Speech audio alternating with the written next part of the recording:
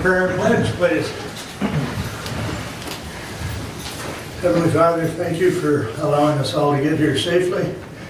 Help and guide us for making good decisions at the meeting today. And please keep everyone keep in your thoughts and prayers the families of the 3 service members that were killed in the Middle East. Amen.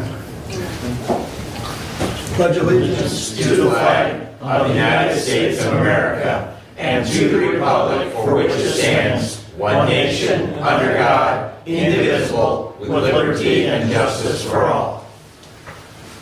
Thank you. I will read find my glasses, I'll read our rule for public comment. A member of the public may address the board after receiving recognition from the chairperson and giving his or her name. Public comment shall be limited to a period set aside at each meeting for such purpose, and each speaker shall have the floor for no longer than 5 minutes unless the board grants an extension. Board of Commissioner Rules of Procedures and Bylaws 5.13-3, and we also ask you to be respectful. Public comment is open. Jody. Thank you. Good morning. I'm Jody Hart. I work at the county clerk's office. I've worked there for 26 years. I want to read to you an email that I sent out to all the commissioners, both of my bosses and the finance director.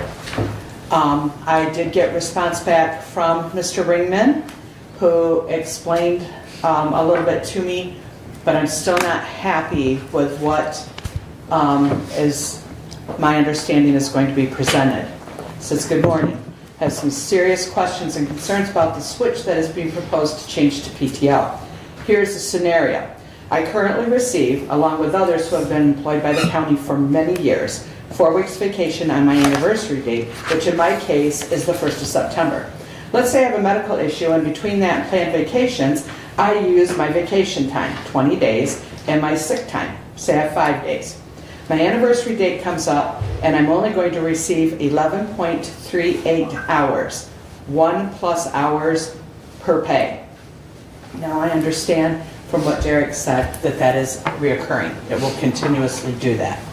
I have now lost the ability to have a vacation until I have worked at least 2 months, when under the original system I would receive my 4 weeks on my anniversary date. I have a huge problem with this. If I had a vacation planned for a 2-week cruise in the month of October, I wouldn't be able to take it. So PTO will keep me from having a decent vacation, but makes me use time if I reach 520 hours, which I probably never would. I'm really disappointed that once again, those of us that have been loyal employees, work hard, fill in whenever possible, don't just take time off, are being penalized again. If I am wrong, please educate me. If I am right, please rethink what it is you're doing. Why? Why must you mess with something that is working? I don't understand. Quite frankly, if it's not broke, don't fix it. I would love to stick around until the end of the meeting in order to maybe have another comment, but I am a dedicated employee and I need to get back to the office. Thank you very much for your time. I appreciate it. Thank you, Jody. Anyone else? Tim? Good morning, Commissioners. So my name's Tim Dixon. I'm the Juvenile Court Referee Administrator and Department Head. I'm here to talk about the proposed handbook changes. The employees of this county, and the department heads for that matter, they're what make this county function, but the employees are the backbone of this county. Without their dedication and service, this county would not function. This proposed handbook change is making a substantial change in their expectations of the county. Anyone with 4 years of employment that's going to go into their 5th year is expecting an extra week of vacation. Anyone with 9 years of employee that's going into their 10th year is expecting another week of vacation. They've been expecting this since they were hired. It's been in the handbook. And this proposed change, at first, it takes away days that they are expecting. You're combining sick time and vacation time into paid time off.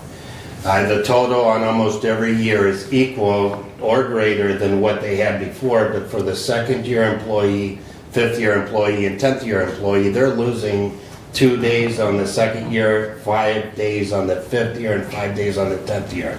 It's a very, very easy fix. That left-hand column, all it has to say instead of 0, 1 through 2, 3 through 5 is 0, 1, 2 through 4, 3 through 2 through 4, 5 through 9, 10 through 15, and then 16 plus. It doesn't take any days away.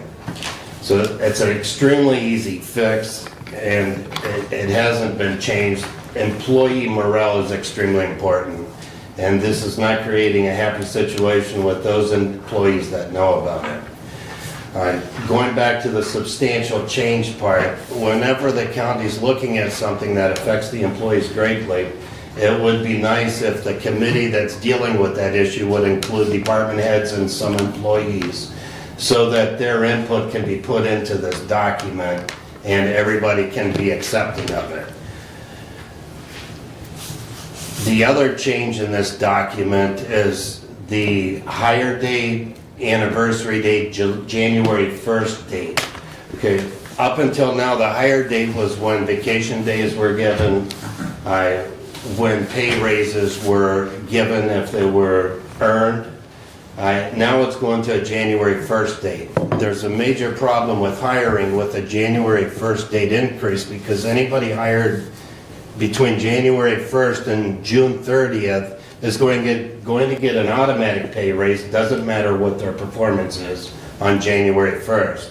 Anyone hired from July 1st to December 31st is going to wait up to a year and a half before they can get a pay raise. This creates a problem with hiring. The youth home, we have quite a few dedicated employees that have been there for many years. But then we have a set of employees that change hands like water sifting through a sieve. If I have to hire people at the youth home between July, August, September, October, I'm going to have a very difficult time with them knowing they're not going to get any pay increase until January 1st of the following year. The county has been operating on a hire date system, and I don't see any reason why that system has to change. The input that's required from my brief conversation with Leanne, because I asked her, what do you have to do to change pay increases? I'm not an expert in it. I didn't spend a lot of time with her, so I don't know all the intricate details of it, but it seems like it has to be manually done. Manually changing everybody's pay for January 1st seems a lot more onerous than changing pays and vacation schedules throughout the year. The other issue with this handbook is that my understanding is you're making it effective on a specific date, and then vacation's going to start being earned on that date. If somebody their anniversary date was the month or 2 or 3 months before that effective date, they're going to get their 10 days of vacation, 15 days, or 20, and then they're going to start earning more vacation right after the effective date because it's accumulative. Somebody that's anniversary date is in the month that's effective or a couple months thereafter, they don't get those 10, 15, 20 days that they were expecting. They have to earn the days throughout the year. That creates a lot of implementation problems and a lot of morale problems with the employees. I specifically have one employee that's anniversary date in February. She has vacation planned, and if she has to wait to earn the dates, because like Ms. Stotts, she uses her vacation and she's often off sick. She has sick days left, but she's often sick. She's not going to be able to take the vacation she has scheduled because she has to wait till she has these days earned. Whether it's paid time off or vacation sick time, that doesn't matter. It's how you're implementing it that's creating a big issue. And then the days that are being lost by the employees and the hire date that's coming in. You're out of time, Tim. I am. Yes, sir. Okay, would anybody grant me 2 extra minutes? I think we'll pass. I know there's others that want to talk to us, so, Okay. thank you. Bruce? As you know, the Bruce Caswell, 8940 East Bacon Road, as you know, the grant for the park was turned down again. I talked to the lady that I ran into when we went down to Monroe to present our plan, and she told me three things. One, if we add, some of this is silly, but if we add a recycled plastic trash bin or bench, we can pick up 15 points because we now have a sustainable project. Two, they still didn't see the picture that's in there with the plaque for the land and water conservation grant that the county got years ago. That was in there. I guarantee you it was in there. They didn't see it. And they sent an email back to Derek, and apparently it got lost. But anyway, that would give us another 25 points. And then finally, they talked about the fact that if we would, right next to the waterfall is a area where people can park, and right now it's gravel. And they said if we were going to put a sign up, another sign up for handicapped accessible parking spaces, they said if we pave that, then we could pick up another 10 points, make that part of our scope project. Now the scope is replacing all the docks, making the trail handicapped accessible, and then paving this small area, we could pick up another 10 points. So I said to the lady, I said, all right, so that's 50 points we could pick up. I said, so we would be at 330, because we were at 280 this year. She said, yes. I said, well, what was the cutoff for this year? And she said 350. So we'd be at 330, the cutoff was 350. Now she said in the past, they have had enough money to hand out up there that they've been able to have gone with 330.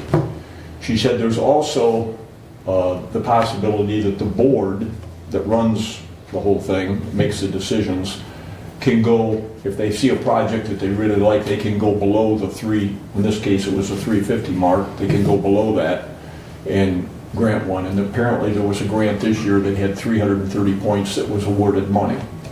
So keeping all that in mind, my question simply is, do you want to try the third time, or would you rather get somebody else that knows how to write grants rather than myself and go from there? I told Bruce that I'd asked for a consensus because him and I talked the other night, and my comment to him was, as we keep learning, and the old adage, the third time's a charm, I'm willing to go around one more time. So I guess I'm looking for a consensus from the board to guide Bruce. Well, I would agree. I would think that, with all the learning that's been going on, the conversations you've had, and the points that we've gained, are there more points that we can create as well?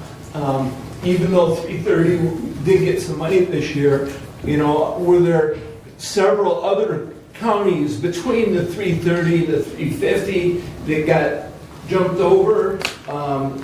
Did everybody in that other range get some money as well? I don't know those things, and I don't know that really matters. I think that, trying again, and the grant and the projects are still worthy grants or projects. I would encourage you and support Bruce moving forward and trying again. Okay. I would also encourage you to go forward. But when you do that, this is something that I've been looking into a lot on these grants and the system that they use for points, okay? And to me, they're implementing a criteria into it. In other words, some of the points that are given out, some counties don't even have what other counties do have, right? And what they have done is established a point system that paints every county in the state of Michigan with a broad brush. And you can't really do that because each county is an individual county of itself. We're not the same as Washtenaw or Kalamazoo or even Calhoun for that matter. So when you do the grants, you have to be really specific about that point system and what does qualify and what can we do more in our county to make the qualifications better for us. But I'm not a grant writer. I'm just looking, Bruce, at how this whole system is structured And it's not really structured fair across the state because of the reasons that, we're not the same as Washtenaw or Kalamazoo or some of the other ones. So in grant writing, I think there needs to be a lot of research as to what, we can do to garner all the extra points that we can get for that. The only way you're going to change the system is go up to Lansing, run for office, go up to Lansing and change it. But I can tell you from years ago, we had a factory built in North Adams. And Bob Miller was the owner of it. And they were bringing trucks in during the spring when the weight laws would go on. They were bringing trucks in down gravel roads because they couldn't go on the road between Moscow and North Adams. Mm-hmm. We wanted a Class A road, so we applied for a grant to build it. We didn't get it because we didn't have enough points. But the next year, I don't know who talked to who, a lady from the state came down and she found the points miraculously and wrote up the grant in such a way that we had enough points and it got built, and that's now a Class A road. So I don't disagree with anything you said. Okay. Okay, well, Derek and I will go ahead with it then. The other thing that I want to tell you is that a year from now, you've got to rewrite for your 5-year plan. Your 5-year plan's about run out and you need to redo it. And if you get somebody to do that, I mean, we've got a modern one that's all up to snuff and everything. All we'll have to do is just go in and tweak a few things. It won't be a tremendous amount of work. So, but you want to keep that up to date in order to be able to get grants. So, okay? All right. Thank you. Thank you, Bruce. Yep. Anyone else wish to address the board? Go ahead. Brennan? Hi, I'm Brian Balcom. I'm a probate registrar. And I want to reiterate everything that Mr. Dixon had just said about this PTO vacation time thing that's going on. I am one of the employees that's going to be here for 10 years, and I'm going to be missing out on another 5 days vacation. I just strongly suggest that this gets reviewed a little bit more and maybe talk to some of those employees. Thanks. Thank you. Joe, you had your hand up. Yeah, I only really need 3 minutes. Can I give my other 2 minutes to Mr. Dixon? No. Yes. Good morning, Commissioners. First thing I want to say, I haven't been here for a while. I've been pretty busy, but I wanted to say you guys are all doing a good job as Commissioners. And I whatever this employee thing you guys got going on, I hope you guys do your due diligence with it. What I want to talk about is the megahertz system being on the ballot in August. This is so important. Hillsdale County needs a lot of things. It needs a new sheriff department building, needs a new courthouse. But when it comes to public safety, it is important that we're out there as citizens, as first responders out there, educating the voters because it needs to pass. You're going to have a lot of people out there who don't want to pass it, but anybody that's a first responder knows 2 or 3 minutes makes a big deal when you respond to a fire or something. And if you have a radio system that's failing, that's outdated, we need to get it passed. And we need to stress it, and we need to advertise it. We need to educate voters about it. Public safety is very important. How much time I got? Couple more minutes. All right, other thing is misinformation out there. You know, I'm always going to talk about there's a lot of misinformation out there. And you guys take a hit a lot with propaganda, or not propaganda, with conspiracy theories and stuff coming in here and whatever. You guys are doing a good job. You stay professional. Even Steve, when I give Steve a hard time, he stays professional with me as well. But we agree to disagree. And you guys are doing a really good job with that. I don't really want to talk about the conspiracy theory unless you're going to grant me 30 minutes, but that's all I got. All right, thank you, Joe. Anyone else wish to address the board? All right, thank you. We do have another public comment at the end. I will entertain a motion to approve the consent agenda. I have a change to the consent agenda. Would you like before we approve it, or move to approve? Consent agenda can only be approved as presented or... Okay, I would like to move from the consent agenda 4.7, resolution 24016. And put it under the budget. Move it under budget? Yep. Okay. So with that pulled, you're moving to approve as amended? Yes. Do we have a support for that? I will Who was that? Brent? Okay. Any further changes? Hearing none, all those in favor of the consent agenda as amended, signify by saying aye. Aye. Opposed, same sign. Correspondence is listed. Any comments on correspondence?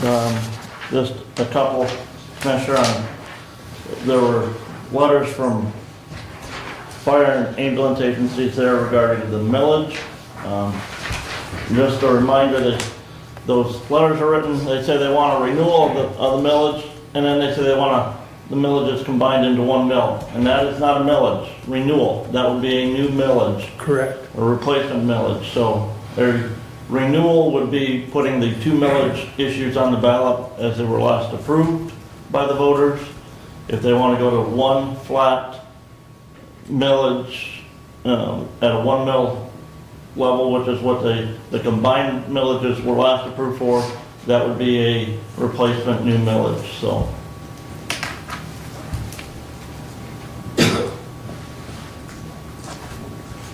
Any other comments? Do you go to those ambulance meetings at all? sometimes I do, sometimes, Commissioner, or, you know. If I have a conflict, then Yeah, I'm here. that's what I thought. So, I think that message needs to be conveyed because they need to understand that it would be a new one, And I did convey that to at least two of the members. chiefs that I've talked to so far. Okay. in debating the semantics of it, our equalization director actually has some concerns of replacement versus new, because in talking with him about language for either ballot proposal, he actually feels, in his opinion, that it is still a new proposal, not necessarily a renewal. So. Oh, I see, yeah, okay. Okay, anything else on correspondence? If not, I would entertain a motion to approve the regular agenda with that addition of 4.7 moved under budget. And we will be removing 7.2 under the standing order. That is The correct. treasurer will not be. That is correct. I will make that motion with those changes. I also have a change. Okay. I have a resolution regarding the furnaces I'd like to bring today. Under facilities, Yes. okay.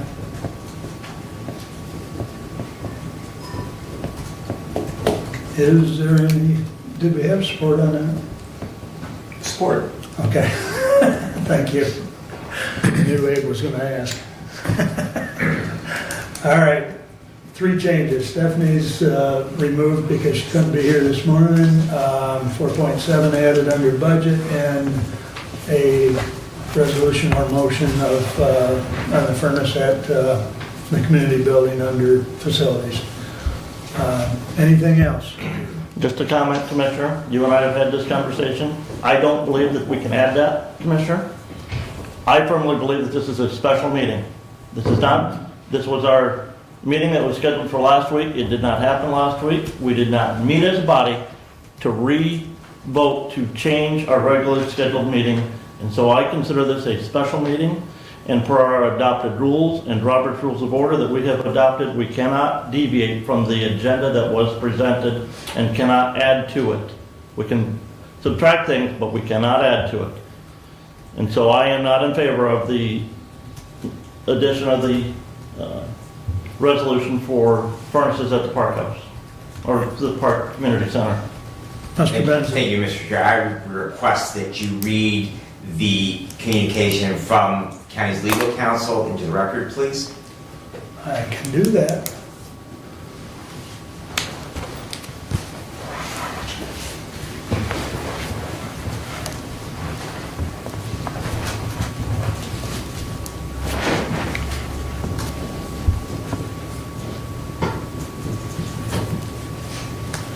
And I did forward this to all the commissioners. And this from Mr. Thompson. It says, I did not see anything in your rules of procedures and bylaws that specifically addresses this, so you're simply left to comply with state law, MCL point 1, section 4, provides public notice of time, date, and place of meetings of the board to be provided pursuant to Open Meetings Act. Section 5, paragraph 4 of the OMA, MCL 15.265, section 4 provides in relevant part that for a rescheduled regular or a special meeting of the public body, a public notice stating the date, time, and place of the meeting shall be posted at least 18 hours before the meeting in a prominent and conspicuous link on the website's homepage that clearly describes its purpose for public notification of those non-regularly scheduled public meetings. So basically, if you have the following notice requirements of this section, you should be good to go. Since we have taken the position previously that the county clerk's office is the official office for the board, I suggest posting the notice at the courthouse along with posting it in all other offices utilized by the board, including the outside of the board's regular meeting place. And he says, let me know if you have questions. Let's see. The other one that I sent, he goes on to say, pursuant section 4.3 of your procedures and bylaws, that would be, and this is in response to a question on special meeting. He says, pursuant to your section 4.3 of your procedures and bylaws, that would be true if you were calling a special meeting. Since you are simply rescheduling a regular meeting, I do not believe you need a request from 2 board members. But if you want to get a request signed by 2 or more of them to reschedule it for the 30th, it won't hurt anything. Legally, there is no statutory procedure for rescheduling a meeting other than the procedures of OMA outlined below. And I will say, I disagree with the council. He forgot section 15.265, section 5.3. If there is a change in the schedule of regular meetings of a public body, there shall be posted within 3 days after the meeting at which the change is made a public notice stating the new dates, times, and places of its regular meetings. We did not have a meeting to change the date from last week to this week. And so that is why it is not a rescheduled regular meeting, it is a special meeting.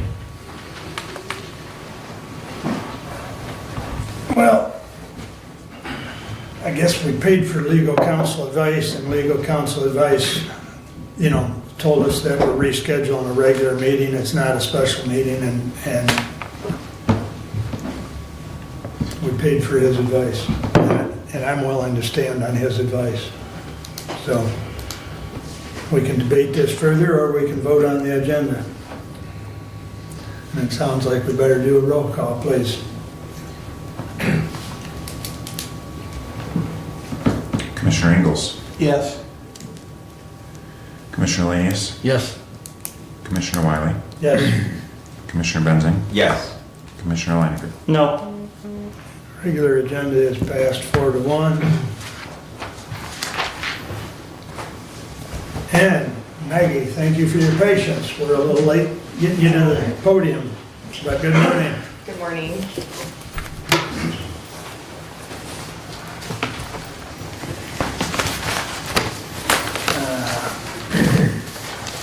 Thank you. You're welcome.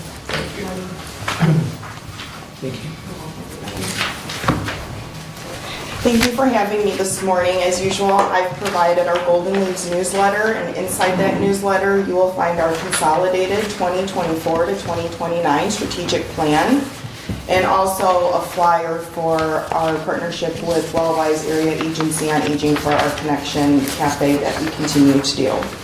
And when I submitted my report, I also shared unduplicated client counts and total units provided by activity.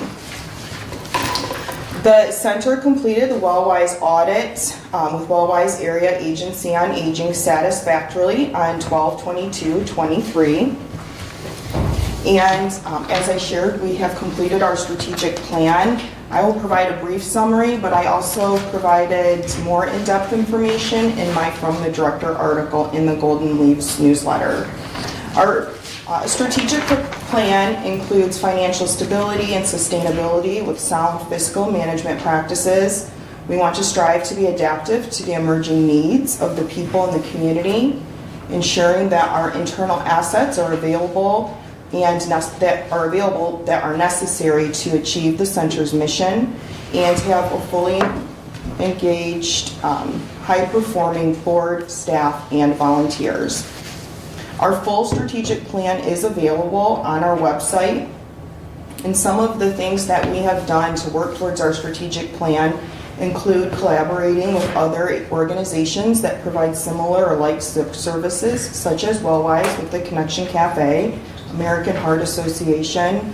We had a board retreat for our board of directors in December, and we have been conducting multi-generational fundraisers to get different generations into the center to spread awareness about the services that we can provide, as well as embracing professional development opportunities.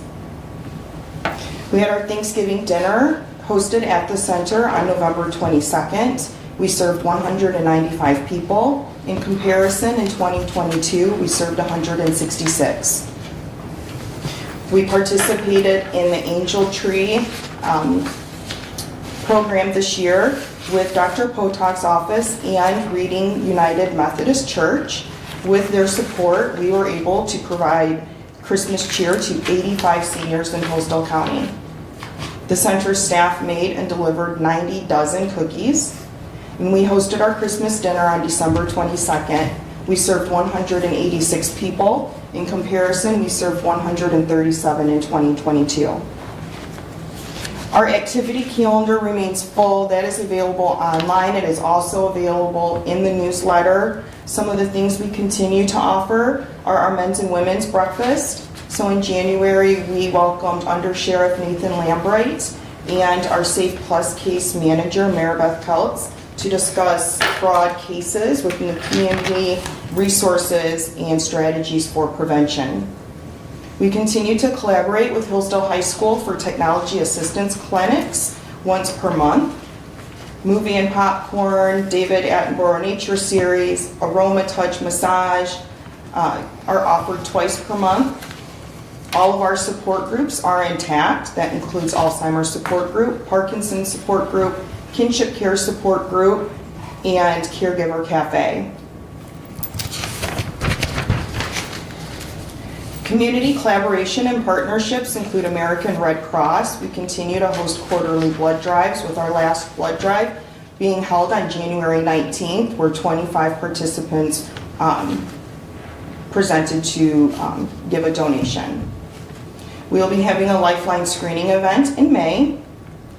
And of course, we continue the Connection Cafe classes, which provides an opportunity for social opportunities and to combat loneliness and isolation.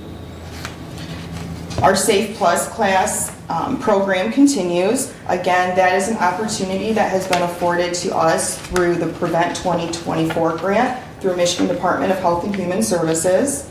Some of the things that we have been able to do with that include day trips. So in December, we had a trip to Turkeyville and had 39 participants. Upcoming events include Money Smart classes that will be held on a monthly basis through April. And in the first quarter, from 10/1 to 12/31, we obtained 16 new clients. Our Subs for Funds fundraiser ended on the 28th. This is a historical fundraiser the center did, and so we're just bringing that back. And the numbers yesterday were that we sold 409 subs. So the money received from that fundraiser will be used to update some of our fitness equipment in our fitness center. And that is, we really have a lot of traffic through our fitness center. So while, even though we are very good about preventative maintenance and all of our machines are serviced on a regular schedule, when they're used a lot, they need to be replaced. So from December 1 to December 31, the fitness center served 237 unduplicated clients and a total of 1,456 total units. I mentioned with our strategic plan that we are embracing professional development opportunities, and I'm excited to share that our nutrition coordinator and our nutrition director were accepted into the Hospitality Training Institute of Michigan, which they will receive a certificate for a 12-week course with topics including financial management, creating optimal guest experiences, building and leading a team, handling conflict, food safety, responsible alcohol service, and mental health and employee engagement. This was free to the first, 200 people that registered, and so this has been offered to our center employees at no cost, which is a $2,500 value. Also, Deputy Director Lisa Wheeler and I will be attending the 2024 Nonprofit Day at the Capitol. We're very excited about this for the networking opportunities that this possesses, as well as the education. The keynote speaker will be Michigan House Speaker Joe Tate, and there will be, on the 21st, there are virtual sections for education on different legislative topics, and then in-person programming at Heritage Hall on the 22nd. A focus that the Michigan Day Service Association is focusing on is including an additional $2 million of funding for Michigan's dementia units for fiscal year 25, for a total of $2.4 million for dementia-specific programming and services.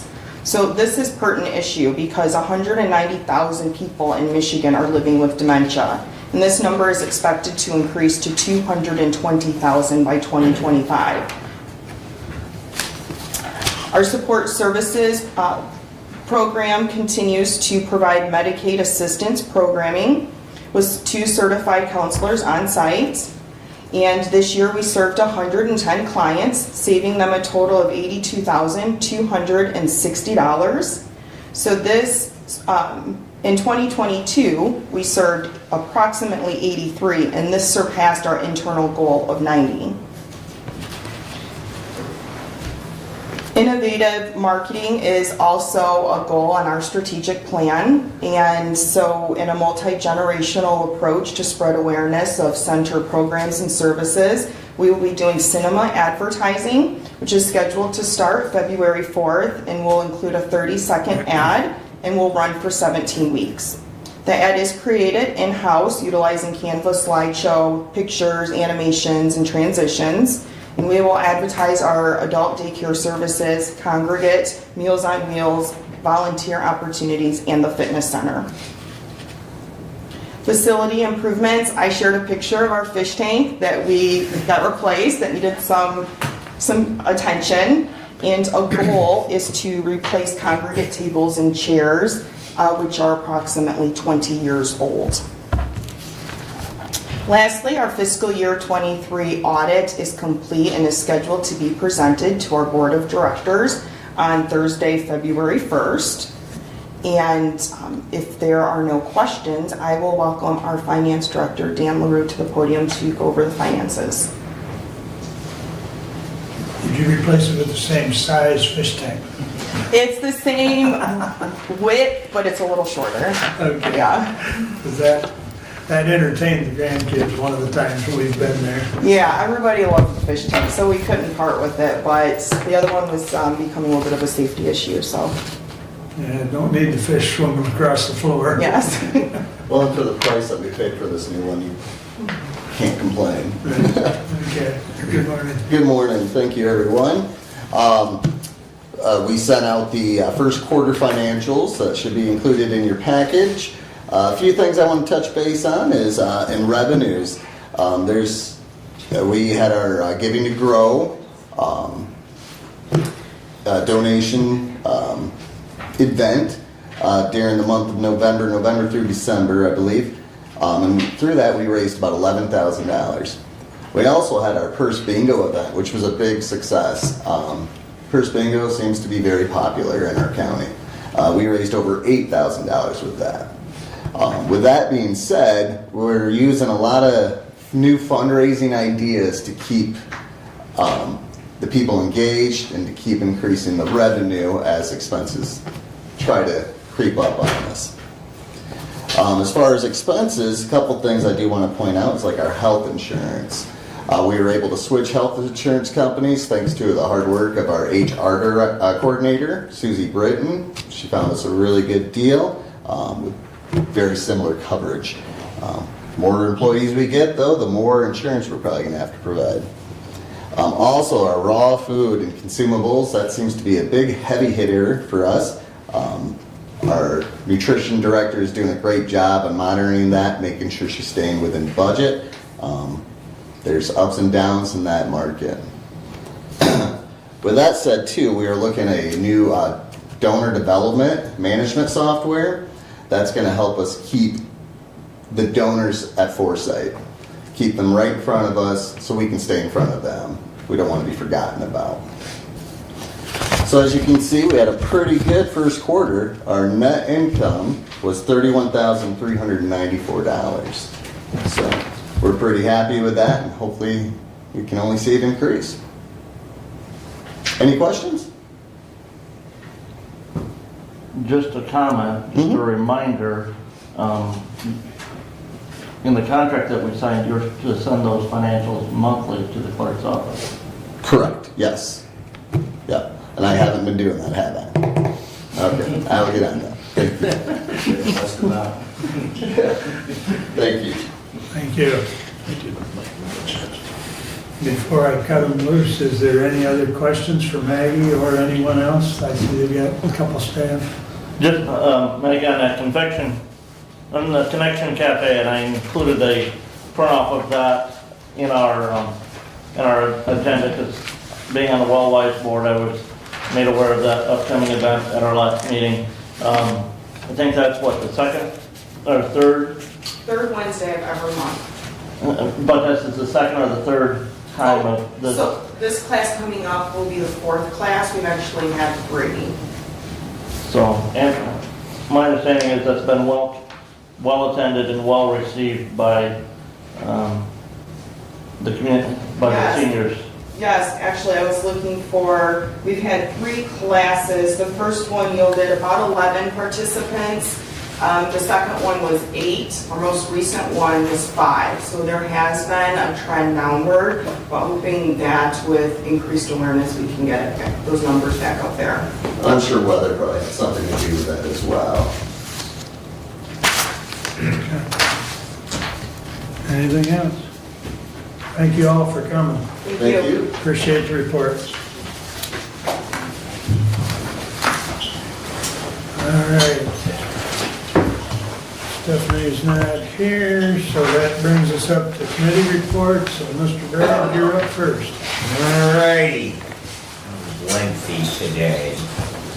So I'm going to start out with probably the most recent thing, and that is this past Sunday, there was a presentation at Central Dispatch.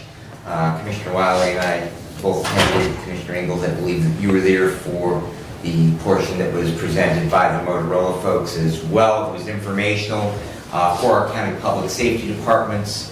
Of the 14 county fire departments, we had 11 of them in attendance. That was excellent turnout, and that was part of the reason for that meeting being on a Sunday afternoon, was that it seems to be that is the best day to be able to get fire department personnel, because the overwhelming majority of them have employment elsewhere outside of the fire service. I believe there were 3 EMS agencies. 2 of those are fire-based, and one is a private nonprofit, Reading Emergency, and I believe there were 2 of our county police departments, Jonesville Police Department and Somerset Township Police Department. So, very, very good information. Basically, it was a question and answer for any of those public safety agencies that might have questions on it. The elephant in the room is the updated price tag on that project. We all know that we've experienced considerable inflation. That project has now risen to, without a contingency, of $13.8 million. Big number to swallow. Would that be to provide, consistent with the original project, that includes providing radios to all departments? That is correct. Radios in fire departments. And that also does include in that the construction of 3 new towers, one in Litchfield, one approximately in the North Adams area, and then one in the southern portion of the county, Amboy, Ransom Township area of the county as well. And then the equipment that would go on our tower at Central Dispatch, and those 3 new towers. Of course, we do have the site in Litchfield already secured. The other 2, we are looking for sites. And so, but yes, Commissioner Lanier, that would include providing that equipment to all of them. Just for everyone's information, that Reading Emergency has said that they are purchasing out of their own funds radios for all of their vehicles, and so they actually will not require radios. And so what that would do is it would actually allow, what Director Whitaker would like to do is go ahead and still keep that number of radios the same, and then we would be able to maintain a bank of backup radios in the event that a department had a failure while it was out for service, that we would then be able to provide a working radio for those departments until such a time that they could get those radios back up again. But we most likely will see a presentation here in that regard, and a request to go back to the voters again later this year to possibly fund that project. So that it is an evolving issue, but that is the current numbers on it. So. And Brad, if I may. Certainly. To your question, the original proposal is still in play, but they've refreshed it. Number one, the numbers have been refreshed, but they also added in 24 radios for schools to provide direct interoperability with every public school in the county. And those radios would be stationed in the office, and they had a short video on it, and you train the staff in the office, and if you've got a problem, you just push a red button, and it's an automatic alert to dispatch. It also creates an open mic, so anything that is going on in that area of the radio, any conversations, would then be broadcast to Central Dispatch. Correct. And then be able to get responders moving in that direction immediately. Thank you. So, Yeah. for that addition. There was a few other additions, but they're all upgrades that they felt were necessary. I have a question while we're on that topic. Sure. Any idea what the purchase of the radios for reading, did they throw out a number what they were going to spend on radios? When you say for reading, as far as, Yeah. I just wondered. that I can't tell. I just wondered if they throw a number out or anything like that. So I can certainly get that number for you. So I'm sure. Thank you. Since I know that they've placed that order, that I'm sure that we could get that relatively quickly. So. All right, moving on with my report. As I say, it is lengthy. Ambulance Association did meet on the 9th. Scott Freese from Somerset Fire and EMS was nominated to be the ambulance representative to the Emergency Telephone Services Board. However, I would like to get a clarification, because this question has come up in the past in regards to an appointment that we have made, I believe, to the DHS Board / Medical Care Facility Board, and that is it a requirement? Some of our ordinances, such as our planning ordinance, specify a qualified elector of the county, i.e. a person who lives and votes in Hillsdale County. Mr. Freese does not live in Hillsdale County. He lives in neighboring Jackson County. We have had some other places where we have had individuals who have applied for appointments in various bodies, And so my question is, do we need to seek legal clarification in regards to, may we make appointments to boards and bodies that this commission does for individuals who are not residents, legal residents of the county? And that question doesn't have to be answered now, but it is a question. We do need to find that out. Commissioner Liner, we're still waiting on Fred Waldron's fourth quarter report. Other than that, I believe that we have all of the ambulance reports in. You should have seen those in the correspondence over the last couple of meetings. Commissioner Ingalls had asked me if I could attend in his stead the River Raisin Watershed Council meeting, which I did on the 16th via Zoom. Work continues on the Brooklyn Dam there. Interestingly, as they draw the water down, they've had a significant amount, and it stood out because it's Kiwanis Park below that dam, and they are seeing a considerable amount of sedimentation as they draw that water down in the area of the park. That actually was in their plan, and so even though it is quite notable, it was not unexpected, and so consequently it is actually part of that process of that dam removal. They have to pull the water down, stabilize that behind it, and then it will be removed. Work does continue on Wolf Creek and Lenawee County. They're currently working on a $60,000 grant from Detroit Edison to teach classes in Monroe County. And just a note there, as part of that grant, there is a significant DEI component to it. That seems to be creeping into pretty much everything.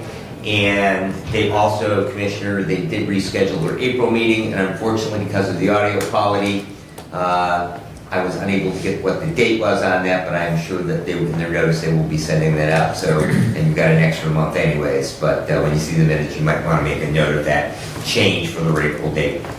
The Security Committee did meet on the 11th. We've resolved some issues with office security. Of note, tornado sirens, which we will begin our regular testing in March again. They are now known as outside warning signals. They will no longer be. That brings us in compliance in Hillsdale County with what across the state of Michigan emergency management directors refer to those as. So they're no longer tornado warnings. They are outside warning signals. And we will no longer in Hillsdale County, because of the confusion behind it, be using a watch and warning format. We will solely be using a warning format, and that will be a continuous 5-minute tone. To that, we will have a countywide, for all of our employees, tornado drill with that first tornado or outdoor warning siren test in March. And so that will be on March the 4th. They do 2 of those tests during the school year, during the day rather than in the evening.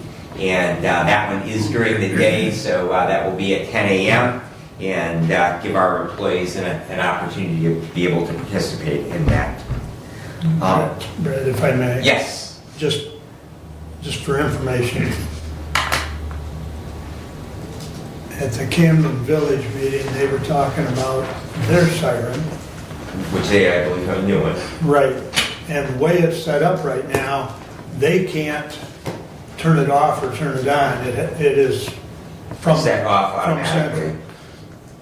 So they are adding, and I don't remember the cost of it. It was a few $1,000s or whatever. But in any event, they're adding a control box so that they can turn it on or off.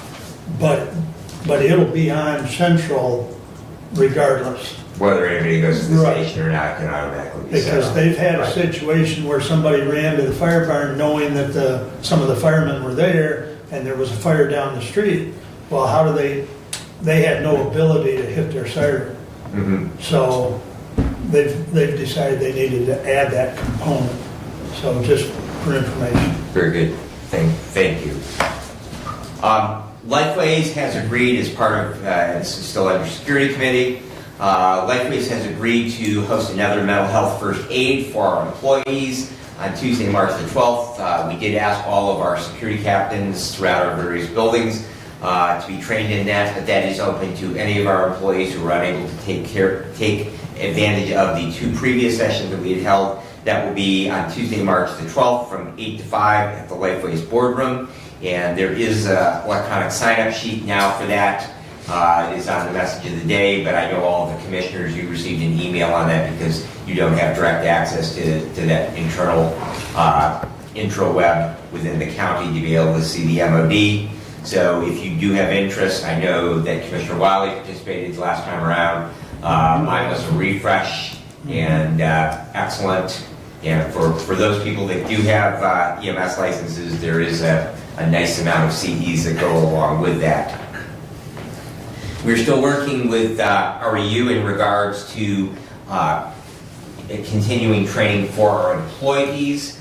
As far as CPR, stop the bleed, and naloxone training, I'm looking for a quote within probably next week from Reading Emergency to provide that training for our new hires, as well as next year we will be at the 2-year point, and that's when CPR needs to be renewed every 2 years. And so in 2025, we will then need to retrain all of our employees in those things. Community Corrections Board met on January 10th, and you may recall that Judge Lisney spoke to us at our last regular meeting and in regards to the individual she wanted to hire and the dollars that we had set up for that, both the grade and the year class on it. That individual did accept that position at the level 9 grade 1.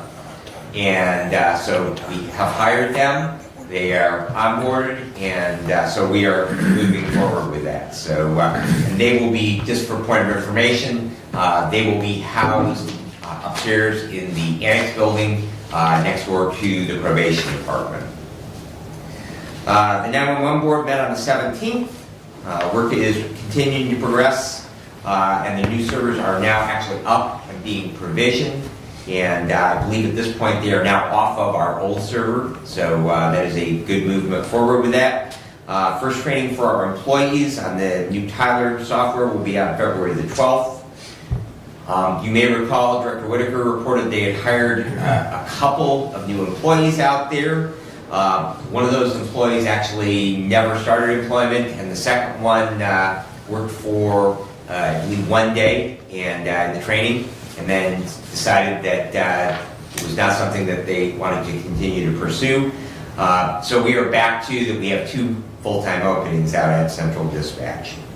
And just as a follow-up piece of information, you may recall that we have a basically for consideration, it's a $1 a year lease on the Bunny Hill Tower on the land that tower sits on because we own the tower, but we did want to get a survey on that because it's a fairly long-term lease, and so that survey has been completed now on it so that we know the tower actually sits on the dirt that we are actually leasing.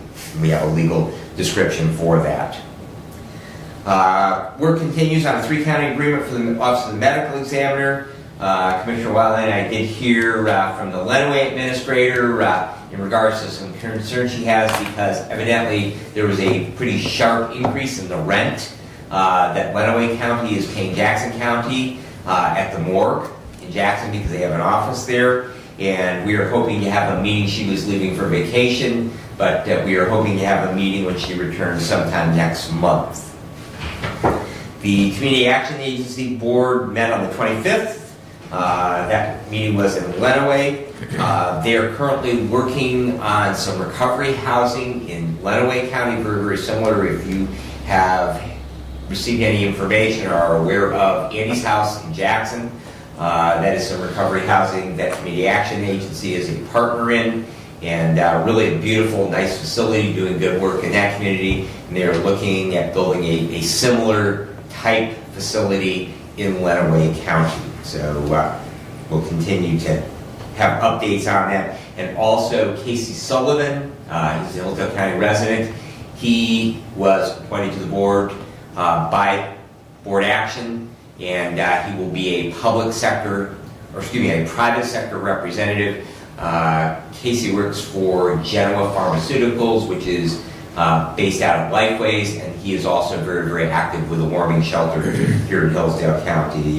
Good guy, former city council person, and I think he will make an excellent addition to the Community Action Agency Board.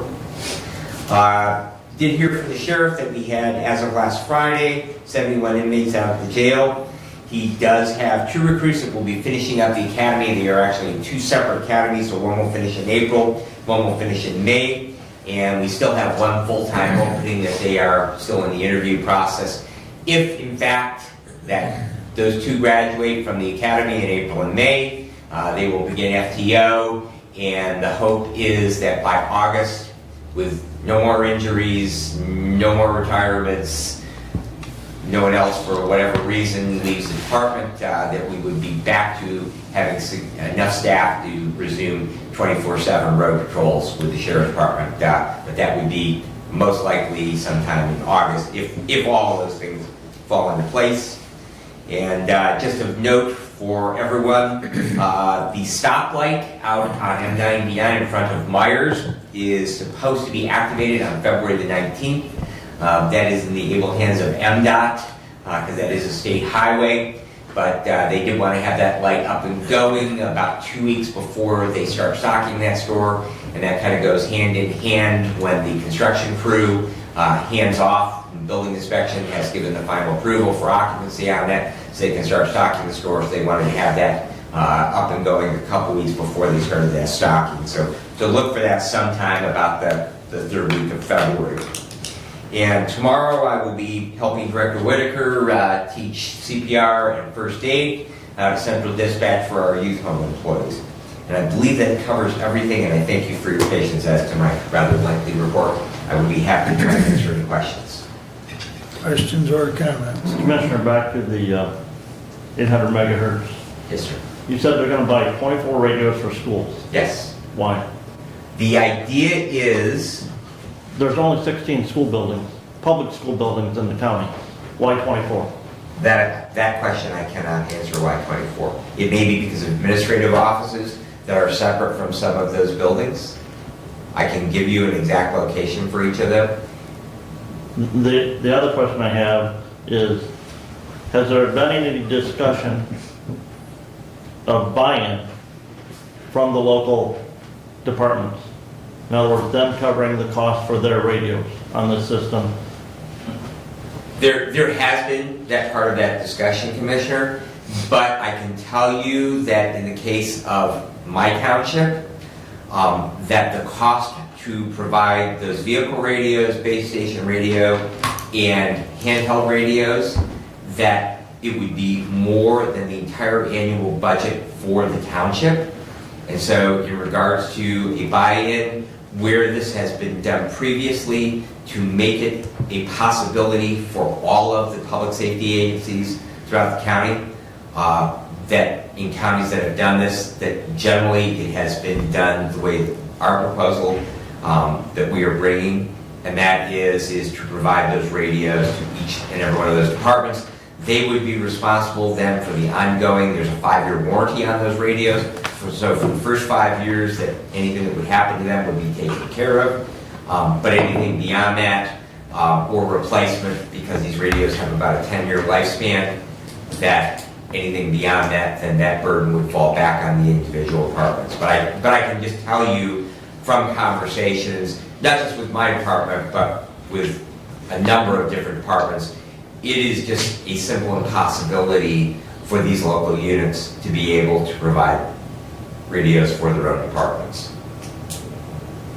It's going to be a burden on them down the road, but they can, at least they can work towards scheduling replacement.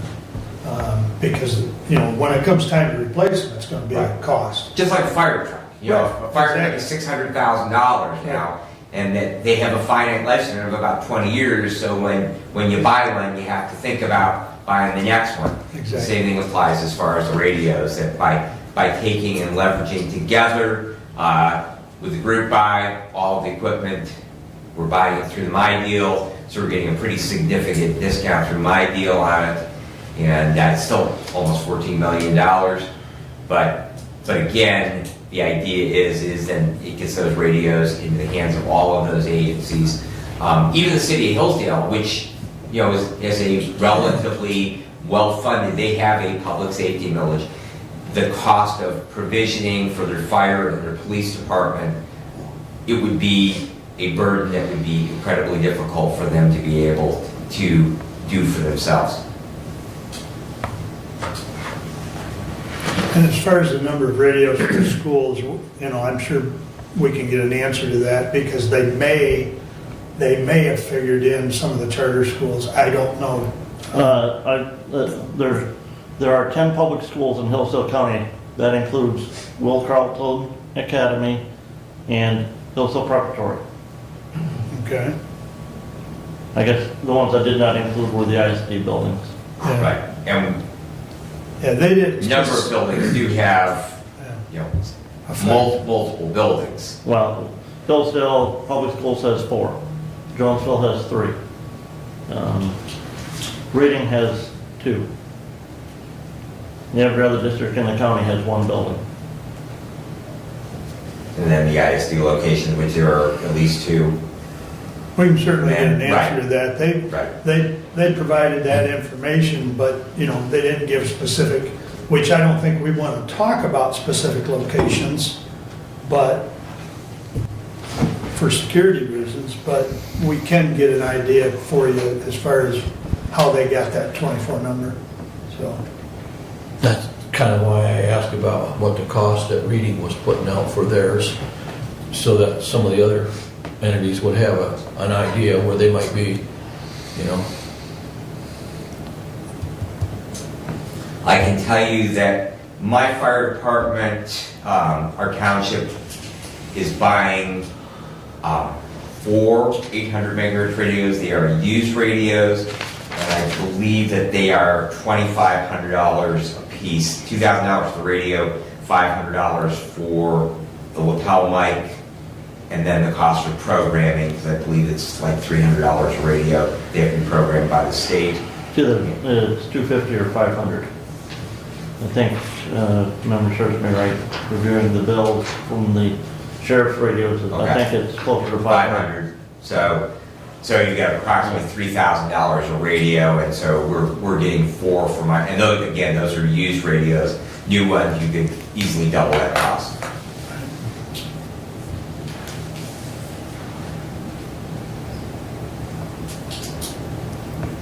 I believe Thomas had another meeting with them today or tomorrow with Motorola, I think. Yeah, I believe It was a so. follow-up meeting, but, so we'll have more information, but, personally, I'd like to see it on the ballot again, but if we're gonna do that, we've gotta get going. I mean, time is not our friend, so. And to that, because I've been speaking with you, well, Nick's here. Nick, timing-wise, for your numbers, for any ballot issues, you're looking at April after March Board of Reviews conclude, right? So consequently, we would not even be able to formulate ballot language until when that actually is finalized, those tax rolls are finalized, we have final numbers. So that would be sometime in April. But I believe, Deputy Clerk Dane, that we would need to, anything that we are going to place on the August ballot, we would need to have that language. The deadline is the date of our first meeting in May, if I believe correctly. I think you're right. Yeah, I think you're right. I looked that up last month, but I can't remember.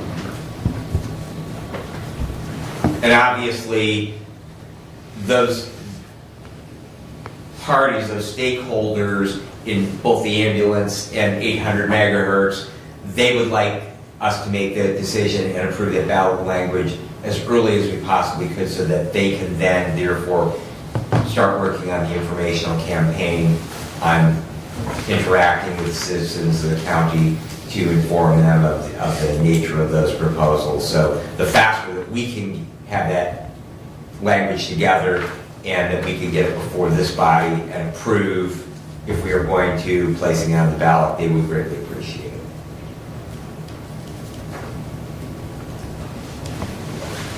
Any more comments or discussion for Brad?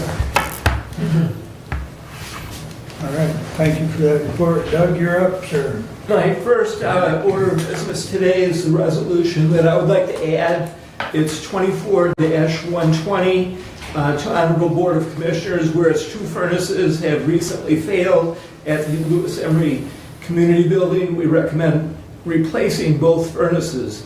The facilities director has received a quote from D&D Heating and Cooling to replace the furnaces with a 10-year warranty and parts. We recommend accepting this quote and approving the facilities director to move forward with replacing the furnaces at a price not to exceed $10,000. Further, this cost is to be allocated to the 403 Capital Improvements Fund. Respectfully submitted, so moved. Doug Ingles, Chair, Facilities Committee. Or If you want to look at it, hand those out.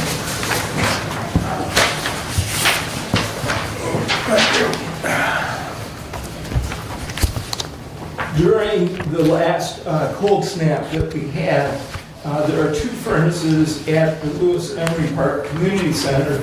Both failed. One was brought back to life. It's limping along. The other is out of service and not repairable. Facilities Department Head Finley recommends replacing both. Quotes have been received and replacement of both furnaces will be scheduled. We have mild temperatures today.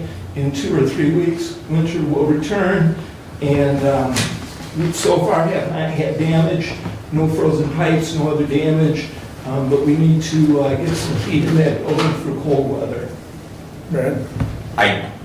just for informational purposes, I did question Commissioner Ingles because the cost of it seemed somewhat on the light side. That building is air conditioned. Evidently, the air conditioning component, the coils and the high sides outside, they were replaced not long ago, and so they will be reused.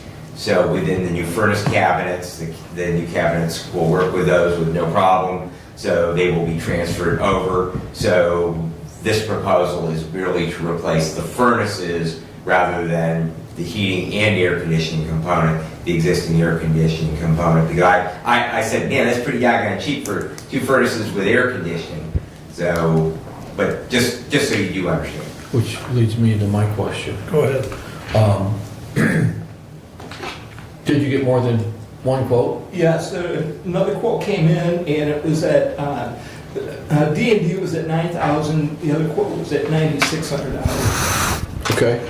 And then what part of the budget does this come out of? The capital improvement fund. Okay. So Commissioner, I have multiple issues with this. You already know one. I don't believe it should be discussed today. If you're going to discuss it, I'm going to lay out my issues. Number one, this does not comply with our purchasing policy, Resolution 20-064. Anything over $7,500 requires 3 bids. It requires the department head to send to the Board of Commissioners the bid that he selected and all other bids. Okay?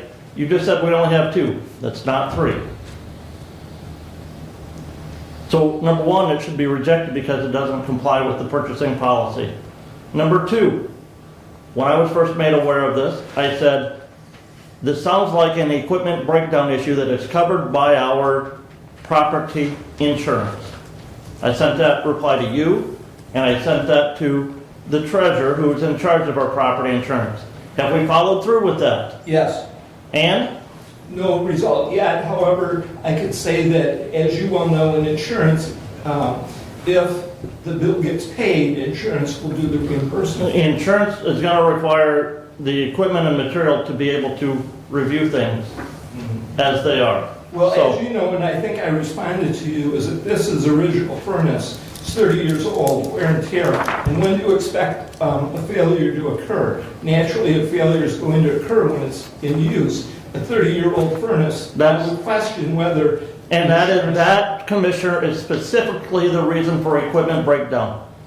It covers that. Covers that breakdown while in use. And you say that this is the original furnace. In November, Facilities Director Finley sent to you, and then you forwarded to myself and the Finance Chair, a list of buildings within the county.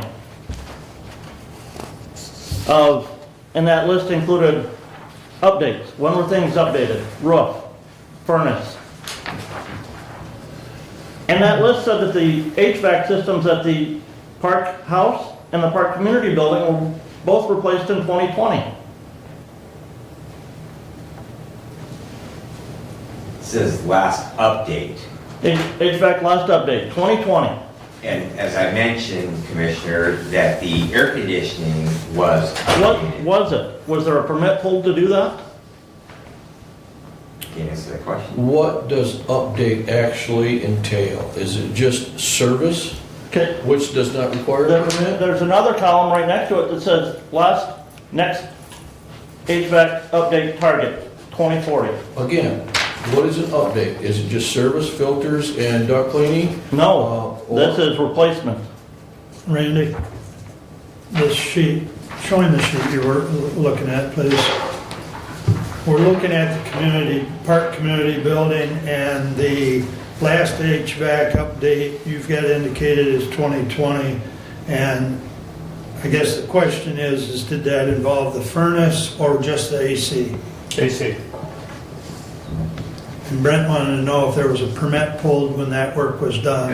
I don't think, No, we did it under, we've got our own HVAC guy. we're on it, yes. I mean, Yes, Earl- we own it, so therefore we can work on it. Right, and Earl is licensed, so, But again, Commissioner, it doesn't comply with the purchasing policy. We were told it was done in 2020. Why do we need to do it now? And it should go to the insurance first. go ahead. Right now, it is in insurance, we're waiting on the final word back, but it looks to me like it probably won't get covered because it's beyond life of the units. We're still waiting for the final answer. I'll tell you, Randy, that language is not in the equipment breakdown cover. I am just relaying what I know. I'm just waiting for answers right at the moment from the insurance company. I'm curious, did we apply for breakdown coverage when the HVAC system in this building failed? Seems like last year we had We put a went bucket load. we went through the same process and it was denied. And how old is the system in this building? 5 years, And how old is the system in the Parks building? 30. Thank you. So my question right now is what kind of condition is the building in right now? Is it sitting out there freezing? Is it what now? Is it sitting out there freezing? And everything, we're running on one furnace right at the moment. The other one, there's no chance of getting parts to repair it. I mean, you just can't get the control boards anymore. So with the mild weather, it's holding its own. It's on Right. its own, but if we Right. go into a deep cold, we could have a problem real fast. Or if that furnace fails, we've got a problem. Right. And do you know if that's rented within the next? Yes, there's a rental, I believe it's February 3rd, which is this weekend coming up, another week. And the one furnace will keep up because of the mild weather, but if it was like it was a week or so ago, it probably wouldn't keep up, Correct. More than likely, yes. right? So, is there any more questions of Randy? Why only 2 bids? Didn't require more than 2. The purchase policy requires 3, Over 22,000. over yes. $7,500. I haven't seen that one yet. I'm still going by the other one. This is from 2020. There's a copy. 3 bids. 3.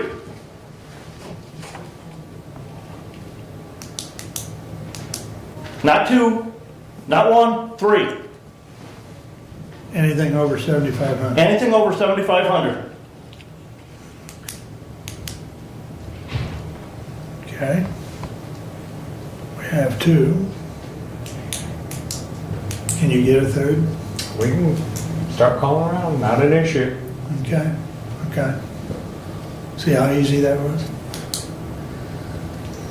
I really don't want to put this off, but I won't disagree, 3 bids would be within policy.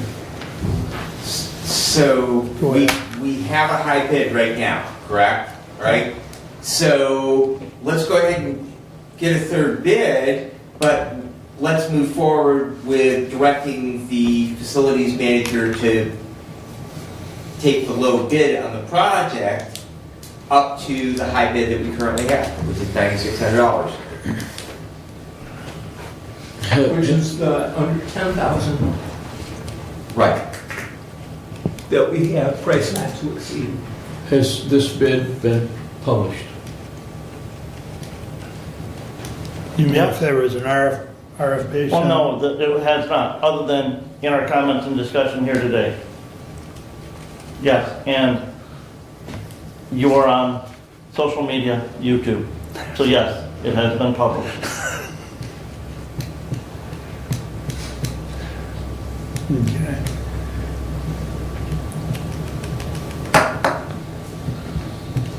I don't think we should wait on an approval of something, because if we get into bad weather, the building could be in dire straits, and it would cost us a lot more if that occurs to repair the building's damage. If that happens, at one point or another, we are going to have to fix that furnace, whether we do it today or after we get all the plumbing repaired from the freeze. So at some point in time, we're gonna have to make a move on it. We can't let the building just go down. What would be the procedure, Director, if in between meetings, an emergency happened and action needed to be taken? That would do it.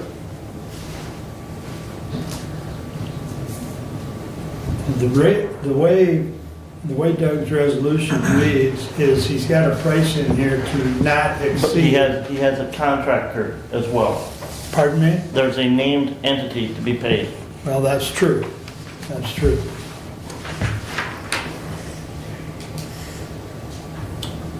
Well, How would you like to amend the motion to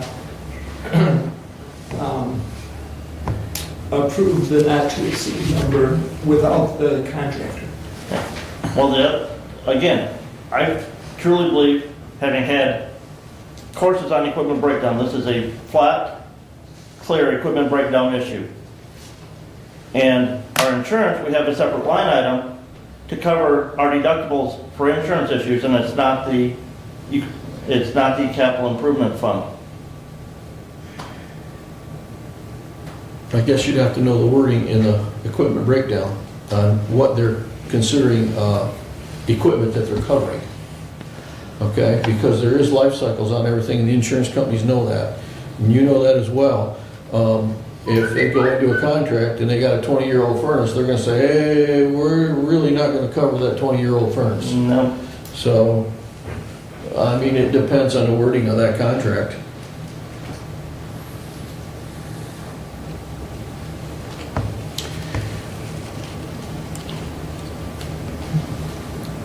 so, just scrolling through the extended forecast, folks, just for informational purposes. Between now and the 13th, which is our next meeting, the weather's pretty good. I mean, as far as the lowest nighttime temperature I see is 17 degrees. Everything else is daytime highs in the 30s and low 40s. However, starting on the 14th, our daytime highs don't exceed freezing, and our nighttime temperatures go back down to single digits. So this is not, I guess I enlighten you because this needs to be completed probably before our next meeting. And I don't know how long it's going to take to get the equipment. Correct. And the schedule of the contractor to install it. Right. So we may not even get it done based on that, but if we delay it, then that process is delayed even worse. So it's really a matter of making a decision today, folks, and I think what it comes down to is amending the resolution, tweaking the language, and fasten it. So as Doug said a minute ago, how do you want to amend it? So,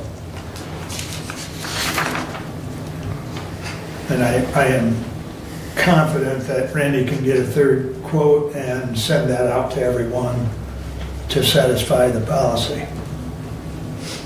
Well, I would amend a motion to remove D&D heating and cooling from the resolution.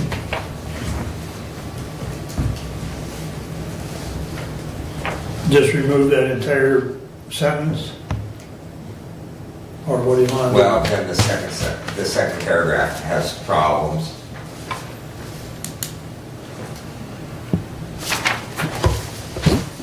I guess I would offer that whereas the two furnaces that failed at the Lewis Emery Community Building, we authorize the facilities, Hillsdale County Facilities Director to purchase 2 replacement furnaces at an amount not to exceed $10,000. And furthermore, this cost is to be allocated to the 403 Capital Improvements Fund. I'm friendly with that. That simply removes any references. Can I just Please. read this back to you? So, whereas 2 furnaces have recently failed at the Lewis Emery Community Building, we authorize the facilities director to purchase 2 furnaces not to exceed $10,000. Furthermore, this cost is to be allocated to the 403 Capital Improvements Fund. Did I get that right? Yes. That, you're good with that? Yes, sir. Yes. So, all right, I believe that, Motion and support's there. yeah. Who supported That would be, the, that's an amendment to the. That's an amendment. I have a motion to amend by Commissioner Ingalls. I don't have a second for that. Who's second? I'll support it. I supported the original. Okay, yeah, either way, Brad made the amendment and Doug supported it, or vice versa. I mean, it's immaterial. I think they're both in agreement on this side of the room. So, now does everybody understand the amendment? Or do you want it read again? This is for both furnaces. Correct, Only one has failed. correct. They both They failed, both- but we're able to get one up operational. Okay. The other Okay. one, there's no parts to be had. Mr. Scott's got her up, but she's limping along on one dilithium crystal. Exactly. Love it. All right. Didn't know you had Scotty on the payroll, but that's okay. They do amazing things down there. All right, any further discussion on the amendment? Let's do a roll call, please, on the amendment.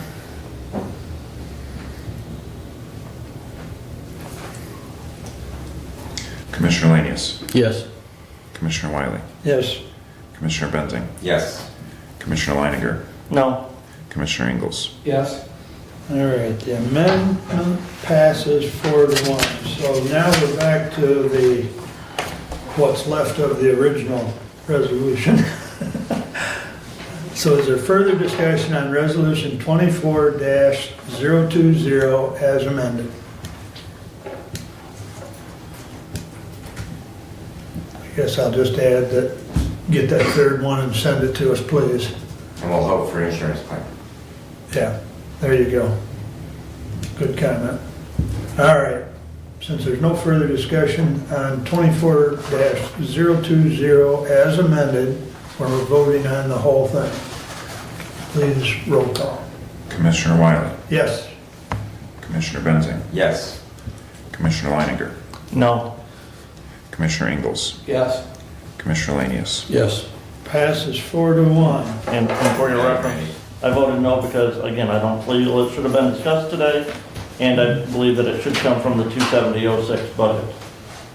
And it would be $1,000. 270, 06. That is the insurance oh, okay, okay. deductible budget. And if we're successful in our claim, we can come back and January's paid from. Exactly, I was just thinking the same thing. If the insurance comes through, we can come back to that and amend the amended resolution. All right, very good. Doug, you still got the floor, sir. Thank you, Commissioners. My next resolution, 24-017, to the Honorable Board of Commissioners.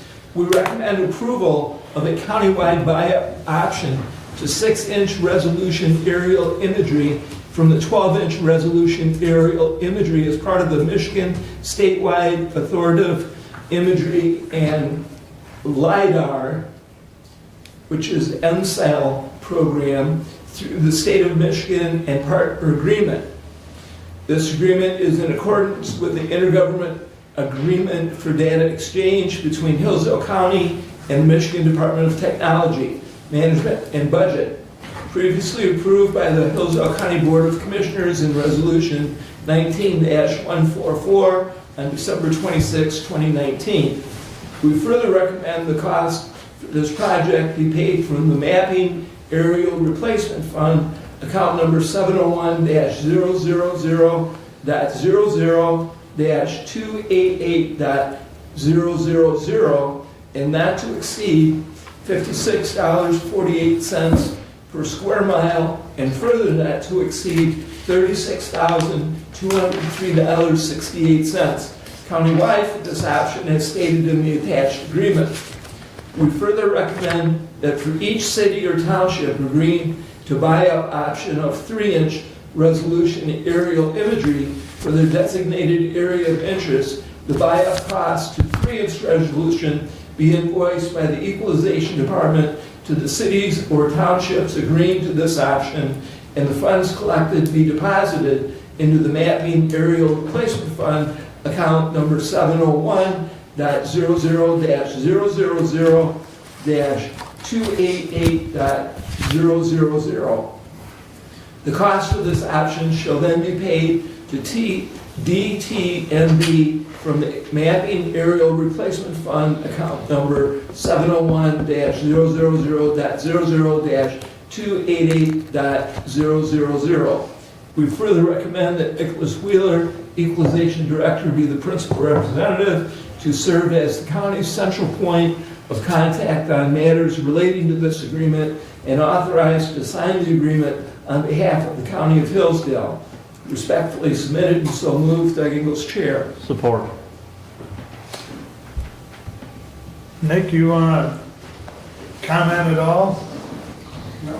I think we've talked about this, but Yeah, I was here a few months ago, if you remember, kind of feel free. to get the verbal okay to kind of move forward with this. I've reached out to all the townships and cities, and we have 3 municipalities that have agreed to buy up to further, where in the past we've had 2, City of Litchfield, City of Hillsdale, the previous 2 versions of this.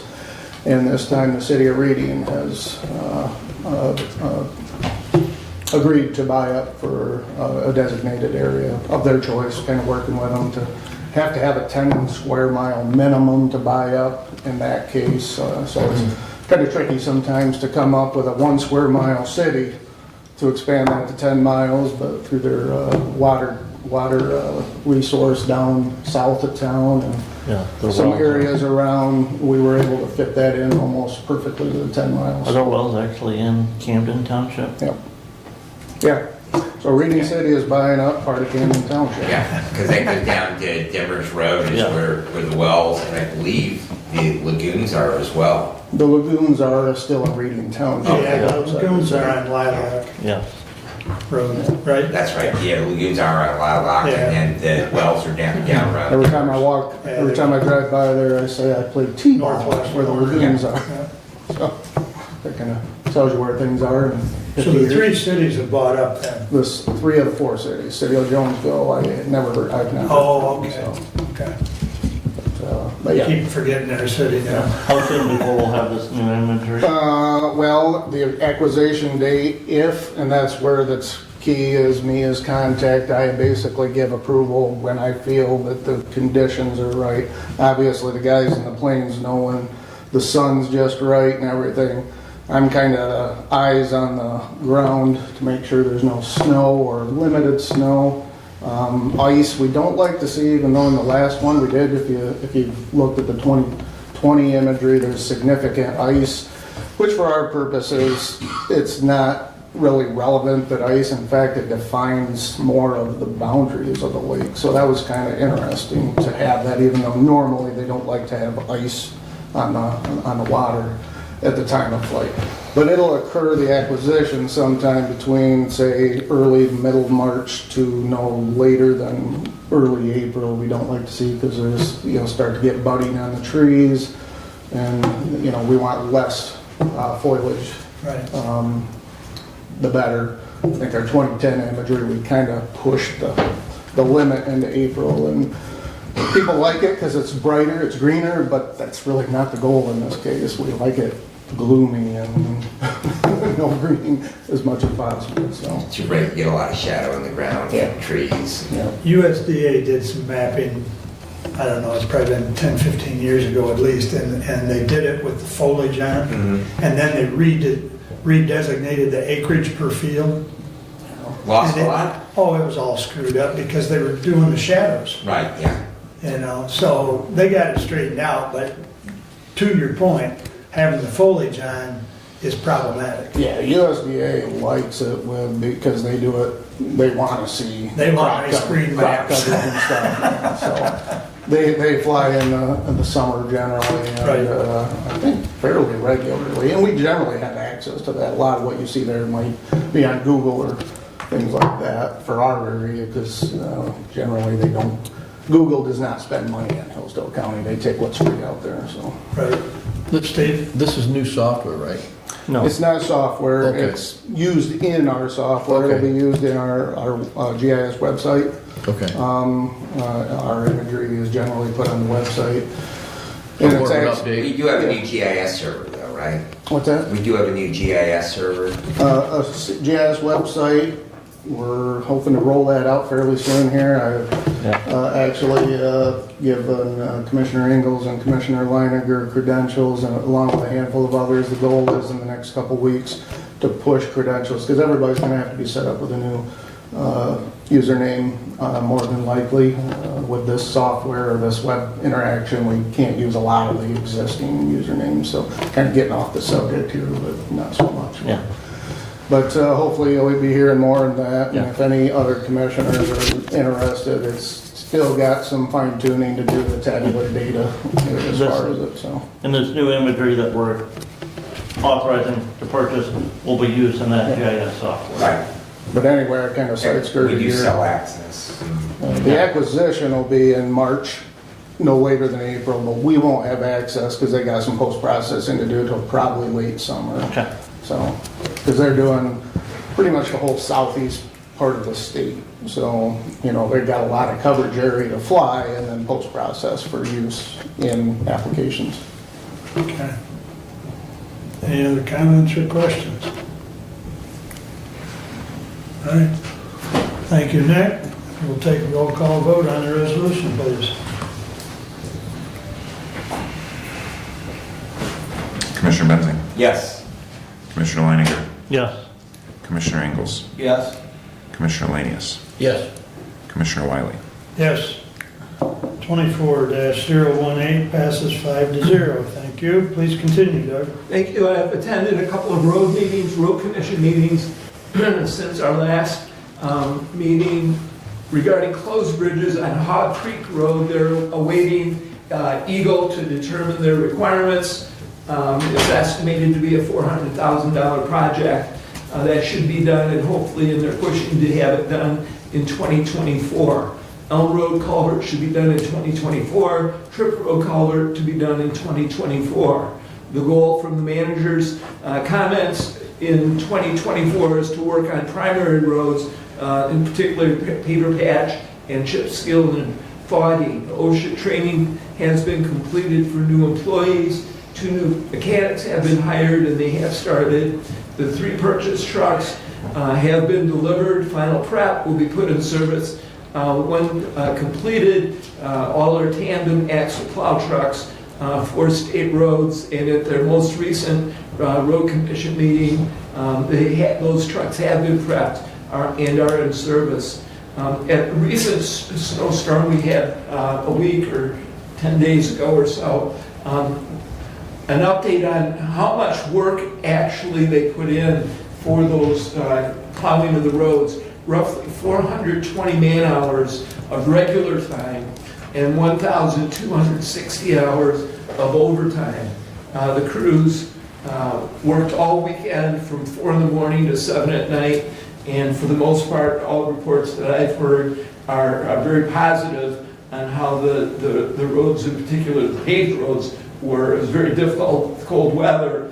However, they spent a lot of time taking care of those roads. And this morning, I'm new on a group text. I was in receipt of a text at 6 this morning that the road crews were going out this morning.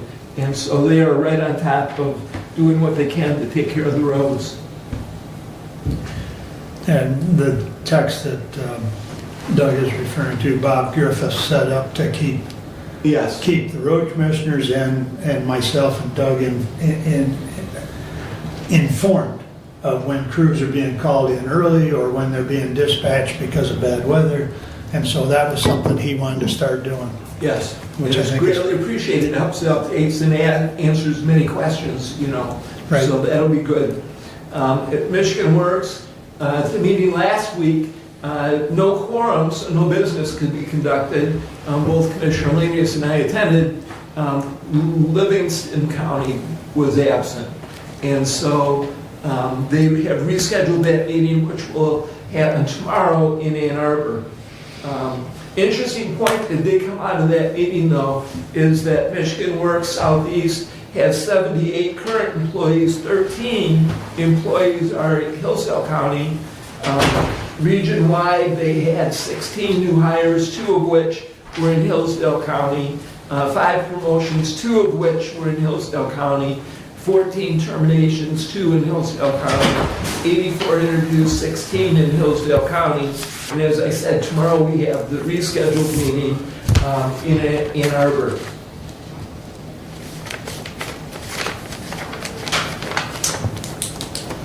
I've been very active trying to learn about materials management. The statute is very complicated with quite an involved process. I am signed up for the 2024 virtual Michigan Materials Management Conference to be held Tuesday, February 13, and Wednesday, February 14. Information to be provided are the law changes to waste management and compliance. So I am hoping to learn what we will need to do and be brought more on track with materials management. That does complete my report for today. I believe I misspoke when I said 24-018 passed. It was 17, so I just wanted to thank you. I want to make sure that that's 18 is forthcoming. Caught that. Thank you. The other thing I wanted to share, and I think it was before you got added to that group text, Mark Klein had reached out to Eagle in regard to a couple bridges, and Eagle is supposed to get back to the road commission this week, and the two bridges that they were having problems with are the one on Hog Creek Road and the one on Elm Road in Pittsford Township. Hog Creek Road is, of course, in Allen Township. Right, the engineer, Briner, has reapplied and submitted a kind of a bump to Eagle to try and get some action on especially Hog Creek Road. Yeah, that's There's a couple farmers down there that I think are probably going to be getting out there cutting torches and beams and blowing something up, and it doesn't. Elm Road is not a bridge, it's a tube. Okay. The question is, will Eagle allow them to put a tube back in? Okay, okay. I know there was some discussion about a wood bridge at that location. Yeah, because of that, and then the consideration of the fire that happened just over the line. Yeah.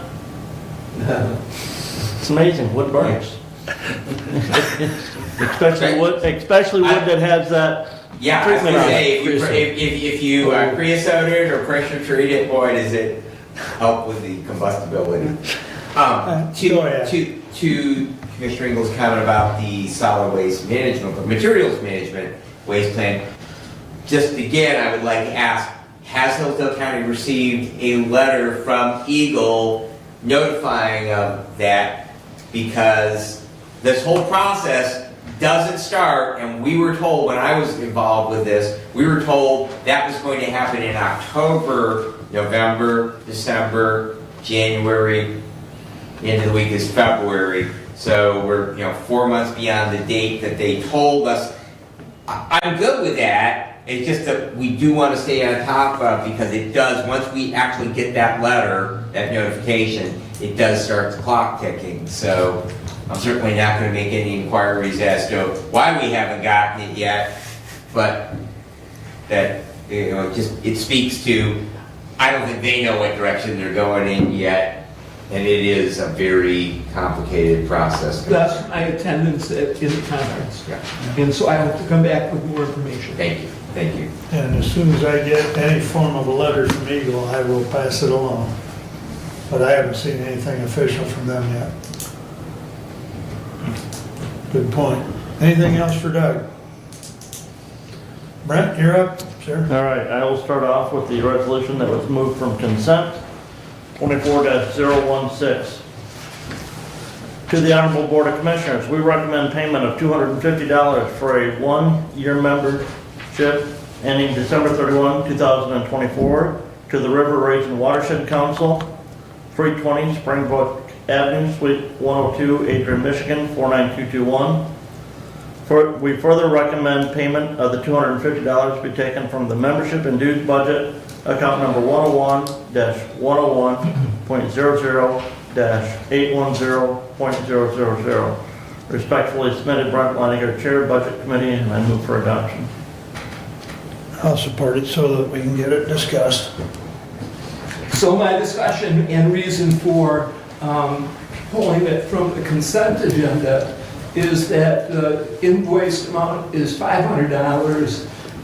Invoice talks about the minimum for counties at $500. And as the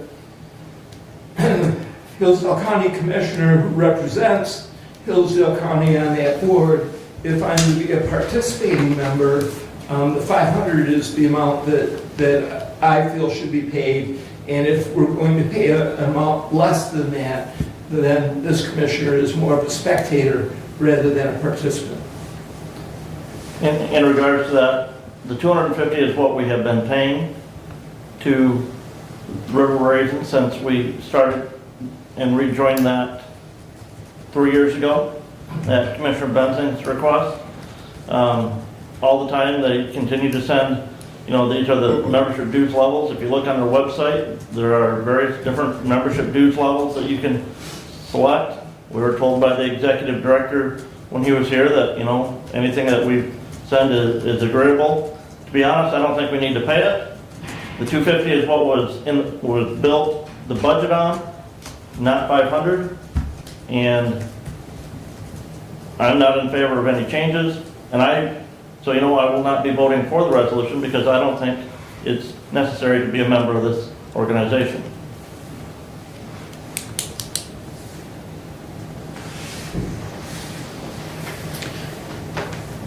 The resolution is for $250. The resolution is for $250. So you will not be voting for the resolution No, as is? As I have not voted for any of the previous ones, I have correct.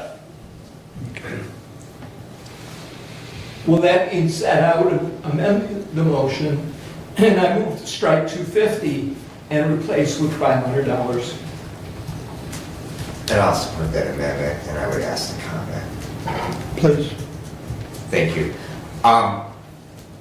I, in the past, have advocated it at the lower level, and I am going to, at this time, advocate that we pay the $500. And the simple reason why is that in the past 3 years, we have seen a significant increase in dues to other organizations that were not in the budget. MTA was one of them. Big increase in our MTA dues.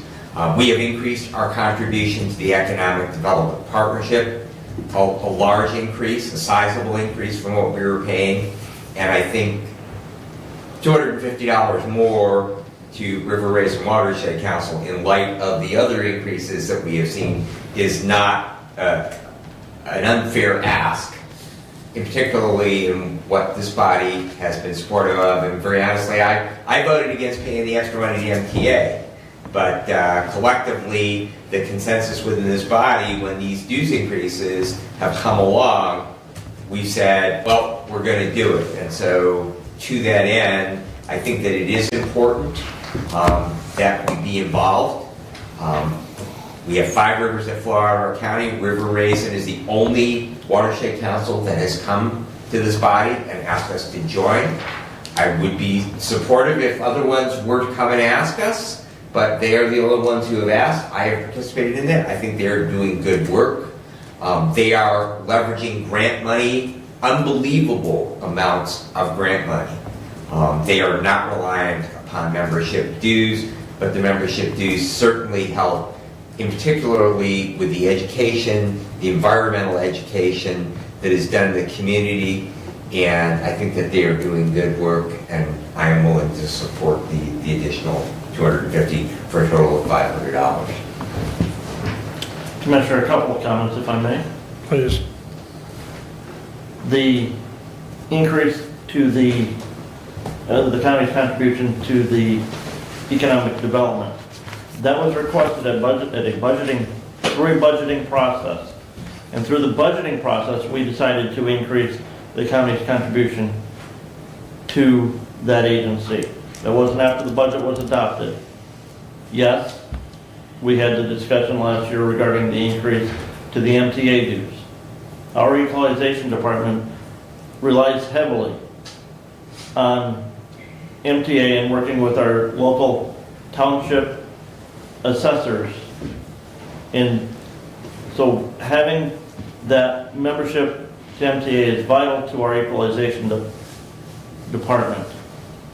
And so this year in the budgeting process, we adjusted that line item for membership and dues to account for what we saw an increase in the MTA membership dues a year ago.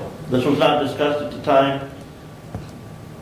It was budgeted, built on the 250, and so I can't support the increase. And again, I don't feel that it's vital that we become, just because an organization exists, doesn't mean that we need to pay dues so we can have a say at the table. Question. How much was in that membership and dues account last year, and did we spend it all?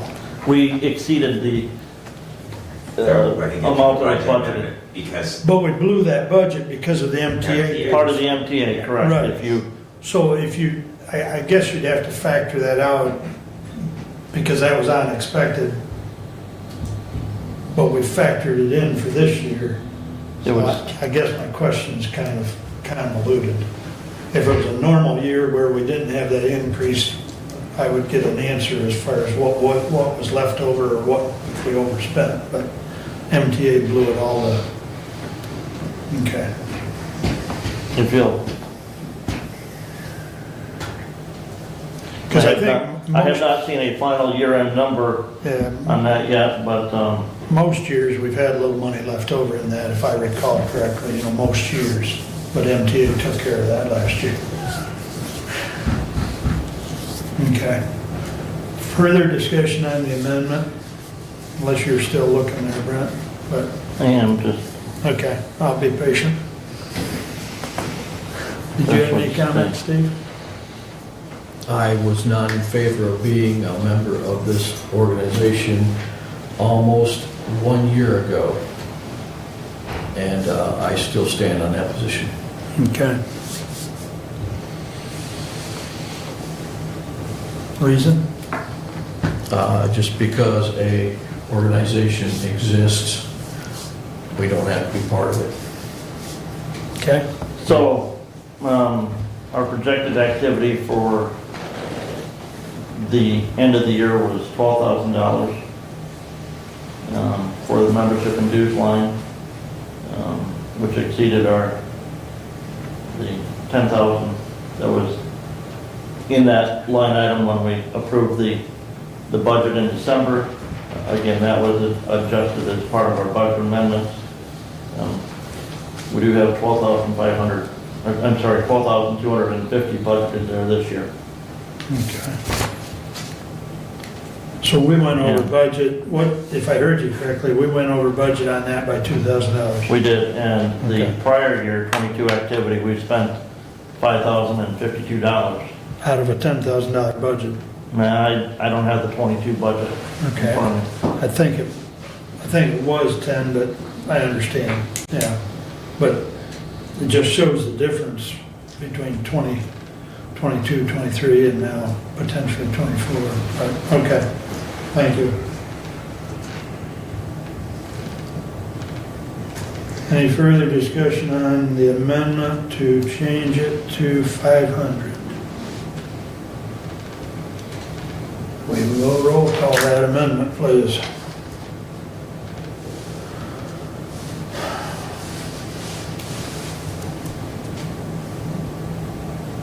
Commissioner Langer, No. Commissioner Ingles, Yes. Commissioner Lanius, No. Commissioner Wiley, Yes. Commissioner Benton. Yes. The amendment passes 3-2.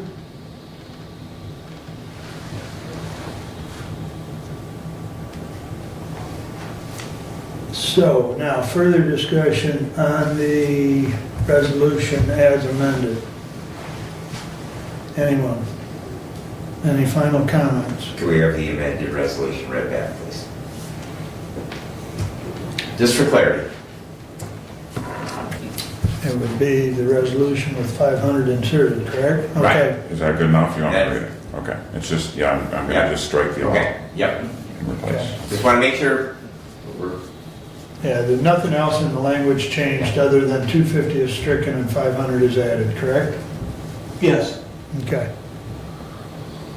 Everybody, do you physically need it entirely read back? Or does that suffice? Okay. All right. Resolution 24-016 as amended with 500 instead of 250. Roll call, please. Commissioner Ingles, Yes. Commissioner Lanius, No. Commissioner Wiley, Yes. Commissioner Benton, yes. Commissioner Leininger. No. Once again, resolution passes with a 3-2 vote. All right, please continue, Brent. All right, resolution.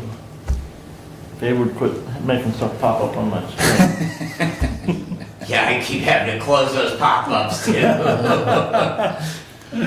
Resolution 24-018 to the Honorable Board of Commissioners. We recommend the Hillsdale County Board of Commissioners amend the 2024 Special Revenue Fund budget for Fund Number 218 for the Community Correction Grant for the attached budget. Respectfully submitted, Brent Leininger, Chair, and I move for adoption. Support. And again, this is, as indicated at our last meeting, this budget was not included in the special revenue funds last year when we adopted the 24 budget with the posting and reported approved base rate for the community corrections director. We need to have a budget in place to be able to pay that individual. And this budget complies with that. You'll notice if you look at the budget that's included there, projected revenue throughout. This projected revenue would be through October 1st because the state goes on the fiscal year October 1 to September 30. We were awarded $65,000 total. You'll notice that we're even paying the individual in step 9, or grade 9, step 1, the entry level there. Late in the year, we're still close to using all that $65,000 that we were awarded throughout September 30 from the state. And this would be one that we will probably have to have a budget amendment on in the future if we are awarded additional funds from the state as of October 1. And just for satisfying my own curiosity, Commissioner, would we then, because it's fiscal year award, would we then amend the portion that would be allocated to the last We 3 will months of amend- this year. yes. And then Correct. we would then utilize the funds that from the additional 9 months in the 2025 budget. Same thing as what Okay. same thing as what we do with the state revenue sharing that we receive, because that is paid out on the state's fiscal year, but our calendar year. So when we build that budget, we have to take into account that revenue sharing for anticipated for what we're going to get in the fourth quarter of a year that the state has not decided on yet. Okay. Thank you for that clarification. And I believe, correct me if I'm wrong, but I believe you and I don't know if anybody else was copied on it, but I think the judge got the person that, I reported that under my report, sir. okay, well, you reported so much. I know, it was lengthy, and not only that, but since my PC at home was down, I had to handwrite a lot of notes from the report that I had written for last week's meeting, so. Okay, thank you. I lost track. I was writing in the margin and everything, trying to keep track of you. But yes, the judge was able to hire that individual at the grade 9, year Right. 1, Yep. and they are already up and going, and Very good. I haven't heard that they left, like so many other people. Well, in any event, this resolution kind of connects the circle, if you will, with the one we approved in consent agenda. And I would like to thank Commissioner Langer for his work on this, Well, thank the finance director for that. well, thank you, Derek, I appreciate that as well, but I do appreciate the attention to detail because the Uniform Budget Act does say we can't pay any money unless we have a budget for it, so I appreciate the efforts in getting this so we can get this person paid. Thank you.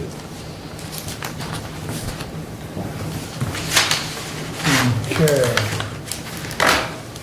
Any further discussion on 24-018? All right, roll call, please. Commissioner Lanius, Yes.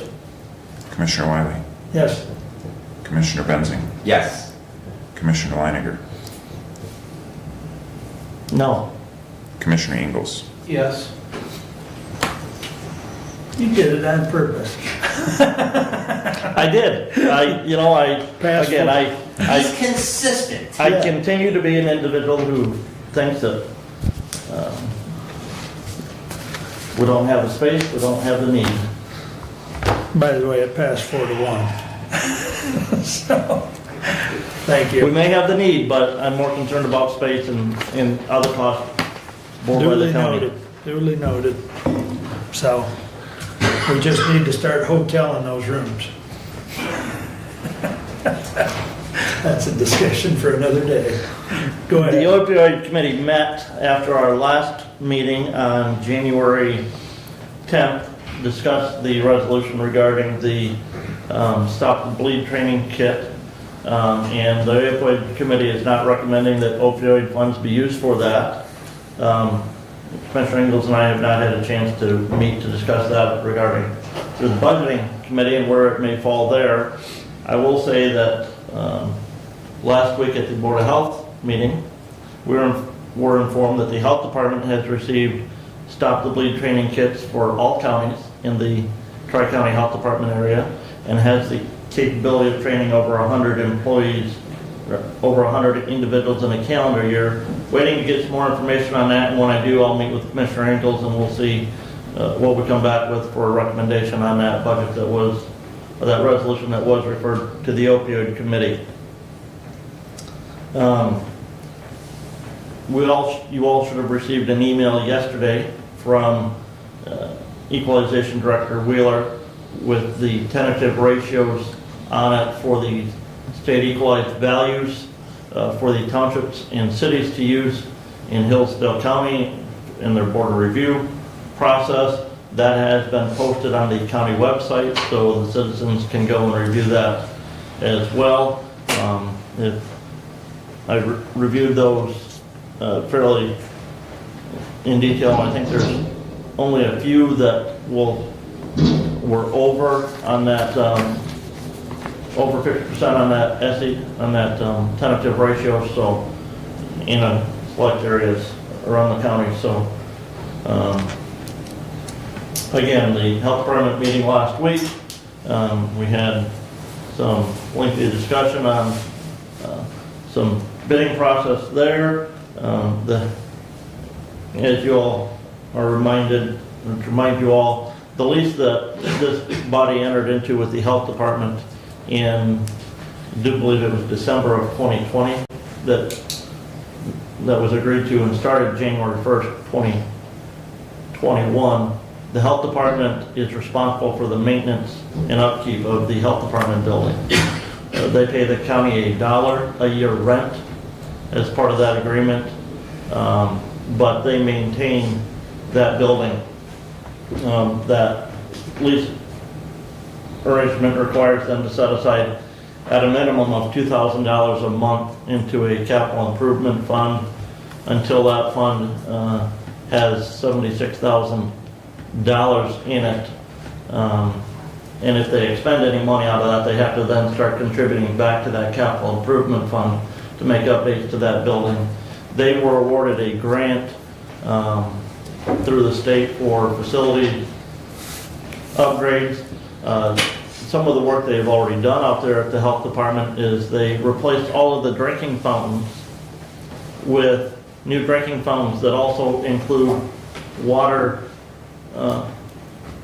bottle fill stations on them. So, in that environmentally friendly mode to try and cut down on the plastic water bottles, we now have a drinking fountains at the health department where people can fill their water bottles out of the top of that.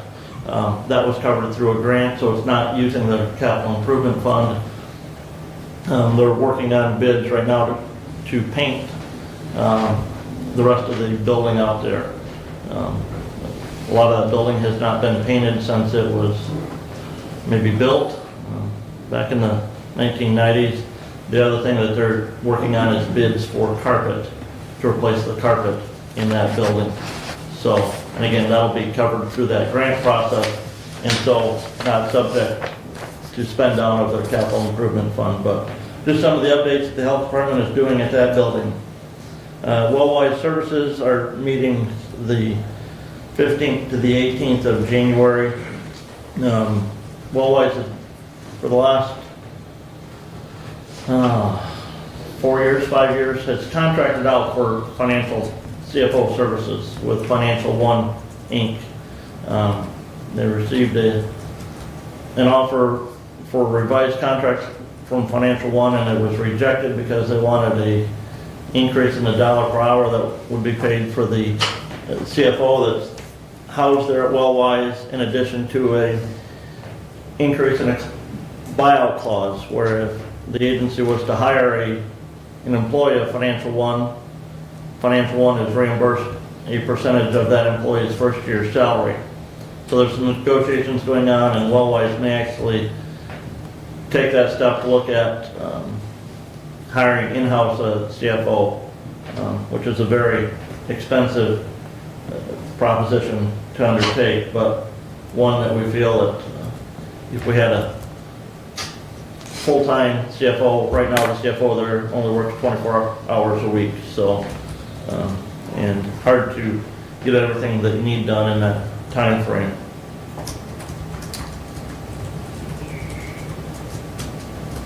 I do believe that is all that I have to report on today.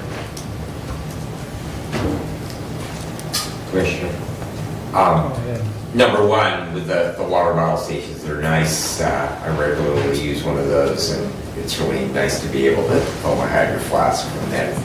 Nice, good quality chilled water, and definitely cuts down on that. I wonder why one of those wasn't put in this building, so. Question on the health department. Does the Michigan Dental Center, do they pay rent to the health department, or do they pay that to the county? They pay rent to the health department. Okay.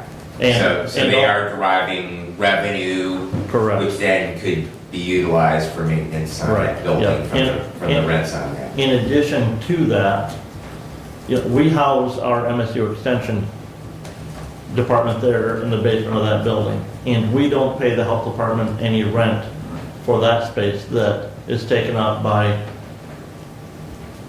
MSU staff and county staff, so. Thank you.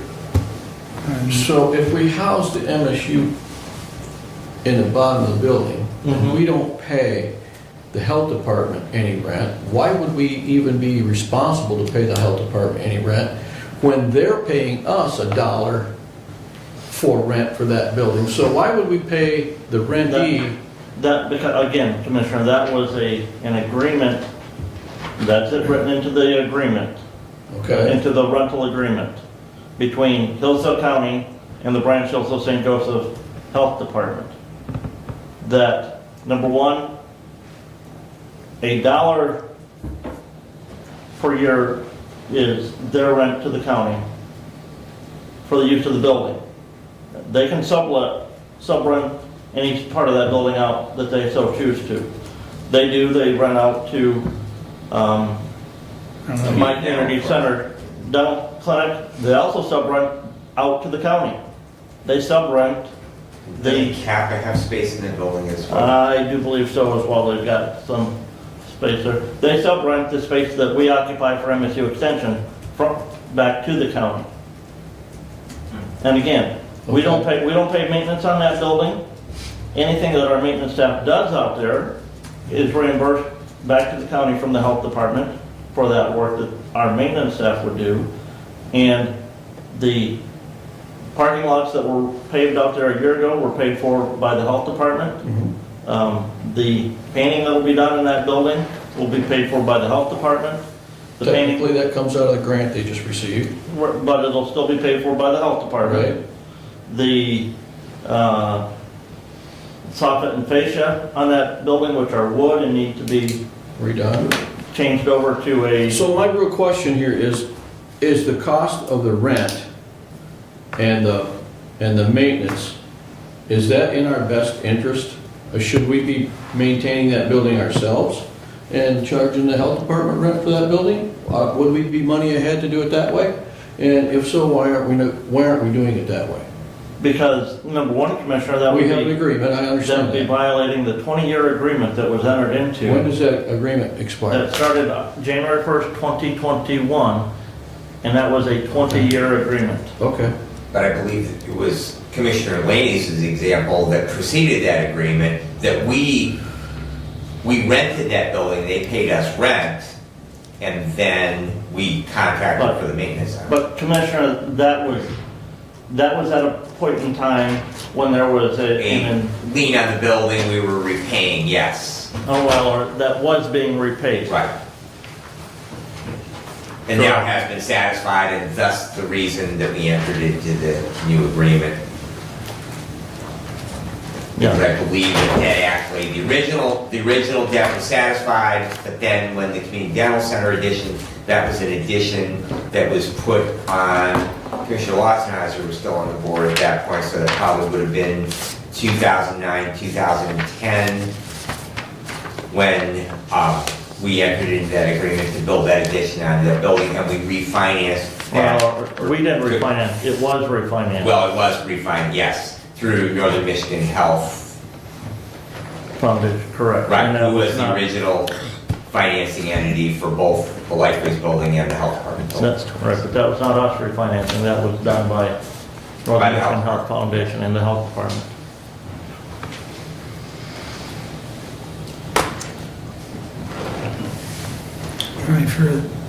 Any further discussion on that? And Commissioner, I will find the copy of the lease agreement that I have that was entered into, and I will forward that to you on that building.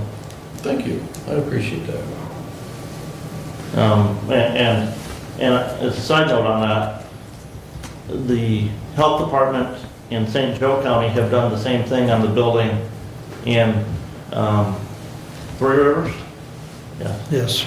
That was built about the same time as our building was done, where they pay St. Joe County $1 a year rent on that building, and the health department is responsible for the maintenance and upkeep to that building as well. Conversely, if you look at the office in Branch County that is owned by the county, not by the health department. And our agreement there is not very conducive to the health department.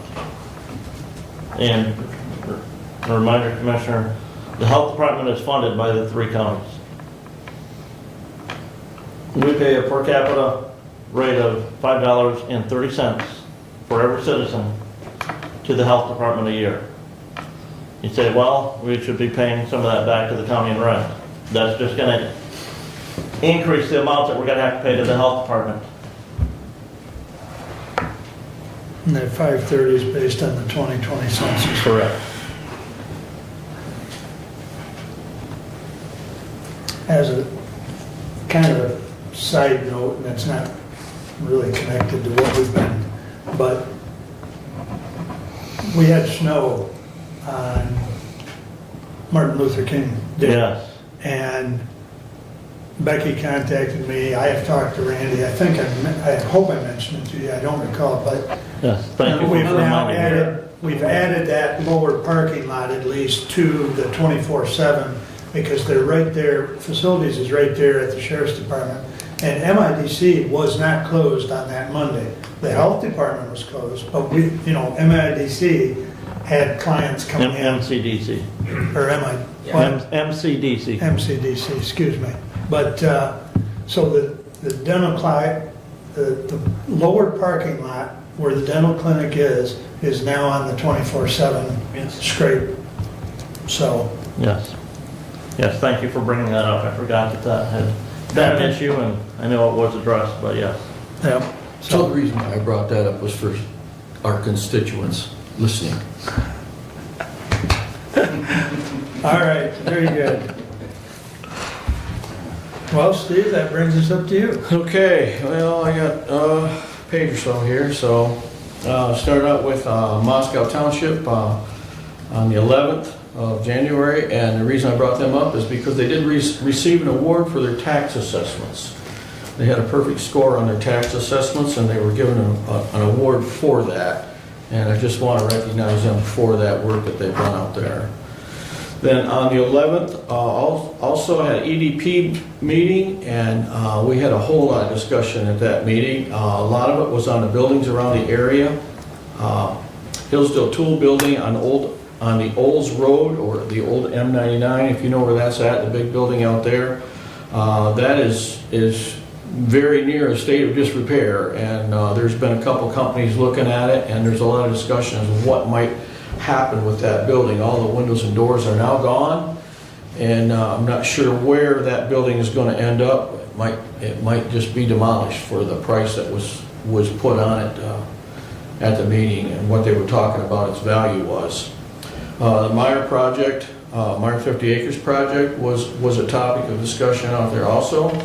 Another building was the Interdyne building in Jonesville in the industrial park, and there's another organization interested in that building. The talks are a little early on that yet, so they didn't disclose any information as to what that new entity might be coming into that facility, or what their product might be coming out of that building, but there are talks going on with that building being sold in the industrial park. Ross Design in Somerset over there in that area, they're expanding. Ross Design has now entered into a child care project for their employees that need child care during the work time. And this is a new program, and I'll get a little bit more deeper into that here in just a second. But that's something that's kind of catching on to a lot of employers around the country, where they're providing child care for some of their employment, so they can keep people working and provide that child care for them while they are working.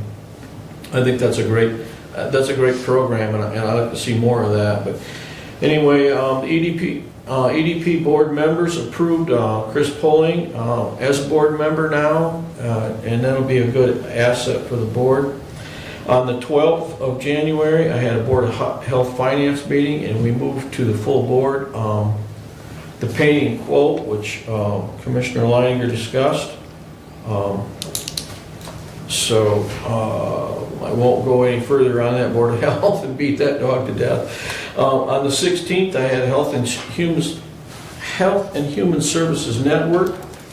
We had 19 people present representing different entities around the county.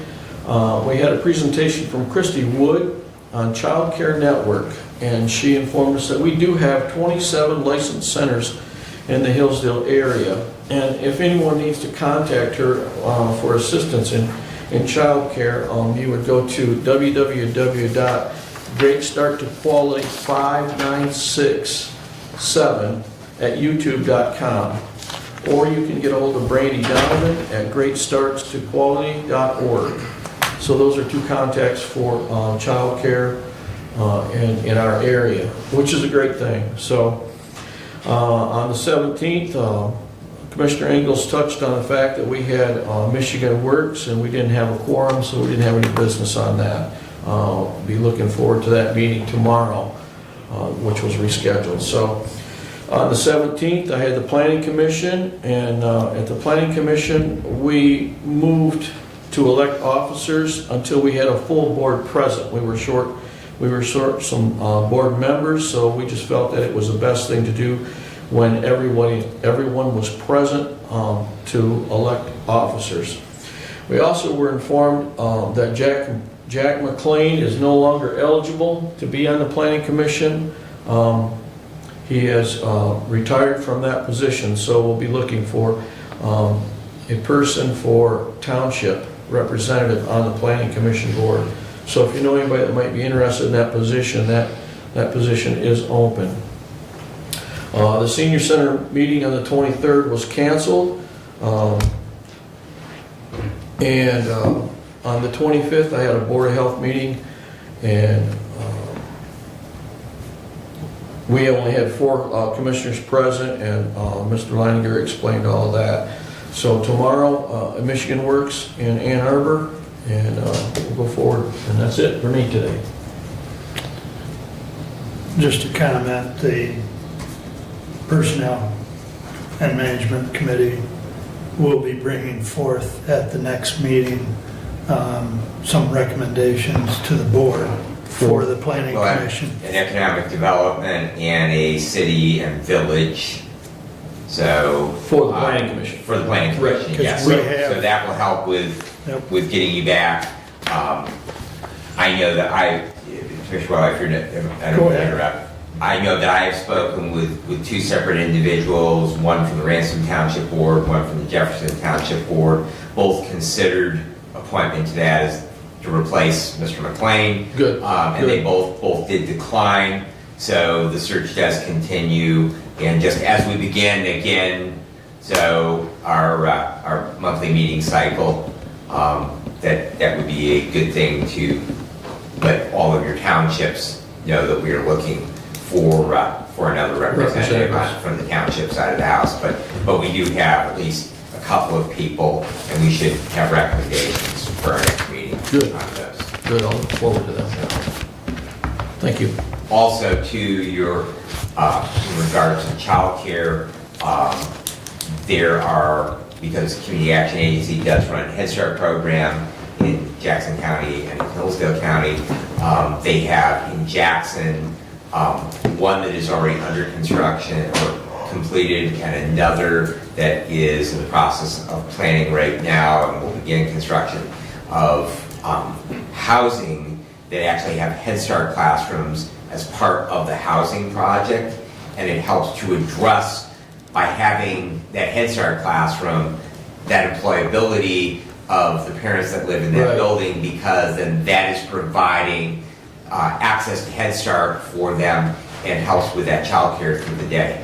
So, As our society is changing, I think there's a bigger need for that type of thing going on to help the businesses with employment, you know, as well as the employees. we want to remove every barrier we can from people Yeah, working. yeah.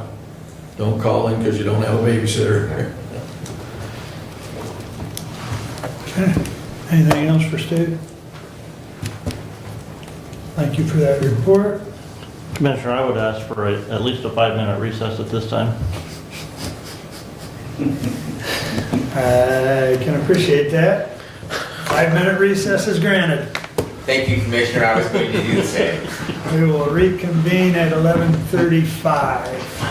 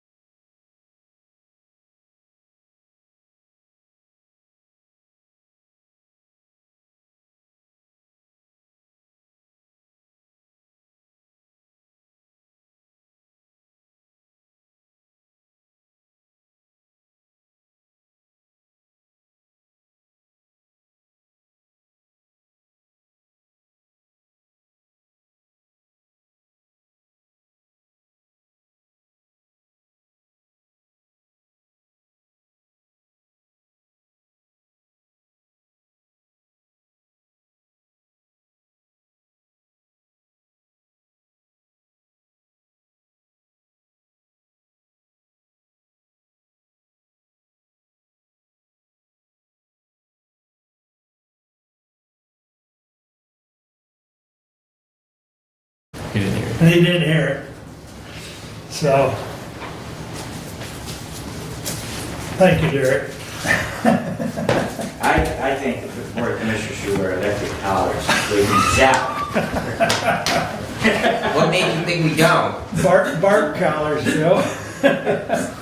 All right, we'll resume with 24-019 to the Honorable Board of Commissioners.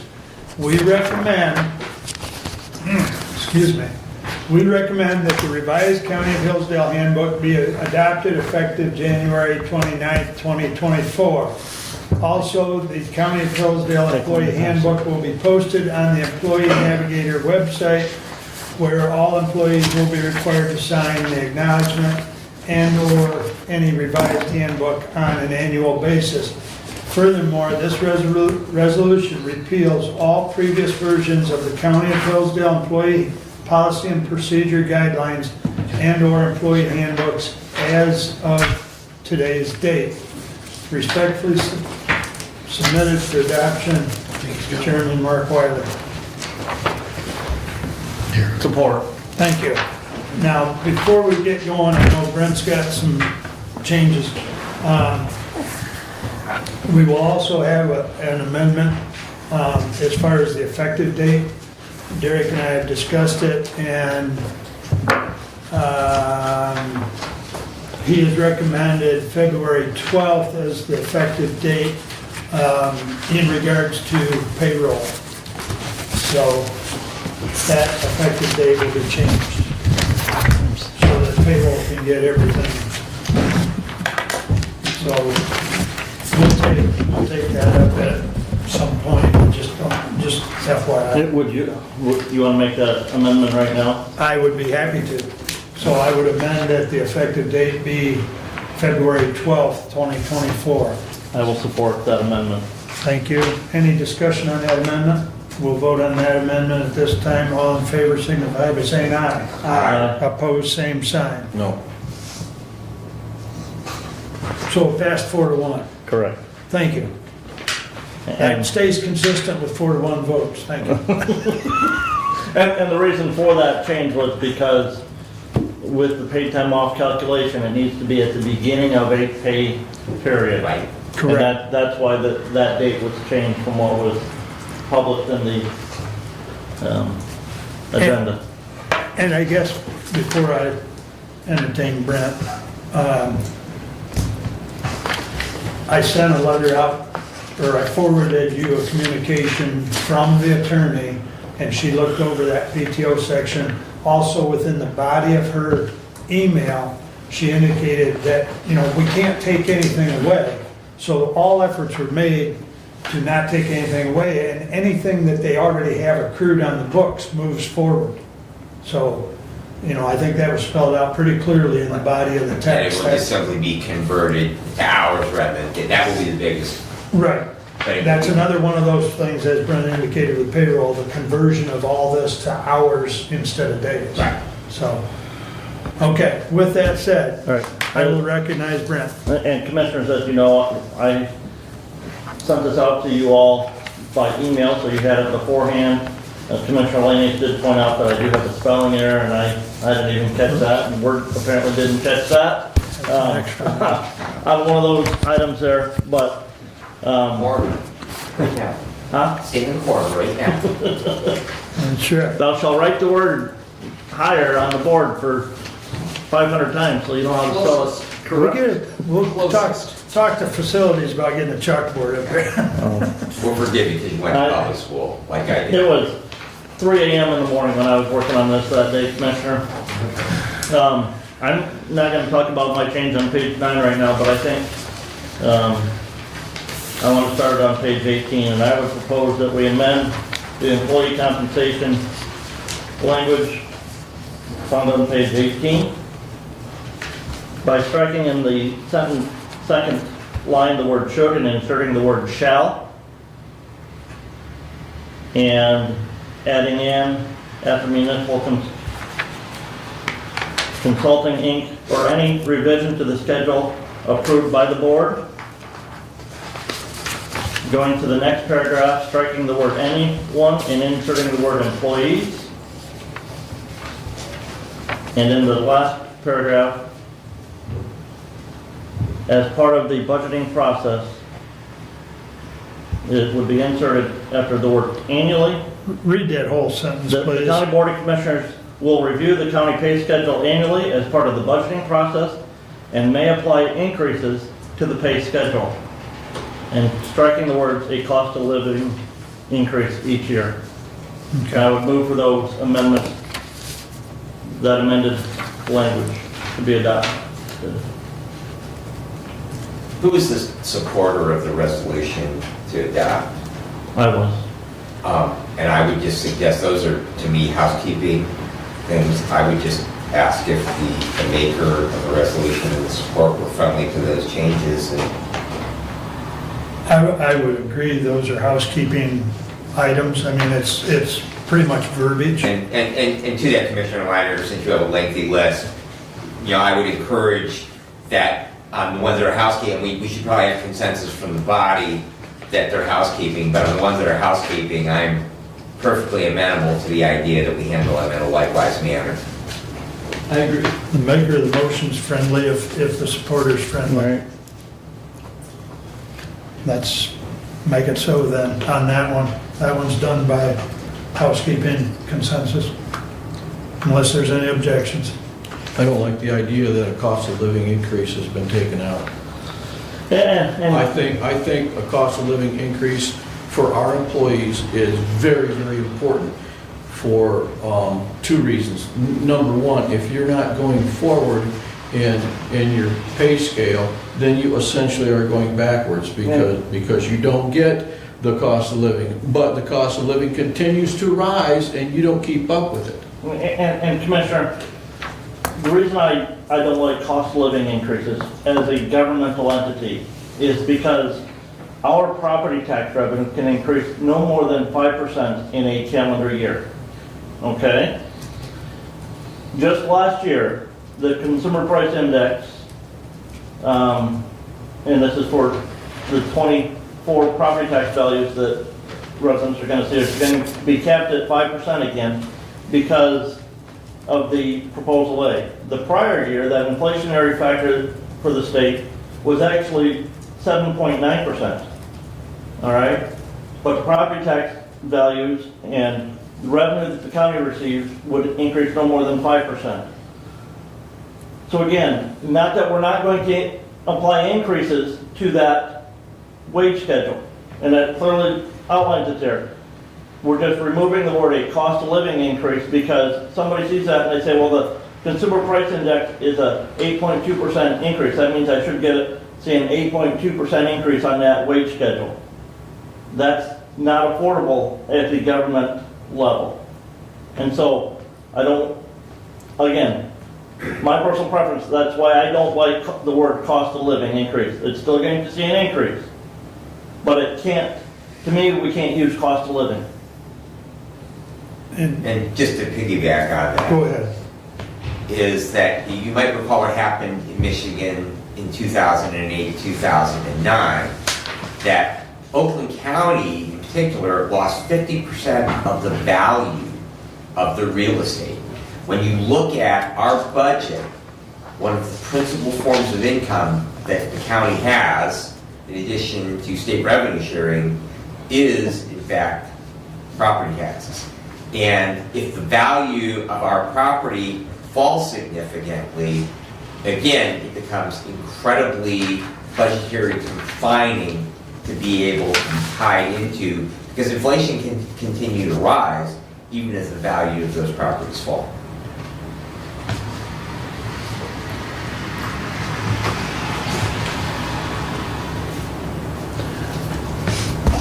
Since I supported this as far as housekeeping, just to clarify, and I know Brent and I have had this discussion, Brad and I have had this discussion, because of our restraints of that 5%, there's at least 2 or 3 years that I know of out of the last, say, 6, that we're up in that 8% range. If we looked at cost of living. We've only capped though one time in the entire history of Heflin. Right. This was the second year. Yeah, but I'm just saying, if we put cost of living in here, it could put us in an awkward spot. Right. And again, it doesn't mean we're not going to apply increases. That's why, you know, that is part of the budgeting process. And that budget has to be approved before the fiscal year, and that gives time for that. And I think part of that will be covered in the next section here as well. Derek, did you get a copy of this, since we're talking about it as far as housekeeping? Thank you. What's that? Yeah, I do. Yeah, we're good. Thank you. Thank you, Derek. All right, please continue, Brent. All right. Underneath employee classification changes, I put a timeline in there for the Board of Commissioners to make the decision on that. If we're going to agree to step changes so that, and I used October 1, that gives the Personnel Committee the month of September to make those recommendations and changes. That way the Budget Committee has adequate time to put together a budget for the next fiscal year reflecting those changes. The other thing is I added the last sentence there. That comes from a paragraph in the next section that I would propose to be stricken. That, because it's dealing with, this section is dealing with employee classification change. Right. And the next section is dealing with transfers and promotions and new hires. And I just felt that if we're talking about changing a classification or a grade or a step on it should be covered underneath employee classification change, not underneath transfers, promotions, and new hires. So can we just deal with the change though in the section on employee classification? Correct, yeah. Yeah, I think let's do that.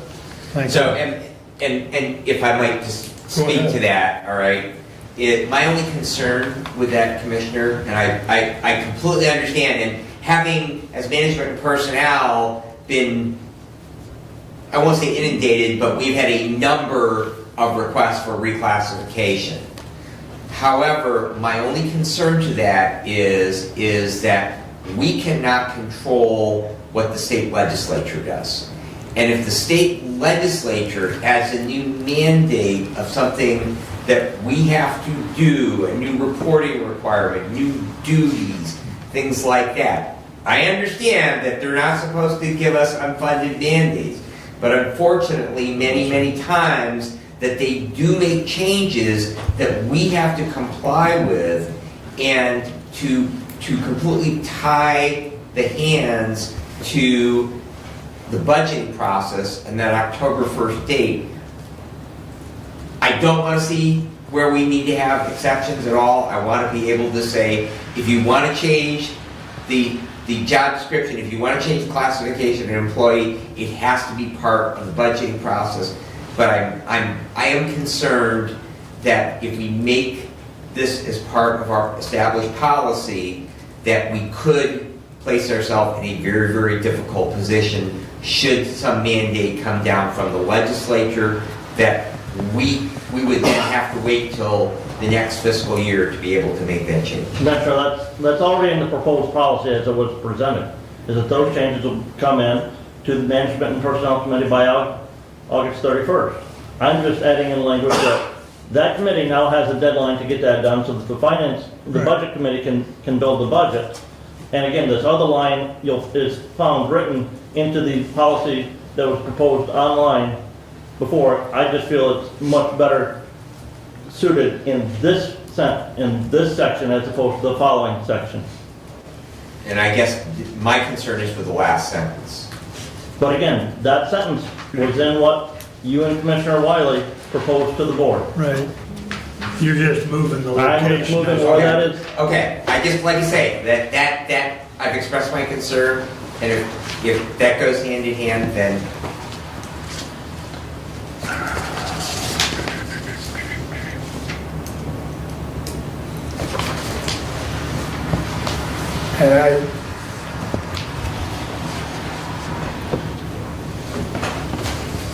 and I think it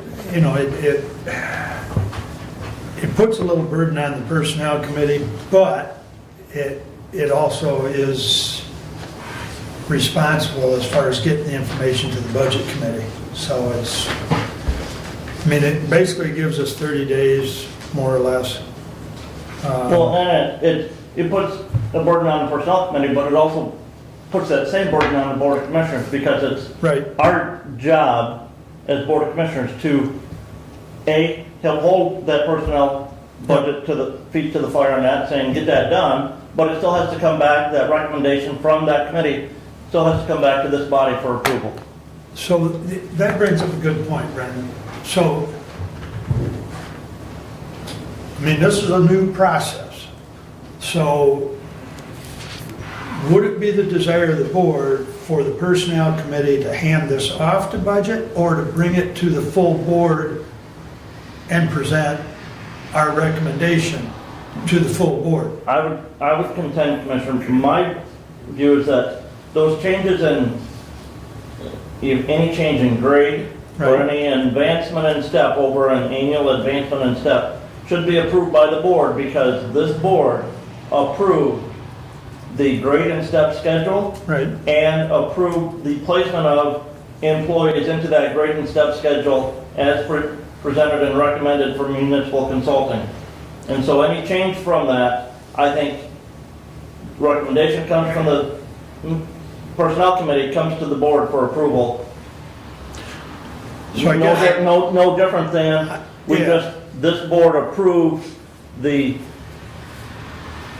creation of the position for the community corrections director Right. at a grade 9 step 1. okay, And no different than has been done in the past when other electeds or department heads have requested a change in the grade or step of current employees. It always came through the management and personnel committee to the board for final approval and recommendation. okay. I just wanted to clarify. The only thing that I would like to add to that is that grade is grade, but step is an entirely another creature.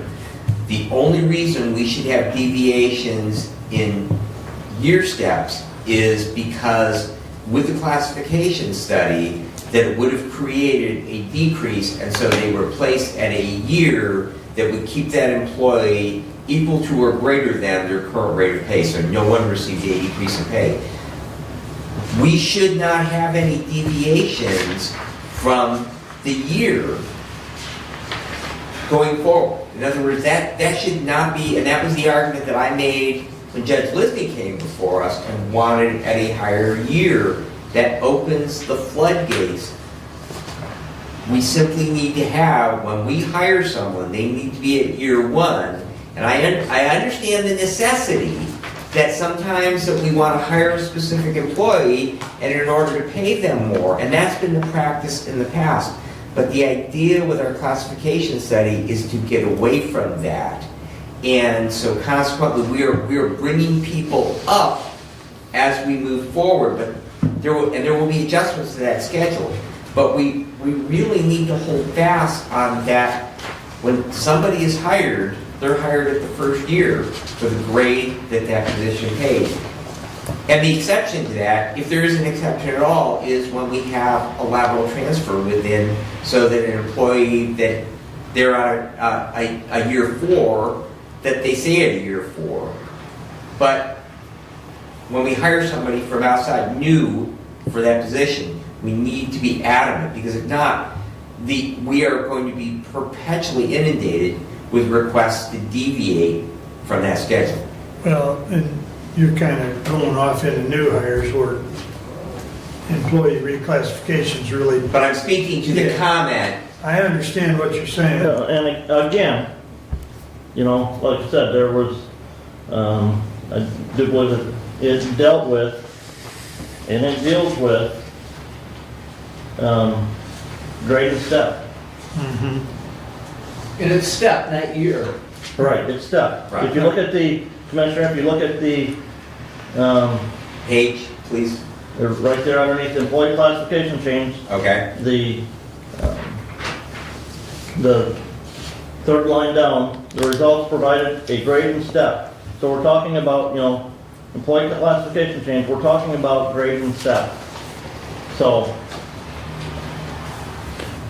Well, and I think it's been discussed over and over that, you know, if someone does change, we're not gonna move them to a lesser pay. Right. It's gotta be at the same or the next and, step. and again, if you read down further, if department heads would like to submit a request to have a position reclassified in grade or step.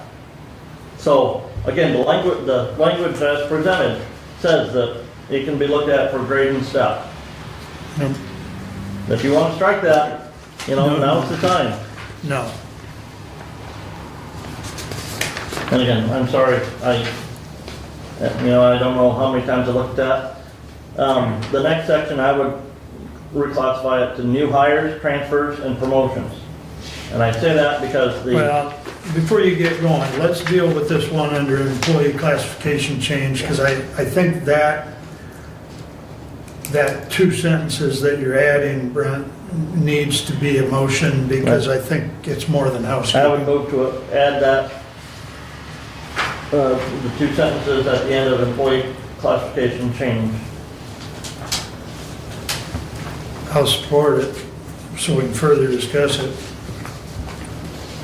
Is there further discussion on that two sentences that he's added to the bottom of employee classification change? So when I read no changes to an employee's compensation based on changes in job duties, I don't know that that's the right way to, I understand the intent of that sentence. However, I know that reality jumps in that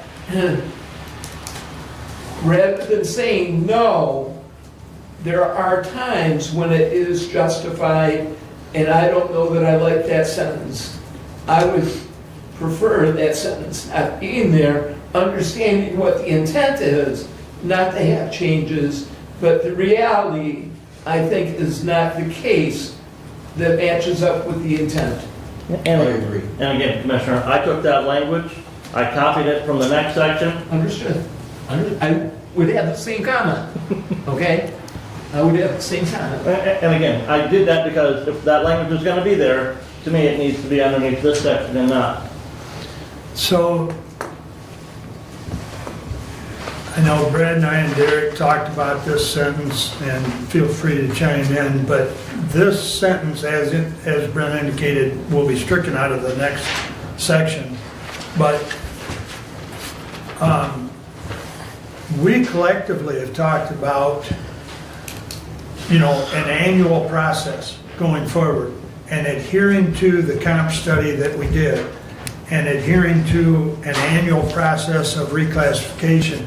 And that's why we inserted that sentence, because we don't want to start this domino effect in the middle of the year, because if you allow one in the middle of the year, now it's going to be argued, what about me? So And again, I don't want to deal with that. So, if no is that hard, fast no, Yep. are we handcuffing or handicapping our departments when certain roles do change so that an existing staff member who may deserve to be compensated for their new role cannot be compensated? Are we creating a pathway where we need to do a new hire? Well, this is not, I mean, Commissioner, this is, to me, this is not dealing with new hires. This Right. is dealing with. Right, but if you're not going to allow the role, of the existing employee to grow into a new But duties. that's a transfer to an existing position, and so you would transfer to that, to me, you're transferring to that job title. But it could be in the clerk's office where new duties are assigned. That's not a transfer from office. It could be in the prosecutor's work, not where you're transferring departments. You're growing the position. And so when I hear no for the year, Yeah. I don't know that that's reality. That's my comment. On top of that, I don't think you're gonna have that many classification changes during 1 year. You might get 2 or 3 employees, maybe at best, that are gonna change classifications. And that would be because one employee has retired or left the organization, so someone moves up to that one, and then the next one moves up to that. That's gonna be about the extent of your classification change, is to move everybody up, or at some point in that chain, you're gonna hire a person to fit in. Right? So, I don't think the argument of a domino effect applies to this, because it is restricted to classification change. Derek has something to add. Yeah, Derek, come on up. I just, it feels like you're talking about two different things, kinda. So my only point is to just try to clarify. So this section is talking about if a particular job classification or position changes. This position gets more work put onto it. It's saying in a given year it won't give an increase for that. If they're being promoted into another position, even if it's in the same department, that's covered in another section. That's covered in the next section. So this would not limit the ability to promote someone to a different position. It only limits their ability to make that position get compensated differently or more. It sounds like nuance, but there's a little bit of, I think, missing each other. So I just wanted to try to clear, I don't know if I did, maybe I made it muddier, but I just wanted to try to clarify that a little bit. And again, now, Thank you. you know, if a department head says within the next year, this person's going to, you know, be advancing within their scope in the department and going to be assigning more job duties, they should bring that to the Management and Personnel Committee, you know, when they submit their budget request, and we can look at that and say, okay, we're gonna plan for this person, you know, the first 6 months are gonna be a grade 3, the second 6 months, once this is done, they go to a grade 4. And again, that can be done in that budgeting process, but that way, we're not seeing changes to that budgeting expenditure throughout the year.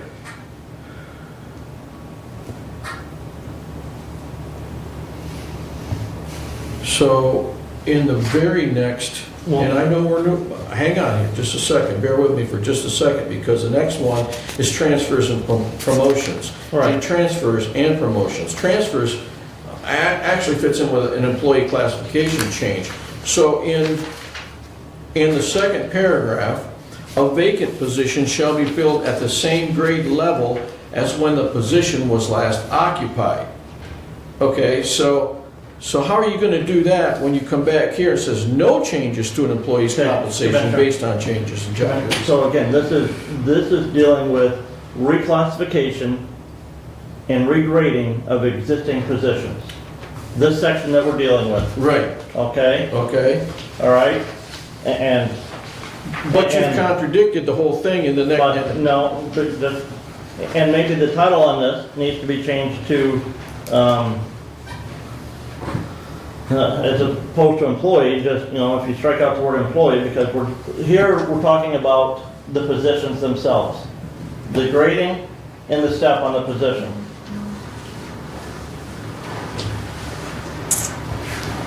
So, strike employee, put position.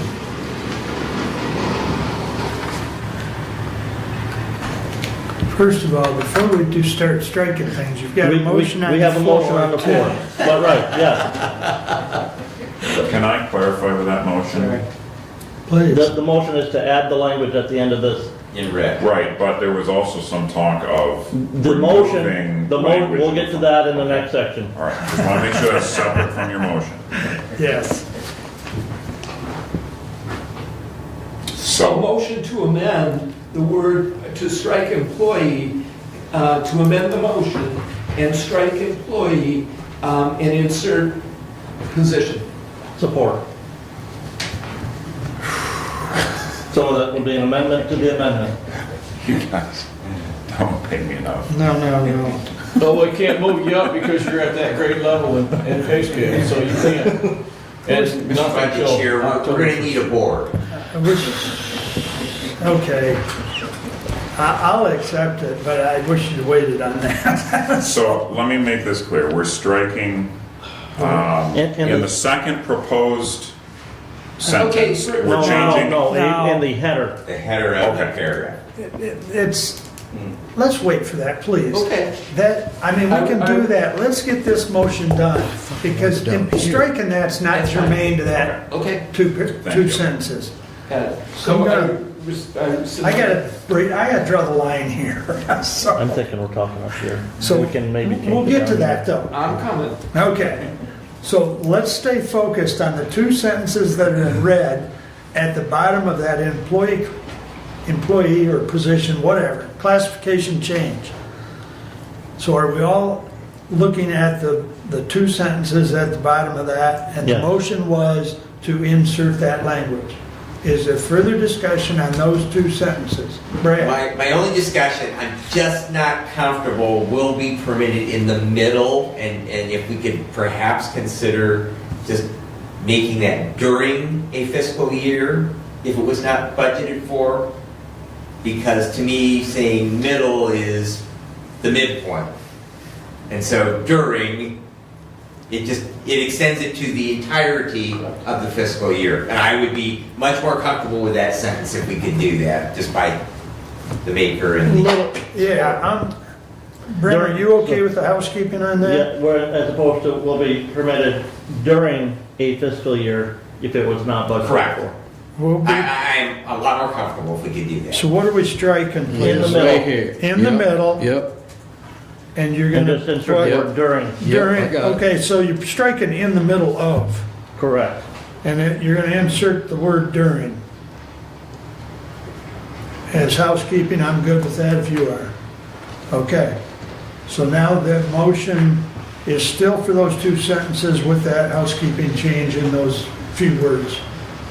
Steve? So my question now goes back to, so the entire sentence would then read, no changes to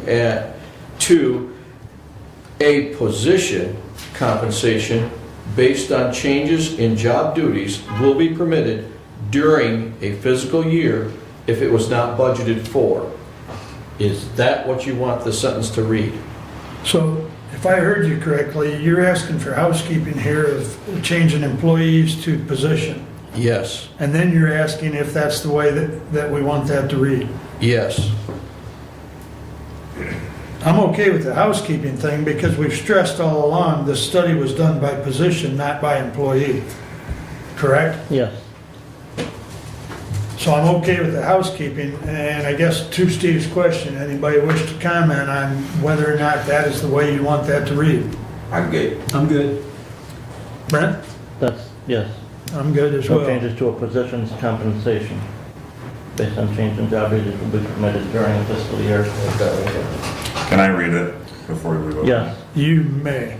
Is that- Is everybody ready for Abe to read it back, and it may be. since we butchered need to it a be couple possessed times? position.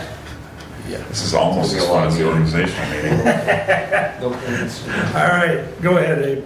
Motion to amend the handbook by adding two sentences under employee classification change, which might change, but Right. right now that's the title. The Board of Commissioners shall decide on the grade/step changes by October 1 to provide adequate time for the development of the succeeding year's budget. No changes to a position's compensation based on changes in job duties will be permitted during a fiscal year if it was not budgeted for. Correct. That's the way I read it. And one last time, any further comments?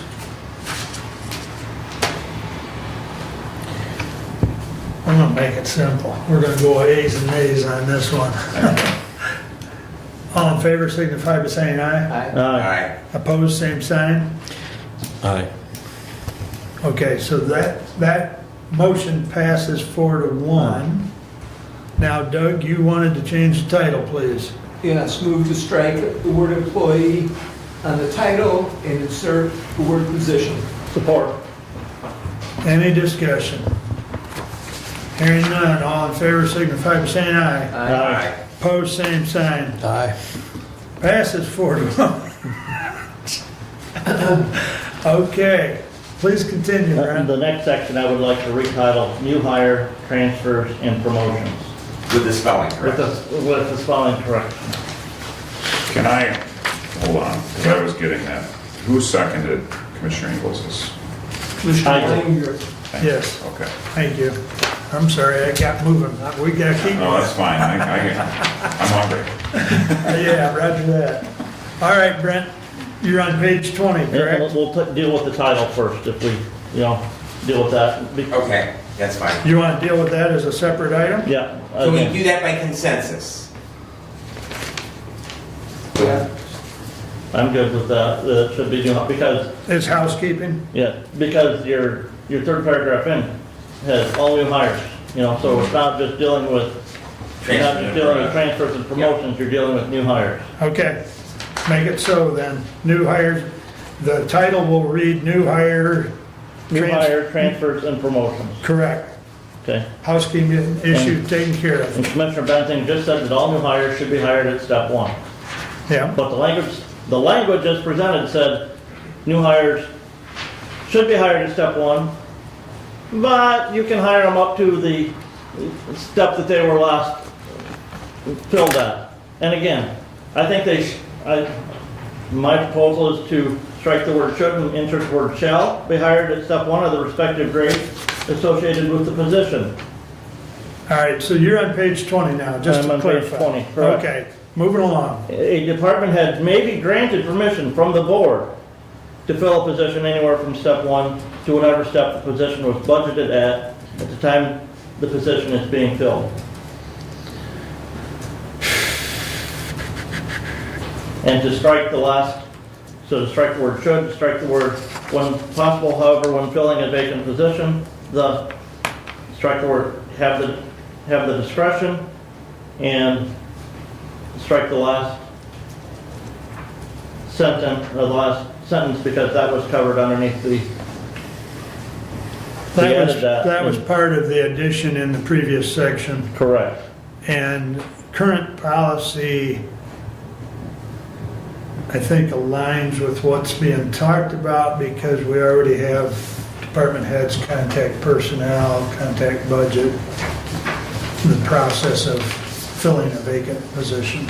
So, all right, you might as well, let's Okay. deal with the whole thing. And then in the next sentence, the next paragraph, insert the word after compensated, dealing with a transfer from an employee is transferring to another department of the county. The employee shall be compensated at its step in the appropriate grade that is closest, and I'm sorry for the misspelling there.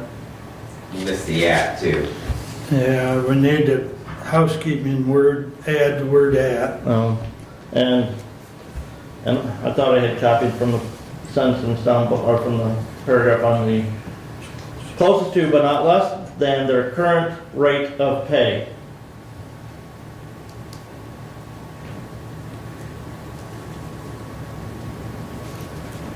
Okay. In the case of a transfer to a position in the same grade, the employee will keep their current step level. Adding that language in. And making that change makes it consistent with, I guess, what we had talked about during the implementation of the wage schedule, where if an employee moves from one department to another, we're not going to give them a pay decrease, which is what that would do if they're currently at a step 3 and they move to the next step up, they got to fall back to step 1, that's potentially a pay decrease. And it's consistent with what would be happening in the promotion section. To help me with that, Mr. Budget Chair, I want to make sure that because if an employee has a higher step, right, say that they're moving to a position that is currently being paid and budgeted at a step 2, and they're a step 6, is there going to be concern from budget in regards to that department's budget because they are now paying that position? Are you talking about the same graded positions? Yes, I Okay. am. So they, let's say the clerk has an employee that is a grade 5, year 6, and that employee wants to move over to the district court, and it's a grade 5, all right, same grade, but the employee that's currently in that position and is budgeted for is at a year 2. Is there going to be concern from budget? No, in that regard. So in other words, are you going to tell that department head, no, you cannot move that person over? Commissioner, in that regard, no, because if the employee moves over to the district court, that then opens up a position in the clerk's office, and the clerk's going to fill that at a grade 5, step 1. Okay, which is still lower than and so overall budgeting wise, it will require some budget amendments to be done, to balance that out. But in the whole budget picture, no, that is not of a concern.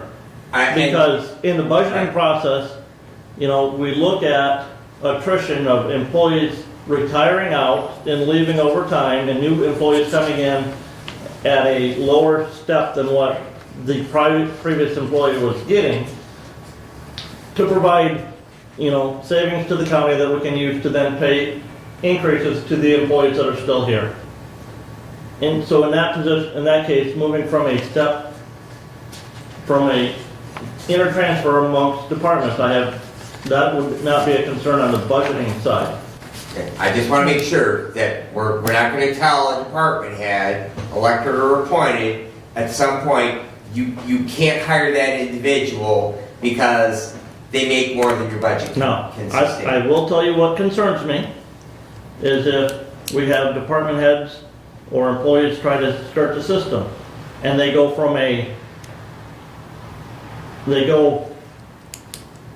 interlateral transfers back and forth or maybe up and down in a year, and while today they're at a step 1, and again, I don't think we have employees that would do this, but they're at a step 1, well, they're going to move they're going to move up a position that's, going to be a higher grade, they're going to keep that step 1. Well, a position opened back in the department and I like working for that boss a little better, so I want to go back there. Well, that's, you had come from that department, you went to another department that was graded higher, had a higher pay grade. We can't move you back down to the department that you were in and give you a higher step. This, as it was written, didn't account for that, but, that would be the concern that you get inter transfers where you go up, well, you're going to go down in step because it's still a pay increase, but it's higher than where you were. Well, now if you go back to a lower graded position, it doesn't mean we need to increase your wage again. Without the salary schedule, it's hard to envision that. But it could happen. Yeah. Well, as long as personnel management understand what budget is saying, which I get in the big picture, but we've been presented with situations just in the last 3 years, and that's... Well, one of the situations we were presented with was somebody on the old system was at a grade 7. Correct. They were transferring to another department that was a grade 6. Correct. And they wanted to transfer the grade with it. You can't do that. Right. All right, you're going to go down, and in that case, the person was at the highest wage step that was available anyways. Well, if you decide to go down, you're back to, and you're at that step 9, you're going to get the step 9 rate. Right. You're not going to keep the higher grade, the higher, Right. step pay.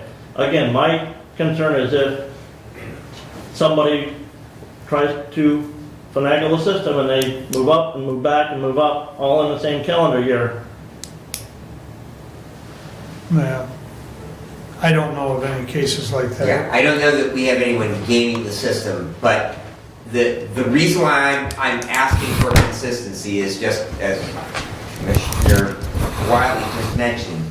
We've had a number of considerations of trying to paint scenarios to gain the outcome to hire the employee or remove the employee from one department and hire them into another department. And so if we have a policy that is, I won't say rock solid, but with very little wiggle room in it, it makes our job to give that answer to those department heads much easier. And that, to me, that's where, all right, if you're gonna transfer within departments, and I look at this as, you know, somebody starts with the county facilities department shortly after they graduate high school. And they're working the second shift, cleaning the offices of the county. And over the next 5-6 years, that person enhances themselves and they go in and take training in accounting at the local community college. And the treasurer has a position open for a bookkeeper in her office. And that individual applies for that position. The individual would, as a janitor, would be a step 1, worked with us 6 years, and now it's step 6. There's no reason to take that person and cut their wages back to a grade 3 step 1 if they have an added value to their life and been able to enhance their knowledge so that they can come and fill a position in the treasurer's office. Don't disagree with you. But that's why that's why I'm proposing these changes on that transfer, because in that case, the way it was written, that transfer would go to a step 1. There was no consideration for that.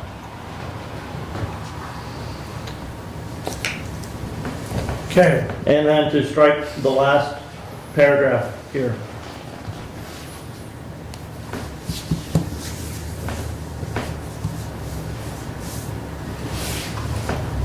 Because that's dealing with, that again is dealing with classification.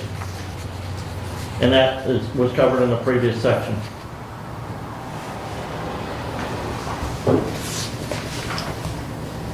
And I would move for those amendments to be approved.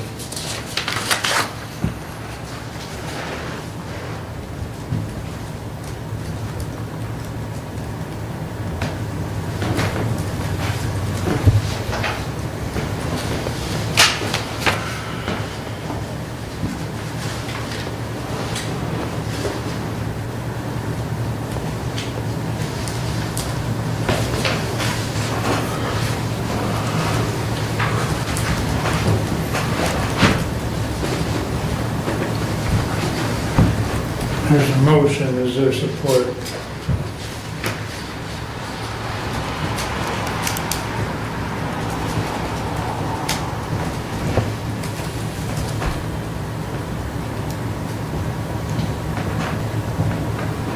I'm not sure that that entire last paragraph needs to be stricken, because all of that language is not in the previous section, I don't believe.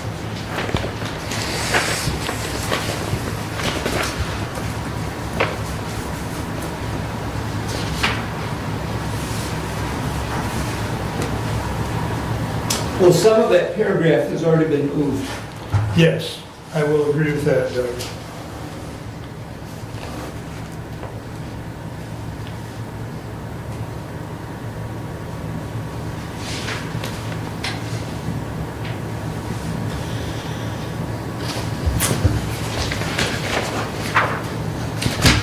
To me, it's just not appropriate here in dealing with transfers, because here we're dealing with new hires, transfers, and promotions. We're not dealing with reclassification. We can go back and add the rest of that in the prior section if necessary.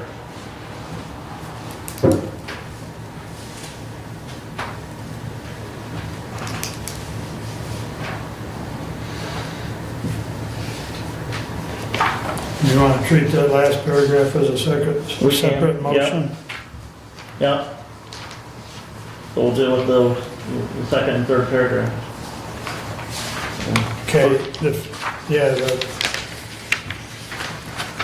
Well, on page 20, it'd be your first two sections. And Commissioner, that page number will change Correct. once it is all. Just what we're looking at right at the moment is page 20. And yes, I understand, once the The format table of is, contents will change because we've had a number of feedback that yep, it doesn't match up. So all those employees that are watching on the YouTube, well, on this draft that you have in your packet, the page numbers should match pretty closely. I'm just saying that we've had those comments that Correct.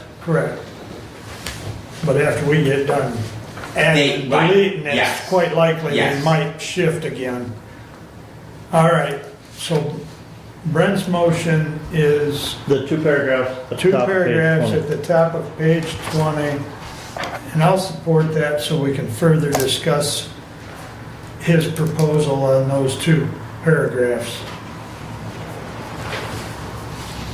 And again, no different than the judge wanted to hire at a step 3 at that grade 9 position.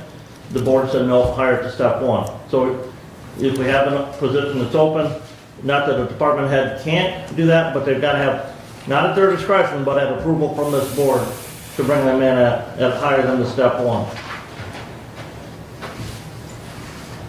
Which is, and then again, I feel that transfers, even within departments, should be treated the same as a promotion. And then, dealing with promotions, we gave that employee that higher wage within a department if they go to a higher graded position, and I feel that we should do the same with transfers. Yeah, I know that second paragraph was brought to our attention by at least a couple, either employees or department heads or elected, so personally, I'm comfortable with those changes in those two paragraphs. Brad, do you have any issue with them? I'm just trying to pose the sentence, all new hires shall be hired at step 1 of the respective grade associated with the position. But then we come right back in the following sentence and say a department head may be granted permission from the board to fill the position anywhere from step 1 to whatever step the position was budgeted at the time the position is being filled. So we've said in the first, so I just want to articulate what I'm trying to understand, Commissioner. So we're saying you're going to fill it at step 1, but then you're coming back and you're saying, so do we need the first sentence, I guess is my question. Well, and again, Commissioner, I took what was presented. And what was presented was all new hires should be hired at step 1. Okay? And I'm in agreement with the shall, that's not a problem. All right? And if you read Mr. Notley's report, and Commissioner Ingles is right on this, in his report, he recommends that we work to where everybody hires at step 1, but understands that in unique circumstances, you may not be able to hire at step 1. You may need to pay higher than the step 1 rate. And again, we have, putting this says, we have that capability where we can do that in those unique circumstances where we need to, but it's not strictly at the department head's discretion. It's after approval of the commissioners sitting here after the request has come in from the department head. And it's at a budgeted level. Right, and it was at a budgeted level. So the argument's gonna come in right out of the gate. It says all new hires shall be hired at step 1. So words have meanings. So that very first word in that sentence is a problem because it says all new hires shall be hired at step 1. Okay? So you're gonna have to deal with that, all new hires. No, I don't believe we are, Commissioner, because if you look at the definition of an employee, and if you look at... But a new hire is not employee until the paper's signed. Correct. Okay? So we're dealing with new hires, people coming into the county. Because anybody who is a county employee and they transfer from one department to the next, they're not considered a new hire.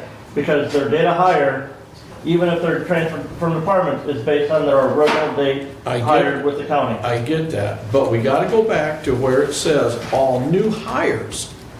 Okay, we're not talking about somebody transferring from one position to another. Right. We're talking about all new hires. So a guy walks in off the street, fills out an application, he is in fact at that time a new hire, okay? And it says, shall be hired at step one. Yeah. So what are you gonna do about that? Because all new hires shall be hired at step one Okay. of the respected grade associated with that You read the next, position. you read the next sentence. A department head may be granted permission from the board to fill a position anywhere from step one to whatever step the position was budgeted at the time the position is being filled. So that backs up what I just said. You gotta strike the word all.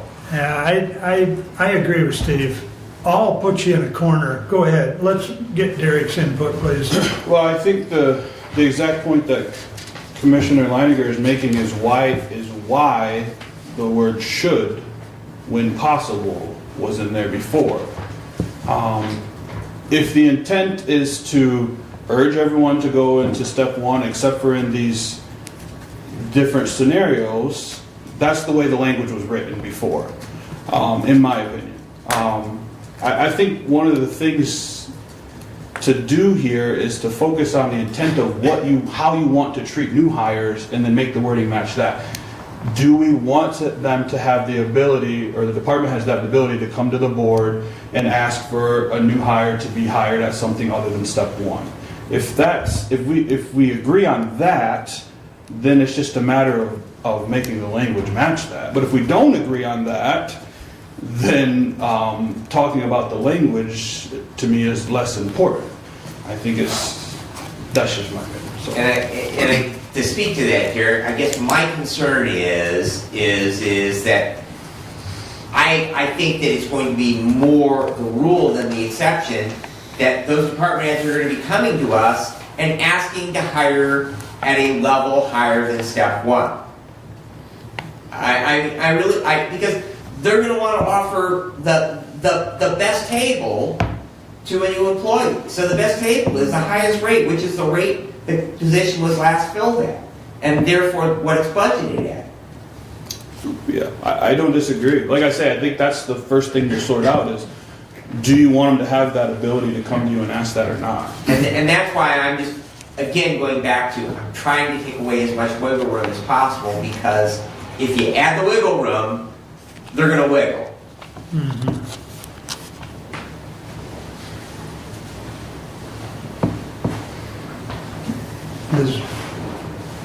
Does anybody have a problem with striking the word all and just have it in there as new hires? No. Where's that at? Be The second, Right here. second sentence. Yep. All right, we're going to strike that word all and then capitalize new.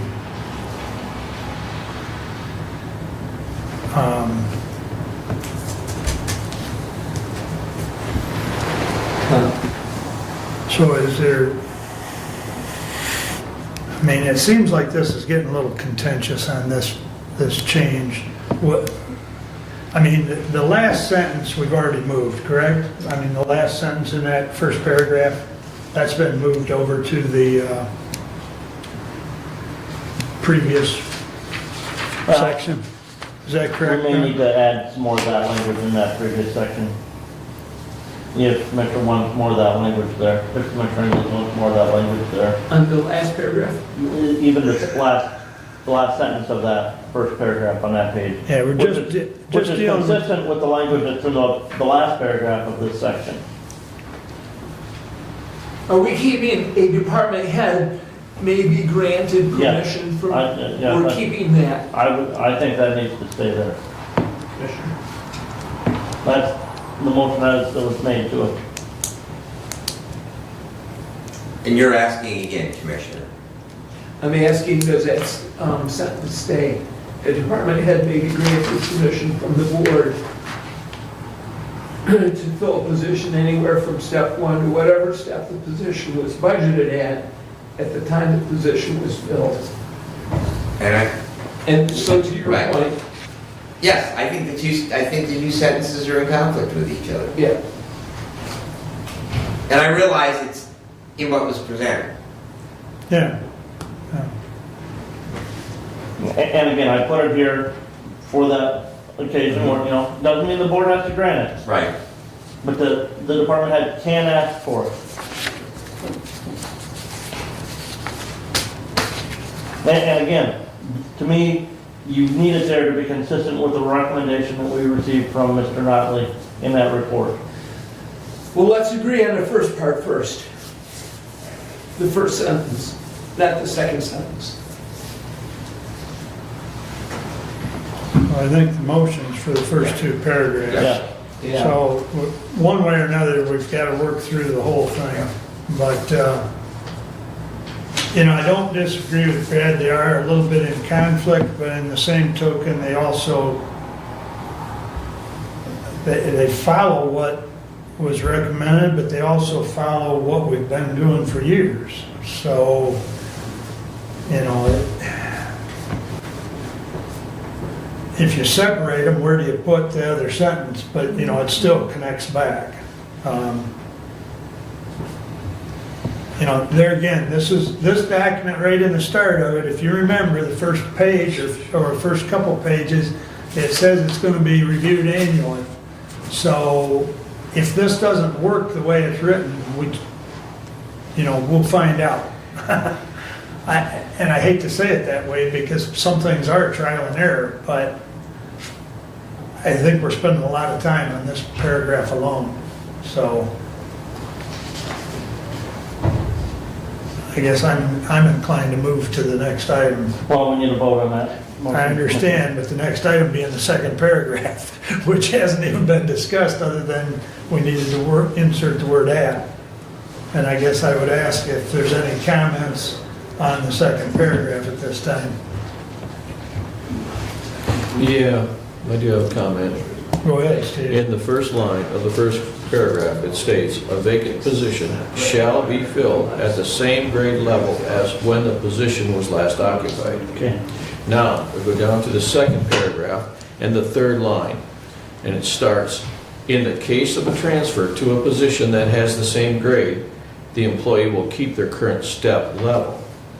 Okay, that line is an absolute controversy to the first line I read.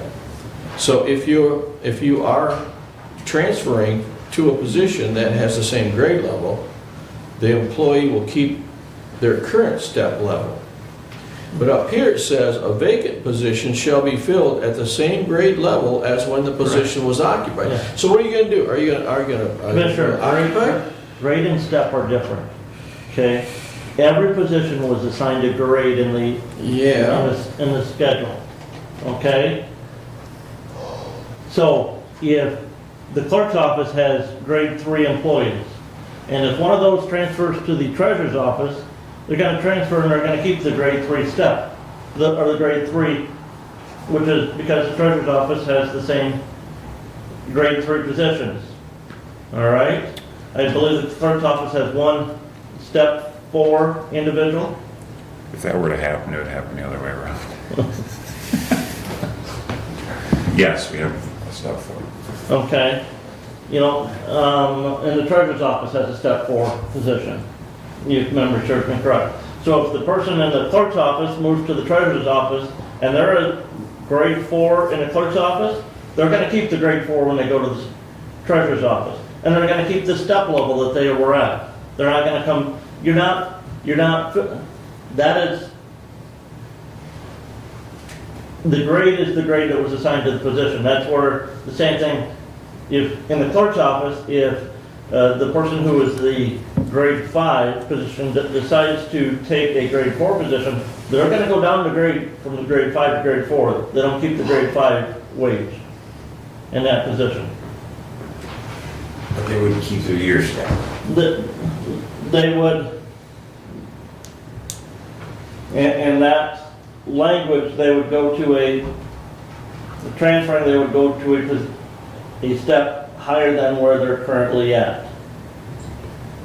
If they went from a grade 5 down to a grade 4, you know, and again, this is where I have concern, not that we're going to have employees do this, but if they went from a grade 5 down to a grade 4, well, grade 4 wages for the same step are lower than where they're currently at. All right? So if somebody's a grade 5, step 5, they go down to a grade 4, it's very possible they're gonna go to a step 6 or 7. To be the same wage as what they were, or above. And as written here, transfers, they're gonna go to the new grade at a step higher than what they were paid at.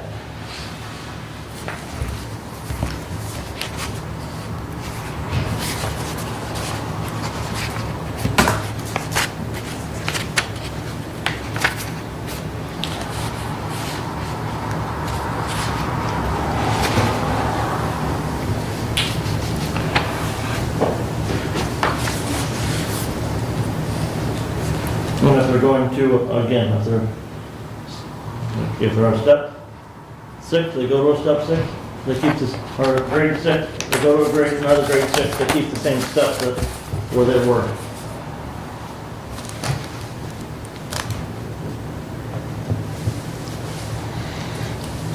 Further concerns or discussion on those 2 paragraphs on page 20?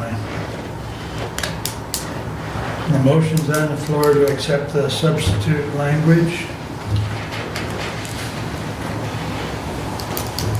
All in favor signify by saying aye. Aye. Opposed, same sign. Aye. Division, please. You went too quick. Yeah, I need a division here. Yeah. I'm Roll call if you will. Okay, thank you. We'll do a roll call on the motion for page 20, the first 2 paragraphs.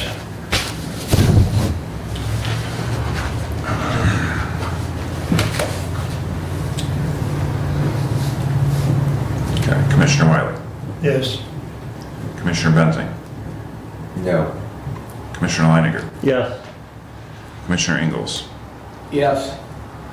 Commissioner Lanius. No. All right, those changes are passed 3-2. All right, now that brings us down to that bottom paragraph that we separated off and And again, striking the whole thing. if we can, I guess if Commissioner English thinks that that's important, I feel that that's more dealing with reclassification and not hiring, transfers, and promotions.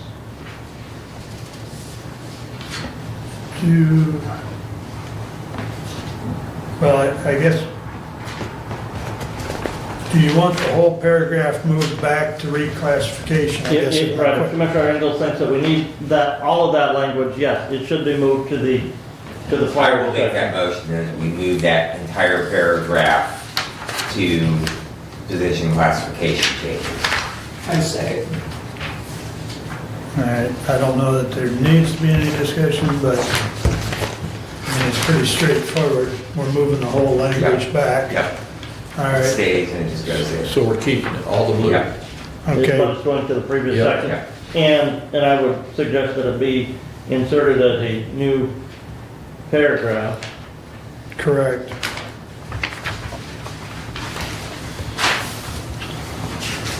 All right, so, And inserted in front of the last sentence that was added. New language should be added in. To the last sentence that Yes. was added in. Yeah, so it'll be added in ahead of that. You got that, Ed? So it would be a separate paragraph, or it It'll would just be be a separate paragraph. added at the very end after the changes we already approved? Got it. Try and stay up here now. now just a minute, you said you wanted to insert it in between what? I would put it, okay, because that last sentence of this line is what was added as the last sentence of the previous, of that paragraph. Correct. Okay, so it should be inserted in as a new paragraph after the word budget. Okay, just so we're inserting after that new language that was added as a new paragraph. The question would be, do we need to change all any where it says employees to position? In the language that we're moving, Mm-hmm. I would say that, That was my motion, I'm friendly with that. yep, I can accept that as housekeeping. And what, is that just one spot? As I see it on The the, first sentence, if a position's role is desired to have an increase in job duties. I think it's in the second to the last line as well. That's already in the, we already have that language there. Okay. So you don't need that last line moved, Correct. Correct, because we already insert, again, I copied that and moved it already. right? Right. All right, so the no changes to an employee's compensation, that stays stricken in this particular, Right, because it's Right. already been Yeah, added. already It's added. already been Correct. added. Yeah. I understand, just trying to make sure that we're all on the, okay. You keeping up? I think so, give me a second here. There'll be at least one of us. I did bring up the ad for Jimmy John's to see if they took.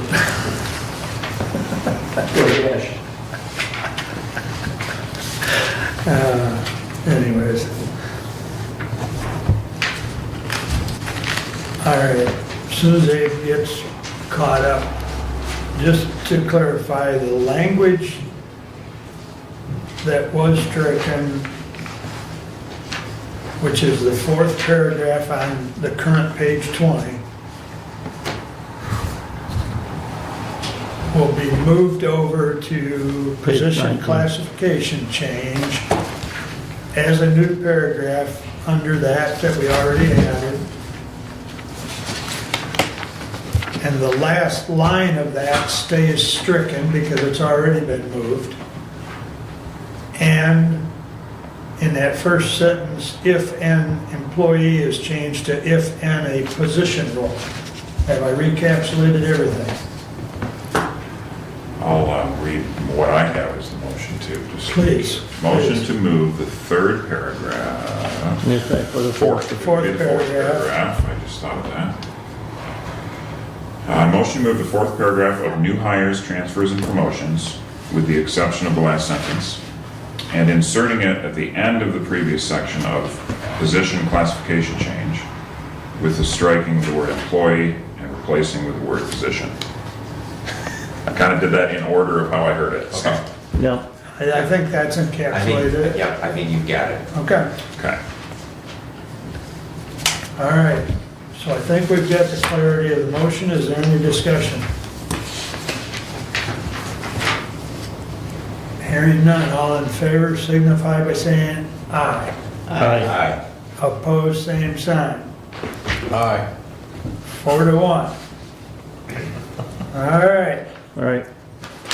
The next proposed change that I would make would be on the employee rehire. And I do this, and forgive me, I thought I had it here, but I didn't. The employee layoff section is the section directly before this in the handbook. And if you look at the employee handbook online, letter C of the employee handbook, as presented, says, employees selected for layoff will be given as much notice as reasonable under the circumstances. Employees who are laid off will be maintained on a recall list for 6 months or until the department head determines the layoff is permanent, whichever occurs first. Removal from the recall list terminates all job rights the employee may have. And that's current. That's current, and that is what was presented underneath the layoff section, which is just in front of employee rehire. And so I would move to change the employee rehire language on the fourth line down by striking the word 1 year and inserting the word 6 months. And doing that in the second to the last sentence as well. And also insert the word language if hired back into the same graded position. What's the third thing? After the employee on the 2, 3, 4, 5, 6 Okay. line, So you've Got it, I see it. Yeah. 6 months, hired back.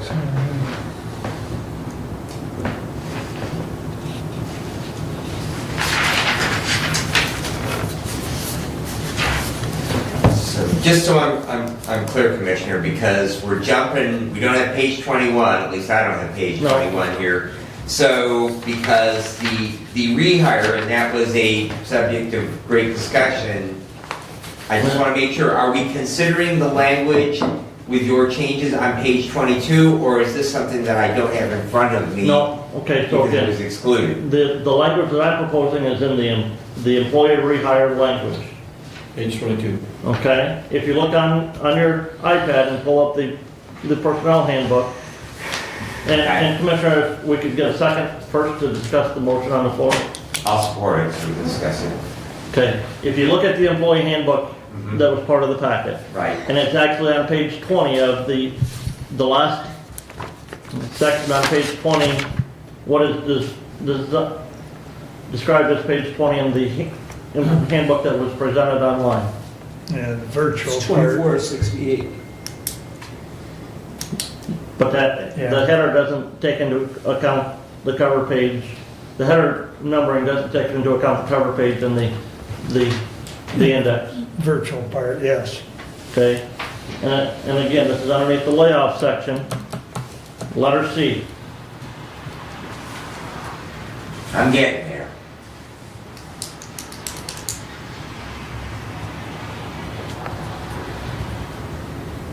Okay, letter C.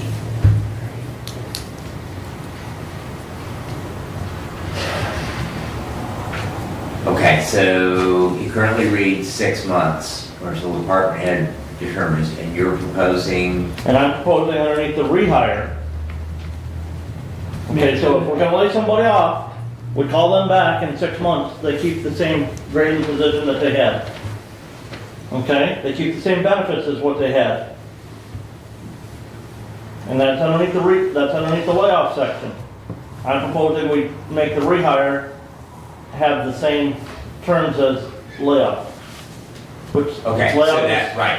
So, Layoff is 6 months, rehire, you know, I would propose that we change that to be 6 months as well. so to speak to that, all right, because there has been a great deal of commentary and consideration behind the scenes. We had department heads that had proposed as long as 2 years. And management personnel felt 2 years was way too long, 18 months was way too long, and we came back with the 1 year. And so while I understand that, you know, the idea of there's two entirely different things, layoff is entirely different than an employee who goes to work someplace else. They leave the public sector because they think the private sector seems more attractive. They go to work in the private sector and they find out that they don't get Veterans Day off and they don't get Martin Luther King Day off. And gosh, we had a lot better deal because we had 11 or 12 or 13 paid holidays instead of 8. So they come back. They decide they want to come back. So that is a completely different set of circumstances. We have an employee who's experienced, we know them, and so we are simply allowing that department head to incentivize bringing that employee back, which to me is an entirely different situation than we laid somebody off because we couldn't afford to have that employee any longer. And so that's the reason for the 1 year in the rehire policy. This or this?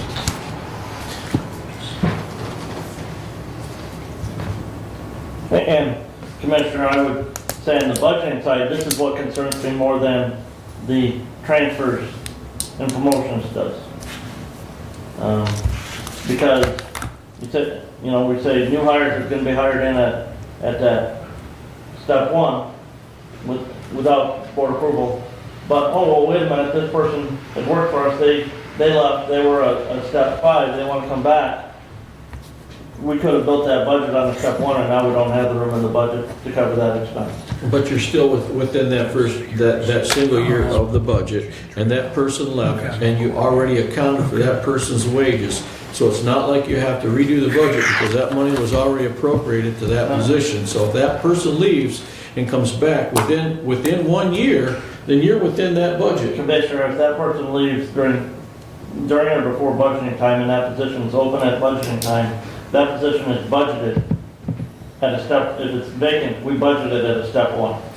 But we go back to the same comment that we had earlier about an employee that transfers at the same grade from one department to another, but they're a step 5 and budget was built on a step 1. So I think that we're discussing the same thing that I expressed a concern about previously. And to me, because that money was still budgeted in the budget at that pay step. In the collective budget, but not in the department budget, and that was my point, was it was not, and I think that it is a case where, again, that we have this certain amount of fuzzy logic in a $14 million general fund budget that an employee, one employee that we bring back at 2 steps higher than the employee that's being replaced is probably not going to have a significant impact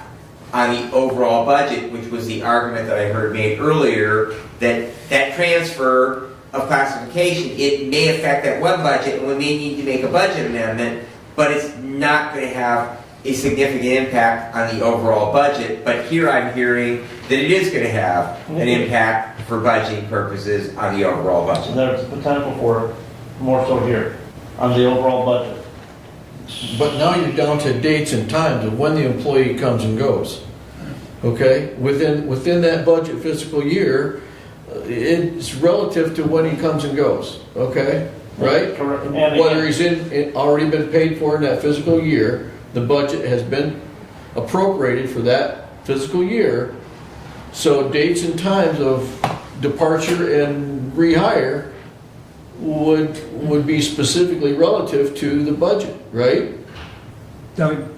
So, in general, in the handbook, we as commissioners have had this for a while, and as a draft.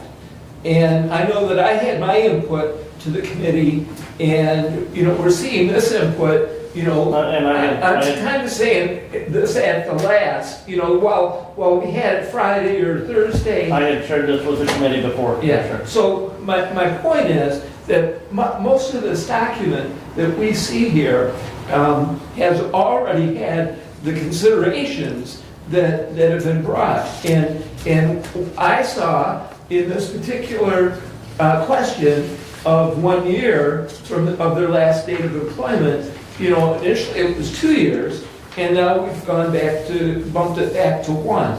In the private sector, my information is that it's even shorter than, and that's already been discussed by the personnel committee, through discussion with department heads and others, and 1 year is what is being recommended from that committee. And again, Commissioner, I shared my concern with the committee before we saw this most recent revision.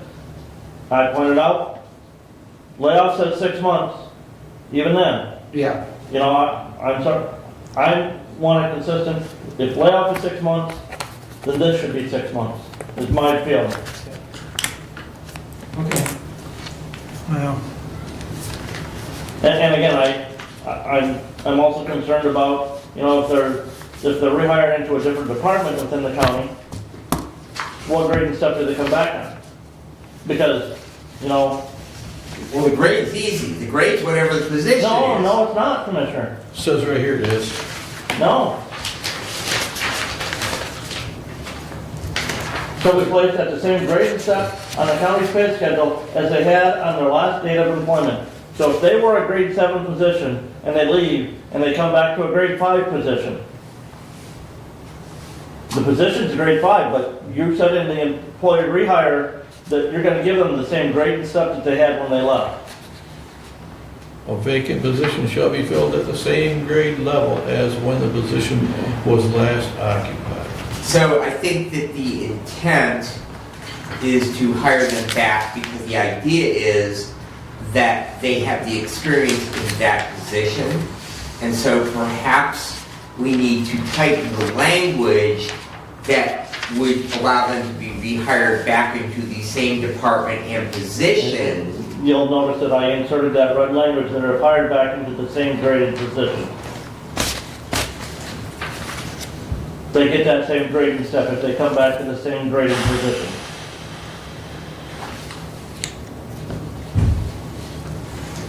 And yeah, I think that is the intent here, is they would come back to the same place because they have a set of skills, they know the job, the department head knows the employee, and so therefore there's some benefit in being able to incentivize bringing them back. But I don't think it means that they were previously employed in the clerk's office at a level 6, and they're going to go to work now for Randy in facilities, which is a grade 1, say that is below that were the intent is not that they would hire back into another position. Well, again, Commissioner, we've had some recent discussions where that has happened or considered happening here within the county. For somebody that maybe left a department and wanted to come back, and they're coming back to another department. That is a new hire, not a rehire. Because they're not being rehired back into the same position. Yeah, I think, yeah, I would agree, and I think, he did send. Okay. Okay, just to confirm, I've copied them all, I've even got yours in here, Doug, or I printed them all. And then I wrote in the margins and stuff, and we did not change on the, to Brent's point, trying to make the layoff and the rehire consistent, we didn't change it because we didn't feel they were the same. And so hence we brought it forth the way it is. And quite frankly, right now, I think we've discussed this far longer than we need to. And the motions on the floor for those changes in employee rehire, I'm in favor of just leaving it the way it is and moving forward. So unless there's further discussion, we're going to vote on it. Leaving the blue the way it is, or Yep. leaving the red? No, the motion is to change. The motion would be the red language. Okay. And the blue lineouts. Correct. Correct.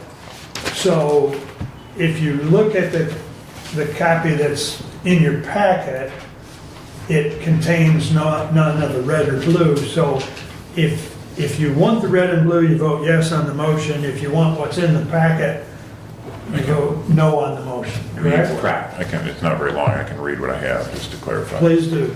Motion to strike in the employee rehire section of the proposed employee handbook both instances of the words 1 year with the word 6 months, and also inserting if hired back into the same graded position to the second sentence in that paragraph. Everybody understand? This is contentious enough. We'll do a roll call on it, please. Commissioner Benzing, No. Commissioner Leininger, Yes. Commissioner Ingalls, No. Commissioner Lanius, No. Commissioner Wiley. No. It fails 4-1. That's all right. We kept the consistent vote. The last thing is that I would propose, and I know we've got some other things, and I sent this, I feel quite strongly about this. Which one, where It's on are we? page 9. Okay, so the front page of your, that you handed out. Correct. Go ahead. I feel quite strongly about this. I feel so strongly that, personally, I feel that if an employee uses the personal device for county business, I think that's grounds for termination as a county employee. That's how I personally feel. But in today's day and age where we receive countless FOIA requests at the clerk's office, if my county email is searched and it determines that I had communication from somebody outside or from another county employee from an outside email source that then would make that email subject to the same FOIA request, I don't feel it's right for the taxpayers of this county to pay our IT department to search an individual's personal email to try and find any communication that would be relevant to that FOIA request. So I think adding language in here, and I would propose to add the paragraph that's outlined in red, that if, If you have an email, private email that you use that becomes subject to a FOIA, you are responsible to reimburse the county for the cost of the IT department assisting in fulfilling that FOIA request. And I would move for that language to be added.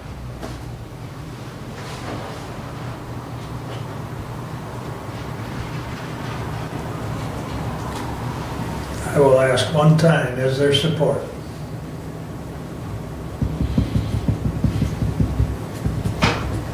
The motion fails. And Mr. Point of order, Chair, dies for lack of support. You are correct in that language or verbiage, thank you. Brad? My only concern, Commissioner, is just simply that if we were to do that, we need to provide county devices, all right?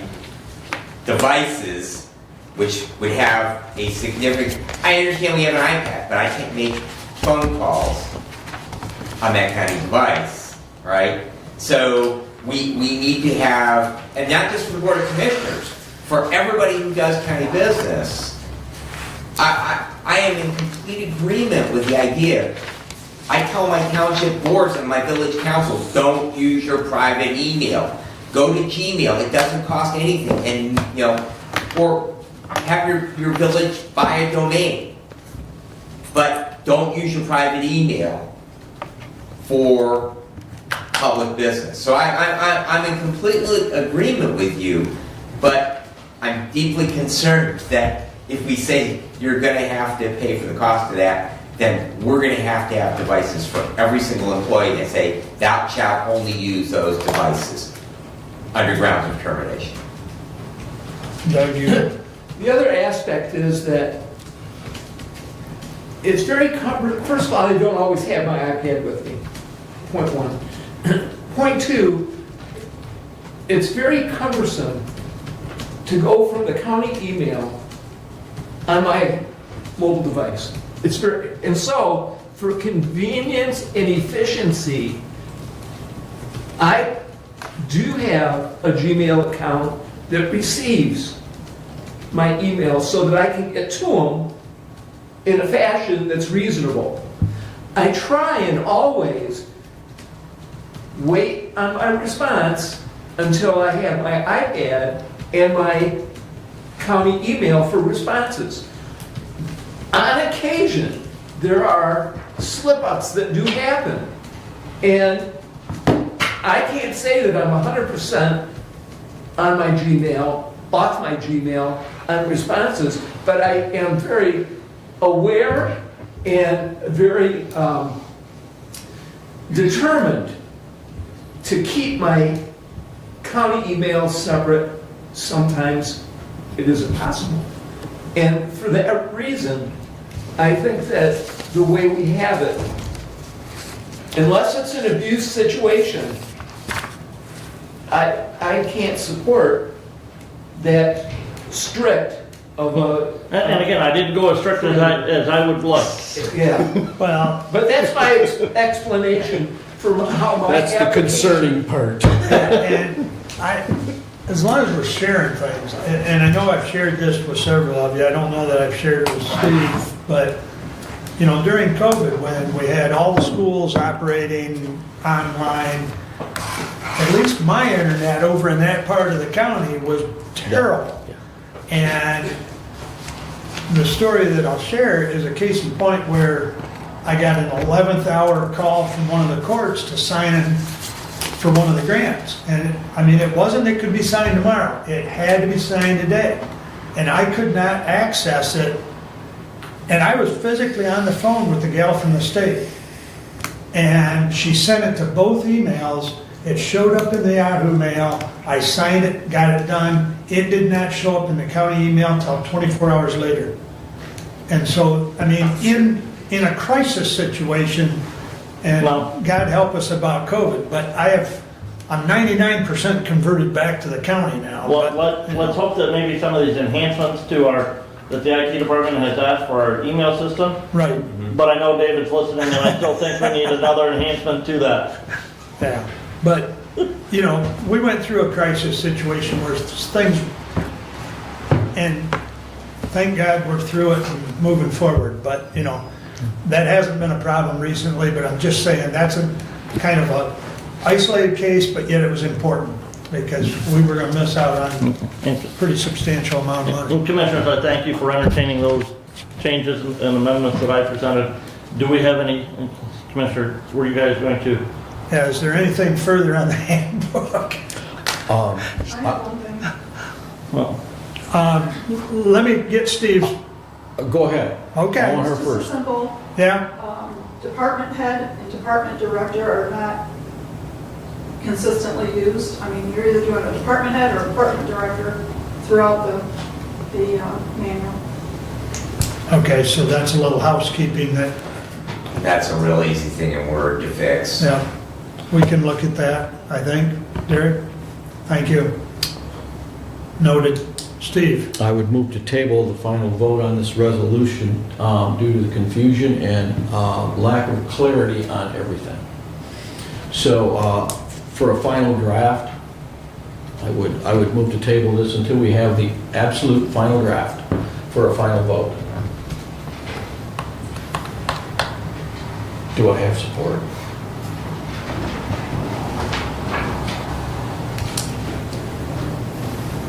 I'll ask one time, does he have support?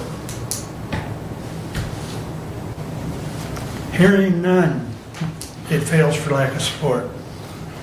and frankly, Commissioner, I think there's still a couple of things that need discussion here before we maybe get to that point. Okay? Okay. And the fact that the motion to table is not debatable and not amendable, thus I cannot support it at this time. Because we have had some concern brought up regarding the switch to PTO from vacation and sick to PTO. And so I didn't know with some of the items that were laid out to us in some emails, where we're going to change the description of years of service to try and take care of that issue where we weren't. To that, Commissioner, I know that Commissioner Wiley and I have discussed that, and we have also forwarded to Derek, and Derek is holding his head right now. I hope you don't have a migraine. I was hoping perhaps, and I don't know if we were able to make those corrections. I know one of the things that we had talked about was with those very senior employees with 16 years of service, there was some concern there that they were not going to be, I think it was 5 days, and were we able to make any headway with resolving any of those things, Derek? I have not changed the PTO schedule as I have not been directed to change the PTO schedule. You want to, 16 plus head. yeah, you want to come up and talk, some of the things we've talked about on PTO, Derek, as far as the two tables, if I can find them. You want to kind of go over those two tables and how we came about the language there? Sure. So I don't know what page it is on the nice clean document. I'm working with an edited document here, but under the heading PTO accrual schedule and payout amounts, there's a table that 24 is what I have. Yes. It lists years of service, the total annual hours accrued for that level of service, and the amount you accrue per pay period for that level of years. The year zero was picked to mirror what we do now, only on a per pay basis instead of at the different increments we do now. So now you get 20 days at, or sorry, you get 20 hours at 90 days, and then you get another 20 hours at 6 months. It's a total of 40 hours a year, plus you earn 1 sick day per month. So that comes out to a total of roughly 17 days a year that you earn in your first year of service currently. This mirrors that for year zero. The idea was that year one employee earns slightly more than that because they have a year in.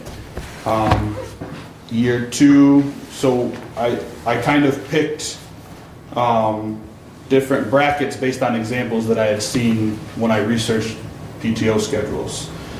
For the most part, you're earning the same number of days for each years of service as you do now, with exception to about three different years of service. The variance between those, to me, it doesn't make that big of a deal because PTO schedule is significantly different than a sick and vacation schedule. PTO, so for example, that 17 days you earn in the first year, 5 of those days are vacation, 12 are sick. Well, in our current schedule, sick days have a very defined usage of them. You got to be sick, or something comes up, or your kid's sick or something. Whereas the 5 days are your personal time, your vacation time. So yeah, you get 17 days, but only 5 of them are actual personal leave time. Going to the PTO schedule, and now you get 17 PTO days, personal time off for anything that you want. So it matches pretty closely, but not exactly, to what we have now in terms of sick and vacation.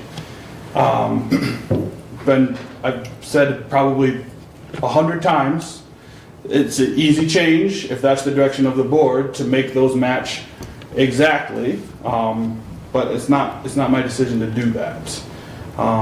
So this is the schedule that was put together when I made my first draft, and nothing's been changed. The other thing that we added was a slight benefit. If you've been here 16 plus years, you earn an extra 5 days than if you've been here 15 years. So that was a little bit more of a nod to some of the longer tenured employees. If you make it the exact same as our current schedule, that would go away, unless you make it the same but this. So you pick where you, I guess, make your exceptions. So, and then there's another schedule that is for part-time. If you work 20 to 30 hours a week, you would fall in that second schedule. Does that answer your questions? Well, Go ahead. And, we kind of pointed out to us that, certain classifications of employees with this new schedule have the potential of losing days. I don't like using the word zero, or the number 0 in there. I would rather see that defined as year 1, year 2, years 3 to 4, years 5 to 9, 10 to 14, and 15 plus. 1, 2, 3 to 4, 5 to 9, 10 to 14, 15 plus. That would take care of Mr. Dixon's concerns of matching those years of those days up with what we currently grant. Not that I like the number of days. That's. So we just, So instead of 0, that goes to 1. okay. Year 1, your Yep. first year of employment with the county, this is what you get. Yeah. Year 2, you get this. Years 3 and 4, you get this. Years 5 to 9.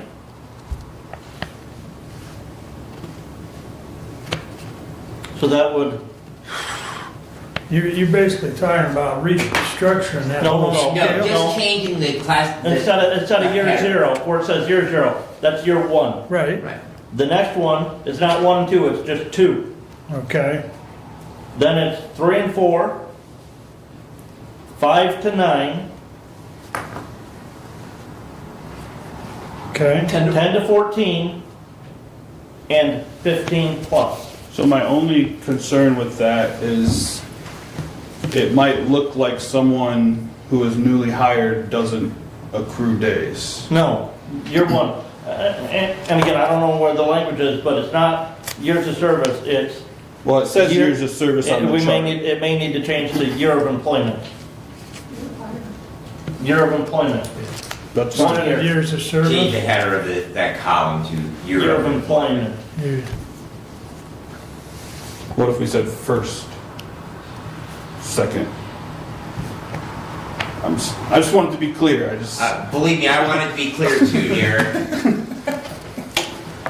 Well, I'll tell you a little, Dad always says when you're celebrating your birthday, you're already beyond that because Yeah. you celebrate your first birthday after you've already been here a year. So, You know, but anyways, I changed the year over January 1. years, so you're, let me get back here. Years of And- employment? Years of employment. Okay. Year of employment. Year of Year of, so we're striking the S, striking the of, and changing to employment. Year of employment. So at the end, we have 16 plus. At the beginning, we can have 1 or less. Okay, right. And actually, it would be 15 Well, plus. 15, I spoke wrong. So it's 15 plus.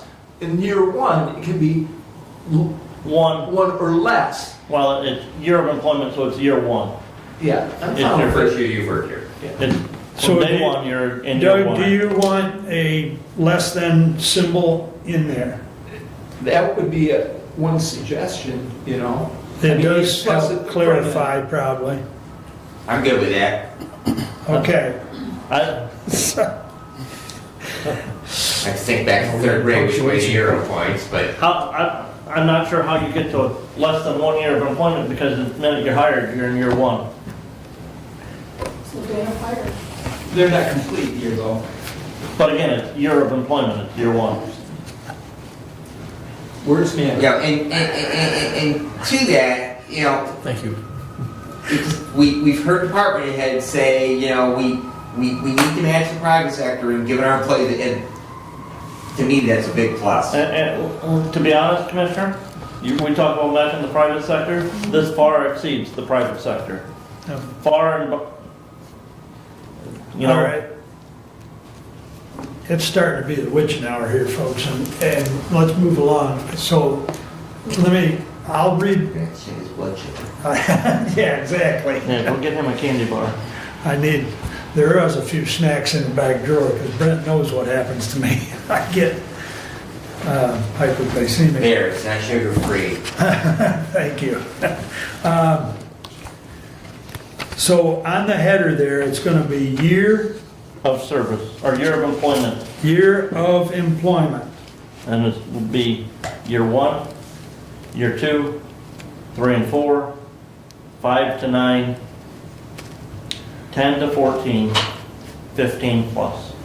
All right. In those 2 boxes. Do you want anything with the 1 or just a 1? I would just go 1. I'm fine. Okay. Because year of employment, you know, we define when you become an employee, Yep. that's your date of hire. All right. Yep. You got all that, Derek? So, Is that a motion or was that a That's so moved. consensus? he's Support. moved it. Brad supported. We would beat it up, but is there further discussion? Do we need, well, I mean, are we gonna have to do the same thing then by separate motion in the PTO, the part-time PTO schedule? No. It's all in the same, it's all underneath that same header, Okay. okay? Okay. There are two, Just as long as we understand. there are 2 tables there, it needs changed to Okay, both. all right, so we were changing both tables. We are. Okay, Okay. So this motion is to change both the tables in the PTO schedule to reflect what was just To read. change to year of employment and have the left column be, on both tables be 1, 2 to 3. Yep. Or yeah, 2 and 3. 2, 1, 2, 3 to 4, 5 to 9, 10 to 14, 15 plus. Let me get to where I have it written down. I wrote down what I have to read. All right. Everybody good?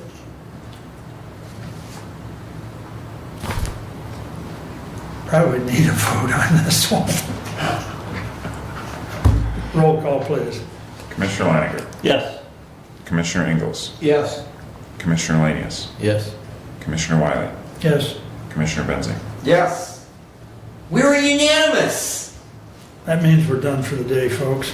Now, and Commissioner, Okay. I understand your desire to have a clean copy. I think, you know, I want, because this is important to being implemented prior to a pay schedule.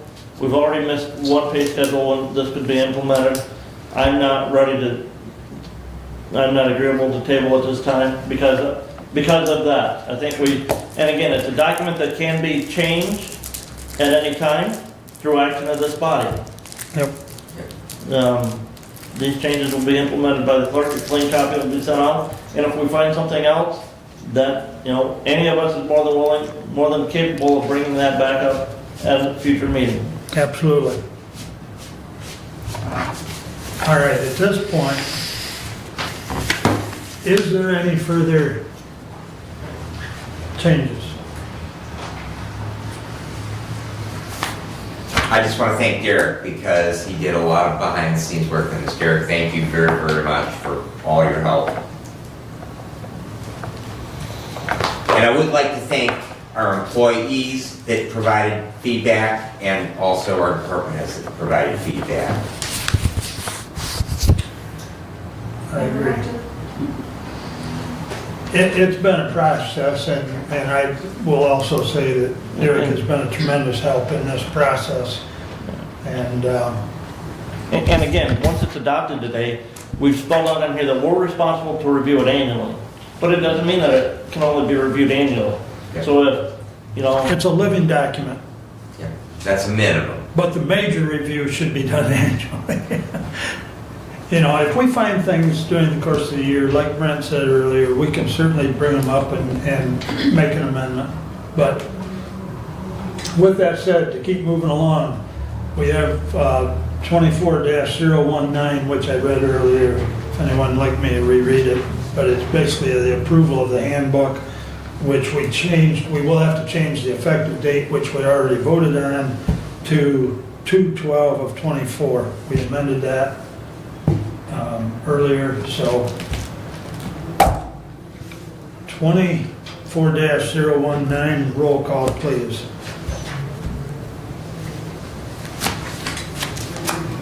Commissioner Ingalls. Yes. Commissioner Langus. Yes. Commissioner Wiley. Yes. Commissioner Benson. Yes. Commissioner Leininger. Thank Yes. you, Derek. All right, passed 5-0. That was a process. Thank you. Now, if I can find everything I had opened up earlier. For the rest of my report, and I'll be quick as I can, some discussion at the medical care meeting about the bond payoff out there. So I had Derek send me, which I forwarded on, and if you'll recall, we passed a resolution at the end of '23, and we brought that levied amount down because we didn't need the money as far as making the payments, okay? And that is paid off in 2026. And Derek did send me the 3 payments. 24's payment is $657,000 and change. 25's is $670,000 and change, and 26 is $683,000 and change. So, and like I say, I passed that on to the medical care and that board, because they knew it was paid off in a couple of years, but they really didn't know and part of what brought this up is their operating millage is up for renewal this year, and they'll be coming to us for renewal of that. So this is going to be a pretty big year on the balance. But it is what it is. The other thing that came up, which I don't know if it ever really truly got resolved, and Budget had asked about, hold on 1 minute. I do have Derek found, there it is. There was a resolution as far as the DHS, medical care, that Human Services Board, their salary, and the resolution that adopted that salary for $3,000 was passed back in '01 and has not been updated. I think you got a copy of that. Right, and to, a little background on that, we had gotten, after we had approved our budget, we had gotten some communication with Tracy out there. Well, I don't think we got enough money in our budget for what we're doing, and well, trying to get some additional background, and come to find out, the board, and this is the first that I knew, the three members that serve on that, 2 of them are appointed by us, or paid a salary of, you said $3,000 a year? Yep. And 50% of that comes from the county's budget. The other 50% of that salary does come from medical care's budget. And that's because it's a DHS and a medical care facility board rather than just one or the other. Correct.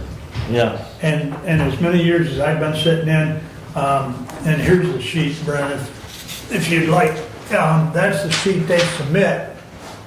And that gets submitted, each member that's on that board is a 3-member board. They submit that to,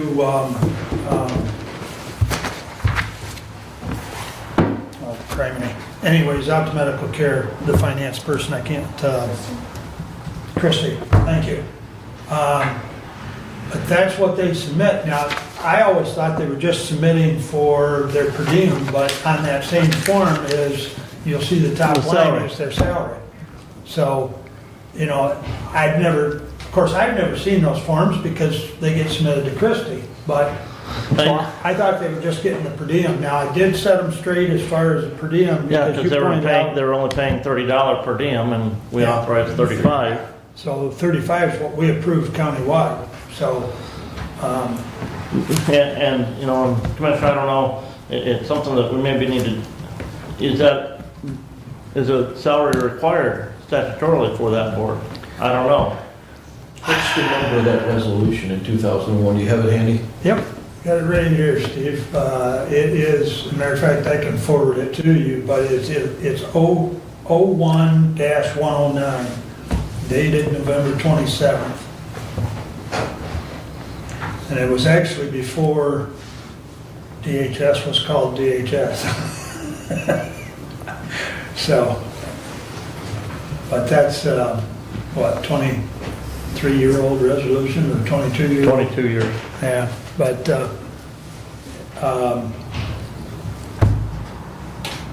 that question, I don't know, Brent, if that's a statutory requirement for that Human Services Board or not. I was as surprised as anybody, because like I said, I knew they got their per diem and mileage, but I was not privy to that. So. That predates any of us. What's that? I mean, that predates any of us, 2001. The only one on here that's even halfway current as a commissioner was Andy Weldon. The rest of them, well, heck, there's at least 2 of them I see on here that, because they all signed it. That was signed by all Yeah, commissioners. there's at least 2 of them that I know that did. So, I mean, it predated us by quite a bit. But in any event. Talking with Derek, you know, there still may be enough room in that budget because there were some. There was some carryover, and so it'll be close, because I think she needed about 27 and change, and with the carryover, we should be real close to 28. So, because they didn't spend their entire budget last year, so, but anyways, that's just an update on that, because I know budget was dealing with it, and Tracy was copying me since I sit in on the meetings, so I think at least we know where we're at collectively. Let's see, Lifeways has new officers going forward. Earl Pileski will be the new chairman starting, I believe that starts in March, if I remember correctly. I will be the vice chair. Carl Bryce is the treasurer, and Kathy Smith will be the secretary. I will be going to the CMH concert conference, not concert, but conference, February 6th. It's actually a 3-day conference, but the bulk of, kind of like kind of like MAC conference, the one day is the biggest one, so I'm going to the full day. That's in Kalamazoo. There's really nothing new on location as far as Lifeways, other than they have entered into some discussions with that Northern Michigan Health Foundation. Right. So, and there hasn't been really any new updates since our last meeting. We do have a facilities meeting next week, I believe. It's either next week or the following week. I'd have to check my schedule on that, which I'm on that facilities committee. So I will keep you updated on that. Allen Township, Ken Todd was here earlier. Steve Isles resigned. He moved to a state job that he was offered further up north. And way up north. yeah. And so last meeting, the board appointed Ken, moved him from trustee to supervisor. And my understanding is former Sheriff Parker, Tim Parker, will be filling that vacant trustee spot. So kind of a shuffle on Allen Township Board. And that's all I've got for you at this time, unless there's a question. And... We wore 'em down. What? We wore 'em down. I know. Brent? Public comment first. Right? Okay, I'll do public comment. Tim, Yes. you've hung in there all day. Yeah, are all these meetings this long? No, Okay. this is a marathon. Okay. Yeah, I greatly appreciate the days being changed on the paid time off. It eliminates one of the issues I would have had to deal with, and it's more fair for the employees. I do have a concern and an observation. The observation with the sticking to the pay scales as strictly as the handbook is making the department heads do, we have no way to reward or encourage positive work ethic. In other words, if we have an employee that's doing the bare minimum, not enough to be terminated, but enough to stay employed, and we have an employee that's doing an outstanding job, the pay raise is the same. I can't change their pay. I can't change their grade or scale. We're encouraging the same type of behavior that Russia dealt with under communism for years. The employees had no incentive to do anything beyond what was required of them. And they weren't rewarded for doing anything beyond what was required of them. And that's what this system appears to be doing in my eyes. The concern is that, as I stated at the beginning, had the ability to state, is an employee that has their anniversary date right before the effective date of this handbook is going to get 10 days of vacation, 15 days of vacation. After the handbook's effective, they start earning the calculated days.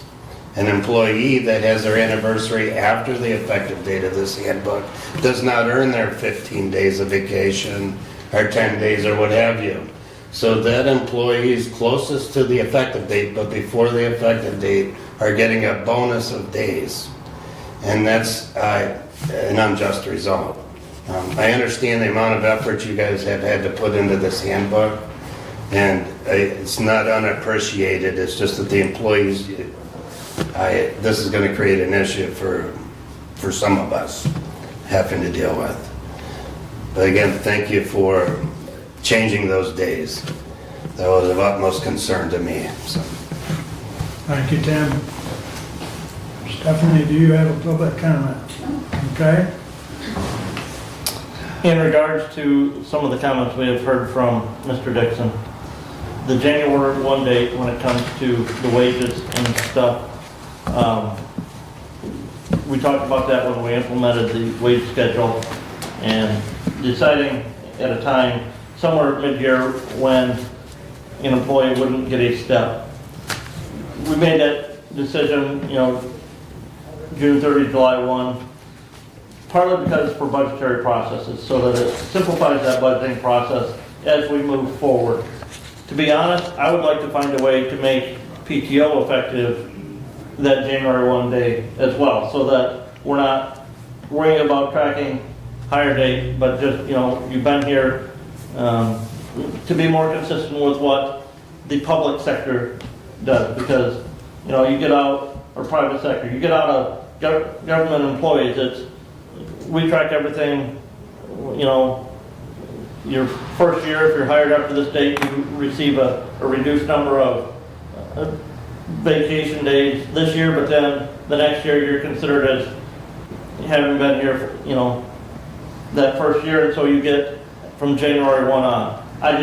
Today I didn't see a way to make that change on that. I understand the consequence, or the situation that you brought up where, all right, this is not effective till February 11th, whatever that date was.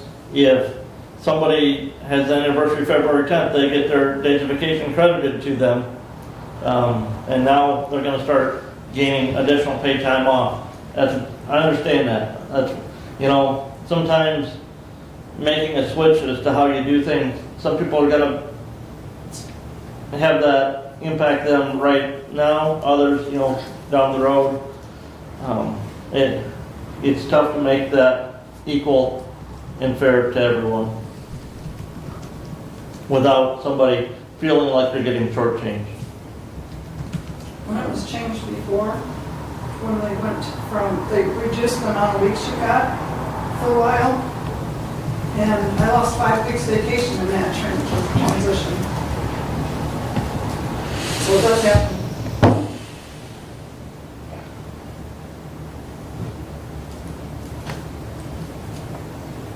We'll certainly look at the best we can. I mean, Derek's put a lot of time into that, and I know he's looked at how to convert it and everything, but we'll keep an eye on it. I mean, under state law, nobody can lose anything. I mean, that's written in the law, and the labor attorney's already provided us that guidance, so. And the other thing, as far as, if you've been here a year, doesn't matter how good you're performing, you're gonna get an increase in, we talked, do we implement this and require department heads to do performance evaluations on employees to determine whether they move up in a step or not? Some of those department heads are other elected officials. And so you run into that, what power and authority does one elected official have over another at times? So that's why we decided to just go January 1, you're going to move up a step. And if you start after July 1st, it doesn't mean that you're not going to get a pay raise at the first of the year, because we've written that we're going to review that wage schedule and apply changes to that as necessary. I appreciate your comments. Thank you.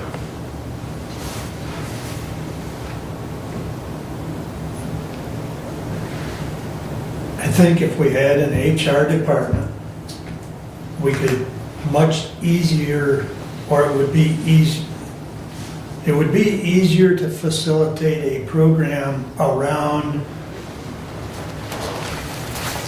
employee evaluation. Right now, we have no central point to facilitate that. And so moving towards an HR department. You're waiting for my favorite words, aren't you? There's no money in the budget for that, sir. I know that. But my point is that things like employee evaluations in respect to pay or incentives or anything of that nature, rewards, is better facilitated if we have an HR department or an HR person. So it's something this board needs to continue to think about, and perhaps in 25's budget we'll find money to facilitate an HR person. Perhaps. Do you have any other business for us? No, sir. Okay. Then at this point, we'll run around the table for additional business. Doug? Ross Designs was mentioned earlier.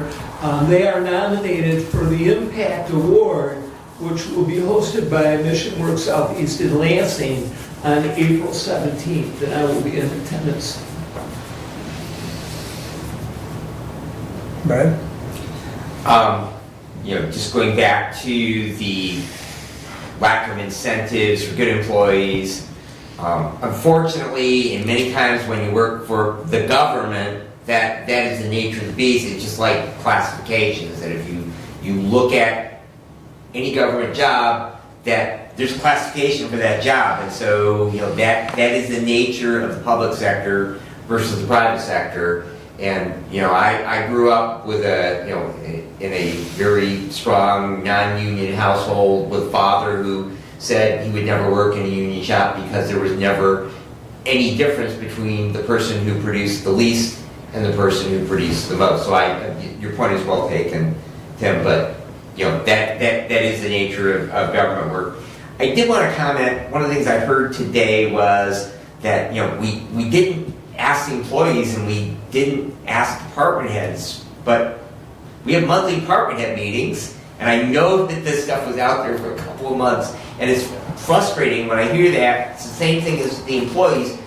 We have done a diligent effort since we don't have the SEIU to have quarterly meetings with a group of our employees. They are encouraged. We discourage management from being part of that and leaving it a discussion between management and personnel and the employees, not the managerial employees. So we hope we get a more open dialogue from them. So I would encourage any of those employees that did have concerns about that we didn't listen to take part in or speak with the representatives that are there to be part of that, because we really are trying to hear those voices and we really do make a diligent effort.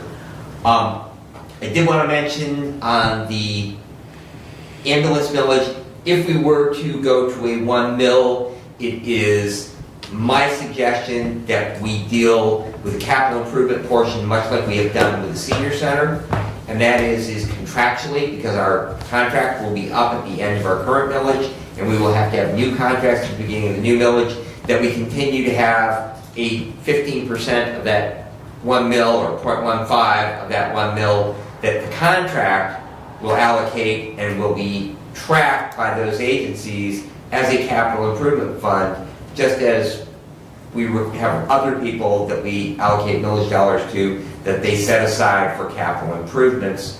But just going into that as part of that discussion as we move forward with that the thought would be that would be contractually obligated, that capital improvement would not really go away. It would just simply look a little bit different there. And the last thing that I have is today that I had the opportunity to be both green from the environmental side of the house and also to advocate for spending more money on something in voting for paying the $500 for the river raisin. So I guess I can now bill myself as a greenie. Thank you. Thank you. I'll piggyback off your employee committee meeting comment. Brad and I met with a group of employees on December 14th, and pretty much the sole purpose of that meeting and discussion was the handbook. And we were sending out changes to them for their review. We had a tentative meeting set up for January 18th, which ended up getting canceled, but in the same token, once again, we sent out the latest draft to that group, and we did receive some feedback.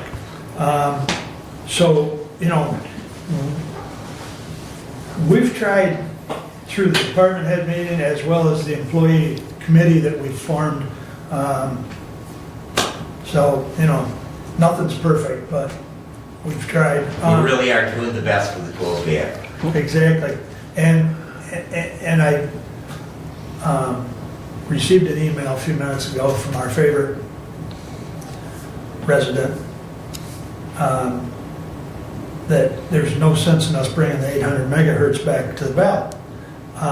However, if any of you want to listen to some of the recordings at Central, which Brad and I and Doug had the pleasure of listening and I don't know that pleasure is even the right word, we had the opportunity to listen to some of these correspondence via the radios, and it was terrible, absolutely terrible. And I, for one, if my loved one needs an ambulance and they can't hear what they need, or a fire truck or whatever, I mean, yes, and we'll pursue every avenue, because we still need to talk, which we have ongoing discussions right now with Senator Valeno, and we've reached out to Fink, and, we'll continue with those discussions, because if we can get any money from the state, we certainly will, to lessen the amount that we've got to ask the voters for. But, I mean, it really falls down to safety. And we heard from some, at least one of the fire chiefs saying that when they have a mutual aid, when they have somebody come from, say, Steuben County, and they can't communicate with them, they're not going to let them go in the building. Because if they can't communicate, that person has a problem while they're fighting the fire. There's a liability here that's tenfold. But anyways, that's my additional business. Go ahead. One final quick comment there. I see you have your per diem sheet filled out. Yeah. Commissioner Wiley in the past has always sent out a revision to that per diem sheet, and I don't think he did that this year. My apologies. I have one prepared and ready to send out, Okay. because, and I'll get that done here after our meeting, because the mileage went to 67 cents this year. And I've got that built with, the formula is all in it already, so all you should have to do is just put your miles in, and it should calculate the mileage, and it should give a tally on the right side as well. I don't know, I think there's probably a commission basis built in for him generating that, he's gonna take 2%. That would be unethical. This is true. Additional business, Steve. I'd just like to close in prayer. Okay, are you done? Okay, If you would join me in you prayer. may, please. Heavenly Father, as we're dismissed from this meeting today, Lord, we pray that you be with each one of us, guide our steps and our direction, help us in our decision-making throughout the county, and we pray for each employee of the county today, Lord, in a special way, and we just thank you for loving and caring for us, and in Jesus' name we pray. Amen. Amen. And with that, we are adjourned.